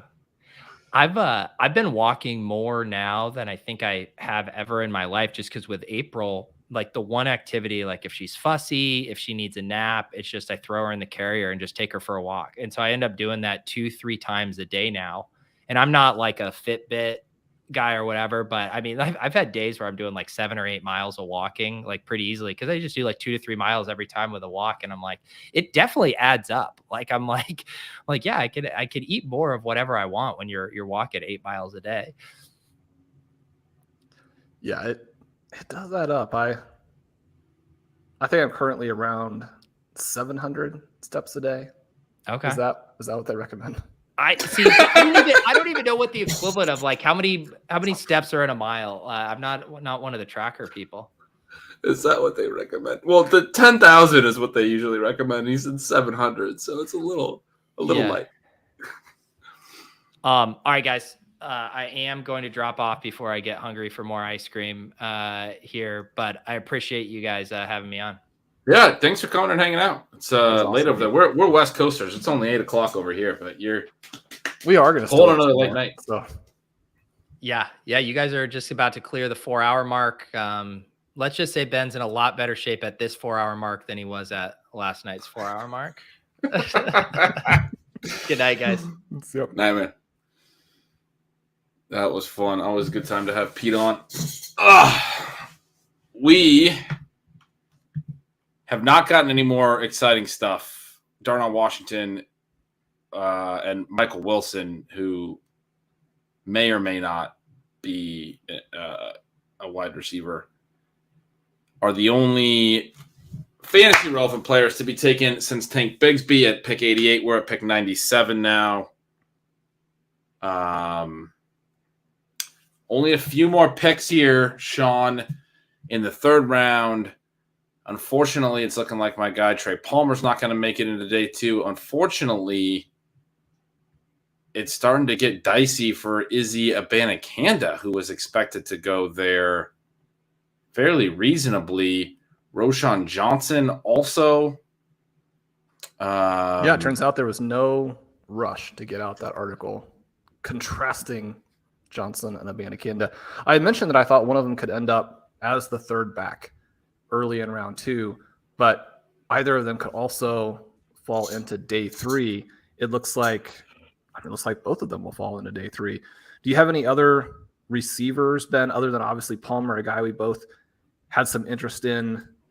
The other player that I'm seeing here, who, not that I felt like he needed to go or that it would make a huge difference, but Tyler Scott had some interesting peripherals as well.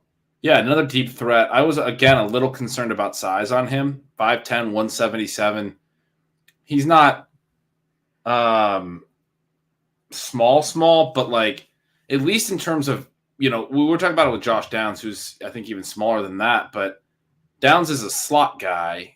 It's a little different when you're playing on the outside and you're a deep threat and you got to be able to beat press coverage and you're 177. I mean, and some of the smaller receivers can do it. I don't really know his profile particularly well, but like between Scott and Palmer, for example, part of the reason I like Palmer was just simply that Palmer's 192. He's 15 pounds heavier. He's 6 feet tall. He's got a little bit more frame to him. But yeah, no, Scott, good production at Cincinnati.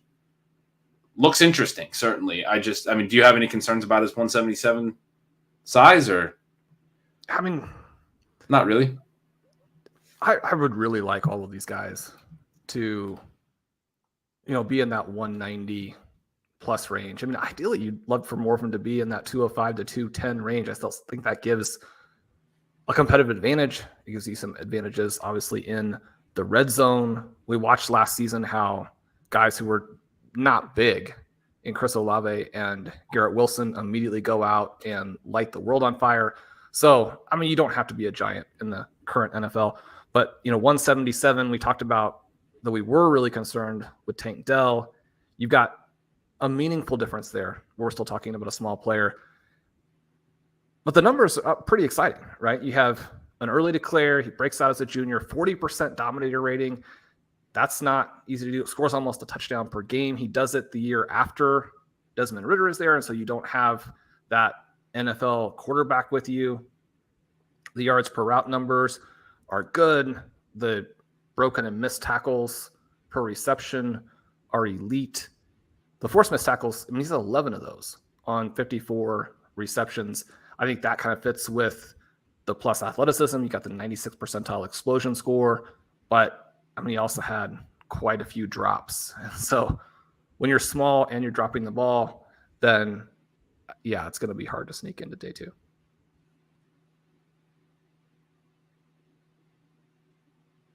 But I do think, again, that it's weird that some of these names, and it's not to say that we're always right. I hope that these guys who appear to us to be reaches go on to very successful NFL careers. But there are names on the board here who it's not just production, they're athletic. And so when you have athleticism, you have production, you have youth, for teams to be drafting old guys who don't have production, that part, again, with how much we know about what allows you to beat draft position, those names stand out as very strange picks, because again, the difference between these guys who are going, and you have to be realistic too, about players who go even in round 3. Your expected outcomes for them are not to go out and dominate as NFL players. But as we continue to slide through the draft, you're moving well off of what the guys that you put up on your board to target. So, Sean, there we go. We got a kicker. We got a kicker in the 3rd round. So all these guys that have not gone yet that you're just talking about have now officially been drafted after a kicker, whenever they do get drafted. 3 picks left in the 3rd round. The Niners decide day 2 to take a kicker, which apparently he made a 59-yard field goal in the semifinals of the college football playoff and won the Lou Groza Award in 2021. Probably the greatest kicker of all time. Well, in the same way that you will play in some fantasy leagues with managers who still don't like to follow any of the kind of guidelines that suggest that they're winning guidelines for winning best ball, winning dynasty, what have you. And I mean, you kind of like that, right? That there are still a handful of people out there who are just going to do what they want to do and aren't going to be shamed by the rest of the community. The 49ers constantly make terrible picks in the draft, and yet they have the NFL's strongest roster. So they're like, yeah, why would you not take a kicker? That's going to be the kick that allows us to beat the Kansas City Chiefs in next year's Super Bowl. They have another pick here at 38, 2 picks after this pick, and then don't pick again until the 5th round. No picks in the whole 4th round, and it's late in the 5th round that they pick again. The 21st pick of the 5th. And their roster is set, I'm telling you. And they've only had one other pick so far. This is one of only 3 picks they have until late in the 5th round. But it is one of those things where you're like, well, I mean, if we don't pick again until late in the 5th round, somebody was probably going to – if this kicker's that good, somebody was probably going to take him in the 4th or earlier. Well, they traded all those picks for Christian McCaffrey, but it didn't cost them the kicker. So, again – right. How bad could that have been? On the McCaffrey trade. Right. Yeah. That's a good point. No 1st or 2nd round picks, no 4th. They had these 3 picks at the back of the 3rd round, and they've gone now safety and kicker. I mean, do something else with that pick.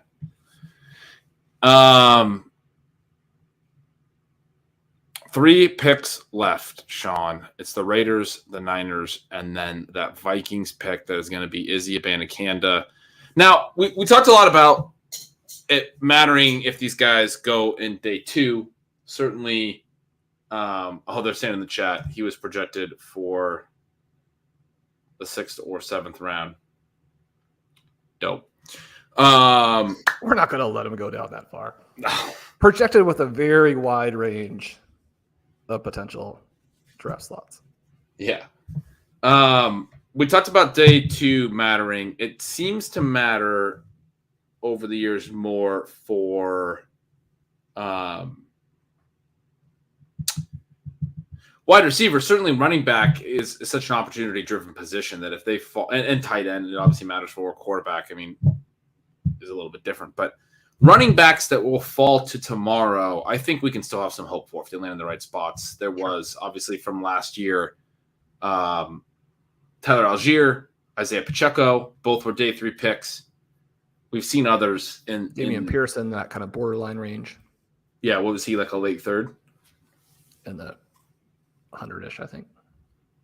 In the comp picks in the 3rd. Yeah, I was thinking of him too, but I was like in my head thinking he was a 3rd. But yeah, there's definitely examples of guys that go 4th, 5th, 6th round at running back and find their way into opportunities. Oh no, Damian Pierce was a 4th rounder as well. You're right. Sorry. 107th overall 4th round pick. So yeah, 3 guys last year that were day 3 running backs that actually made an impact. God, the Raiders took a receiver, Trey Tucker, another Cincinnati receiver. Who are these guys? That's the lesser Cincinnati receiver. That's not the way to go. I mean, if you're going to take a receiver, at least take one of the ones that I like.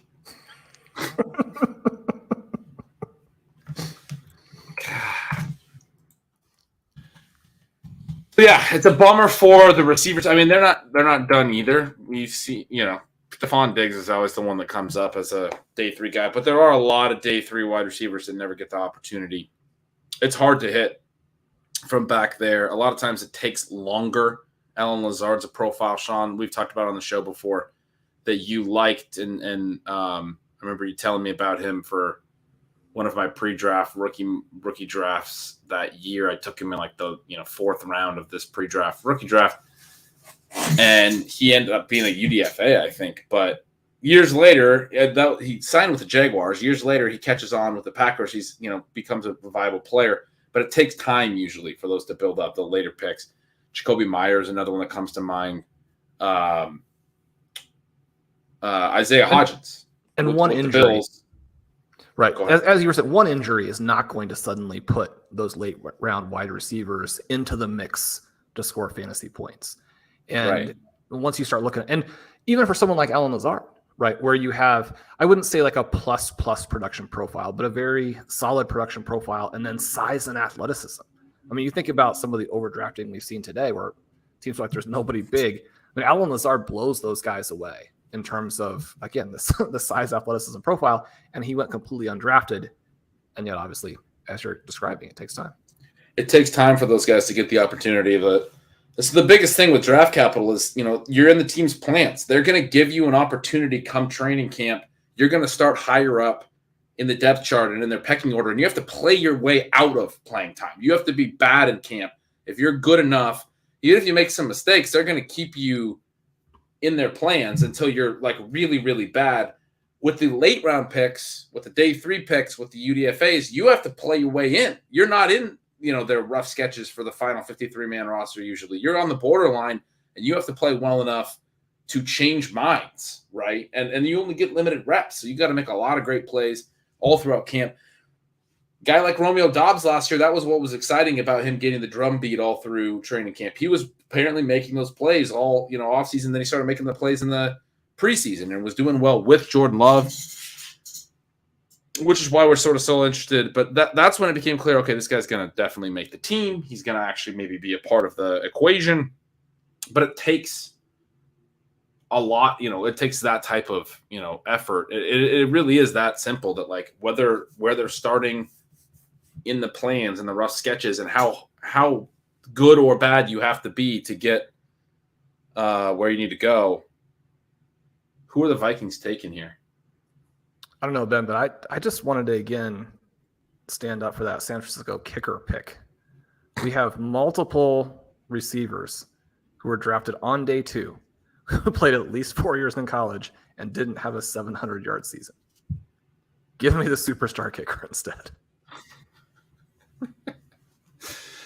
So the Vikings, Sean, took a cornerback. We did not get the running back. The Niners, between that Trey Tucker pick and the Vikings pick, took a tight end, Cameron Latu from Alabama. Not a tight end that I've heard a lot about. He's not somebody that has a big-time fantasy profile, correct? He is not one of the guys who is jumping out, no. So we get 1, 2, 3, 4, 5, 6, 7, 8, 9 tight ends have gone by the end of day 2. 3 in round 3, 5 in round 2, the 1 round 1 pick as well. 9 tight ends.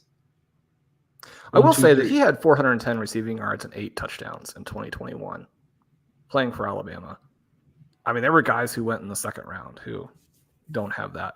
It does kind of remind me of the year when the Patriots drafted 2 early tight ends and then immediately went out and signed 2 more tight ends in free agency because those 2 tight end selections were not recommended.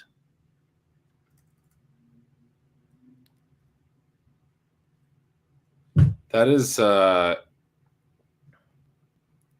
talking about Ossie and Keen and all those guys, and then they went out and. But yeah, this is crazy. 9 tight ends through day 2 has got to be close to a record, I would guess. And I think the thing that is disconcerting or just frustrating about it is a lot of these guys are old, right? You have the Alabama prospect here is going to turn 24 not that long after the season ends. Obviously, he's going to be an old 23-year-old. One of the things, from at this point, way back, but John Lipinski wrote some fantastic tight end production model stuff for us, or tight end projection models, I should say. And I mean, age is huge for it, as you would imagine. And so for a lot of guys who were not productive and are older, I mean, maybe they're going to bring some non-fantasy relevant elements to the table, but I guess I'm surprised that some specific teams didn't address their needs and took old players without production instead. I think if you're a fan of those teams, that combination is going to wear on you a little bit, especially if some of the players, and we know this happens every year, but when a player drafted later blows up, you're going to look back at those picks and say, yeah, not that we could have predicted that per se, but you want a lottery ticket that can actually pan out as opposed to roster filler on day 2.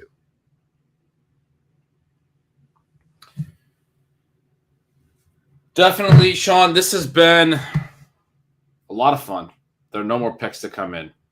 Trey Palmer did not go. Izzy Abanikanda did not go. Less concerned about it for Abanikanda and the running backs, as we mentioned. If they can get a good landing spot, a climbable depth chart, hopefully round 4 capital. I mean, running backs also don't tend to go in the first round, despite the fact that we got 2. Somebody in the chat just mentioned only 7 running backs so far, 9 tight ends. But that comparison is just kind of fascinating. But that is one of the realities of the running back position. Not a lot of teams spend day 2 capital on them, so it's sort of like a bonus when someone does. But if you go into round 4, a lot of times you're still, one of the top 10 running backs in the class. I think I counted 14 receivers have already gone. That's the other issue, right? Like now you have 14 receiver picks around the league, teams that decided some guy named Trey Tucker or whatever these guys' names was better than, Trey Palmer, who was the Trey that I actually wanted to see get drafted there at the end of that round. That is not ideal. I was really hoping Palmer, for example, because of that 40 time, would get into day 2. Falling to day 3, a little bit tougher. If you go back and look historically, go to Pro Football Reference, go to the drafts, and you can even just sort by position and look at the day 3 and beyond picks at the various positions, and particularly a wide receiver. And it's not good. There's occasional hits, but one of the reasons too that we do mention some of these guys with the lesser profiles, and I mean, you're already into the range where if you have a lesser profile, then your chances of being fantasy relevant are virtually nil. And it's a good time to note though, that when you look back at the history of rookie drafts and you look outside the first couple rounds, even in some cases, if you're talking about non-super flex, which is what obviously Dynasty was for most of its history, the rate of breakout from later picks, as you're saying, is extremely low. But when they come, they're almost exclusively guys with ultra elite production or some crazy athletic trait. So the player that you're rooting for there, I mean, I would say that his athleticism gives him a chance to be one of those guys. Yeah, at least he can run really fast. And his production, not ultra elite production, but was good last year at least. Not great. Consigliere is a good one for us to end on. Who's the number 1 player we're looking at for tomorrow? For me, I was saying Palmer was a really exciting guy for day 2. But for me, it becomes running back. I'll say, I guess Abanikanda, Shawn, which would probably be your guy. But Evan Hull is an interesting running back a little bit later that I kind of got into late in the process. But the big names I'll be looking at for tomorrow are the running back position. Oh, McBride. Josh brings up DeWayne McBride, which is another good one. There are definitely a few running backs that are still interesting, and those are the ones that I'll be most interested in landing spots for tomorrow. What about you? Yeah, I think we go almost exclusively to running backs on day 3. Abanikanda and Johnson, I guess I'm not that worried about. Maybe if they actually start to fall well below the first half of the 4th round, I think that we tend to see teams come back and hit their running back targets early in the 4th. So we're going to see some names there. I guess with the size that those guys bring and the fact that each of them, although very different, has standout traits or metrics, I don't worry too much about them. The 3 names that I do worry about, and so landing spot matters a lot to me: Zach Evans, Sean Tucker, Chase Brown. I want to be able to still dream about those guys, so I'll be following their progress tomorrow pretty closely. Those are good ones. Shawn, it's been fun. We won't be back tomorrow. We last year we did a day 3 stream as well, but it became very challenging because it's right away in the morning tomorrow. We start getting picks to turn around and do 4 more hours tomorrow. It's just not going to be in the cards this year. But was a blast to chat with you today. We did our rookie mock, and we'll obviously be back with our normal Stealing Bananas next week. Plenty to continue to break down. We'll start doing some work on rookie drafts and talking through some of that stuff. And you guys will have your 3rd edition of the RotoViz rookie guide out, I want to say by like Sunday, right? That's definitely the target. The goal is to have that sent to people. Curtis Patrick kind of takes the lead on that. There's a lot of cool stuff, obviously, with the graphics, but then breaking down some of the draft-specific moves. We're looking to have that out to you Sunday night. That's fantastic. That'll be a great something I know you guys will do a lot of work on tomorrow. Do some mock drafts in there. That'll be a great resource for people in their dynasty leagues looking up how their rookie mocks should go and all that stuff. I mean, the chat's saying rest up, Gretch. I'm gonna probably fall asleep on the floor in this office again. We're at almost 4.5 hours. It's been real. Ben, get yourself that hamburger you were talking about. Continue to rehydrate. We are all worried for you. You need to bounce back. We'll probably we've got the team did a fantastic job getting day 2 content up while I was on the stream here. We'll probably have some day 3 content. Then there's no pressure. Is Stealing Signals going to have draft reactions next week? Should people look for that? Maybe, but maybe not. I haven't typically done a lot of prospect stuff and draft reaction stuff. I kind of leave that to the pros like you, our buddy Pat Corain. The people whose opinions I'm always citing when I'm talking about this stuff. But I do plan to get going on projections a lot earlier this year. So I'm gonna have some projections content in May. I think I waited until like later in June last year, but I'm gonna start hitting that right after the draft. I don't want to wait so long because it takes a long time to do it. So I'm going to start writing some team by team stuff, I know, in May. So I'm excited for that. Awesome. We're all looking forward to that. I can't wait to grill you on Stealing Bananas as we get into the projections. Yeah. You hit on so many of the guys last year. That was a lot of fun. But Ben, we'll kind of close it out here with the normal outro. I'm Shawn Siegele. With me, as always, is Ben Gretch. You can follow at @yardspergretch. Make sure you sign up for Stealing Signals. Make sure you sign up for Stealing Lines. Get those betting wins. We'd love to have you over at RotoViz using the coupon code RVGRADE2023 to get a 10% discount on your 1-year subscription to the site. Never a bad time to mention that you get a 100% deposit bonus to Underdog if you use the coupon code RotoViz. Anybody who still is with us now that the draft has concluded in day 2, we love you. We also love every single person who stopped in even for a moment along the way. Thanks to our buddy Pete. We'll talk to you guys soon.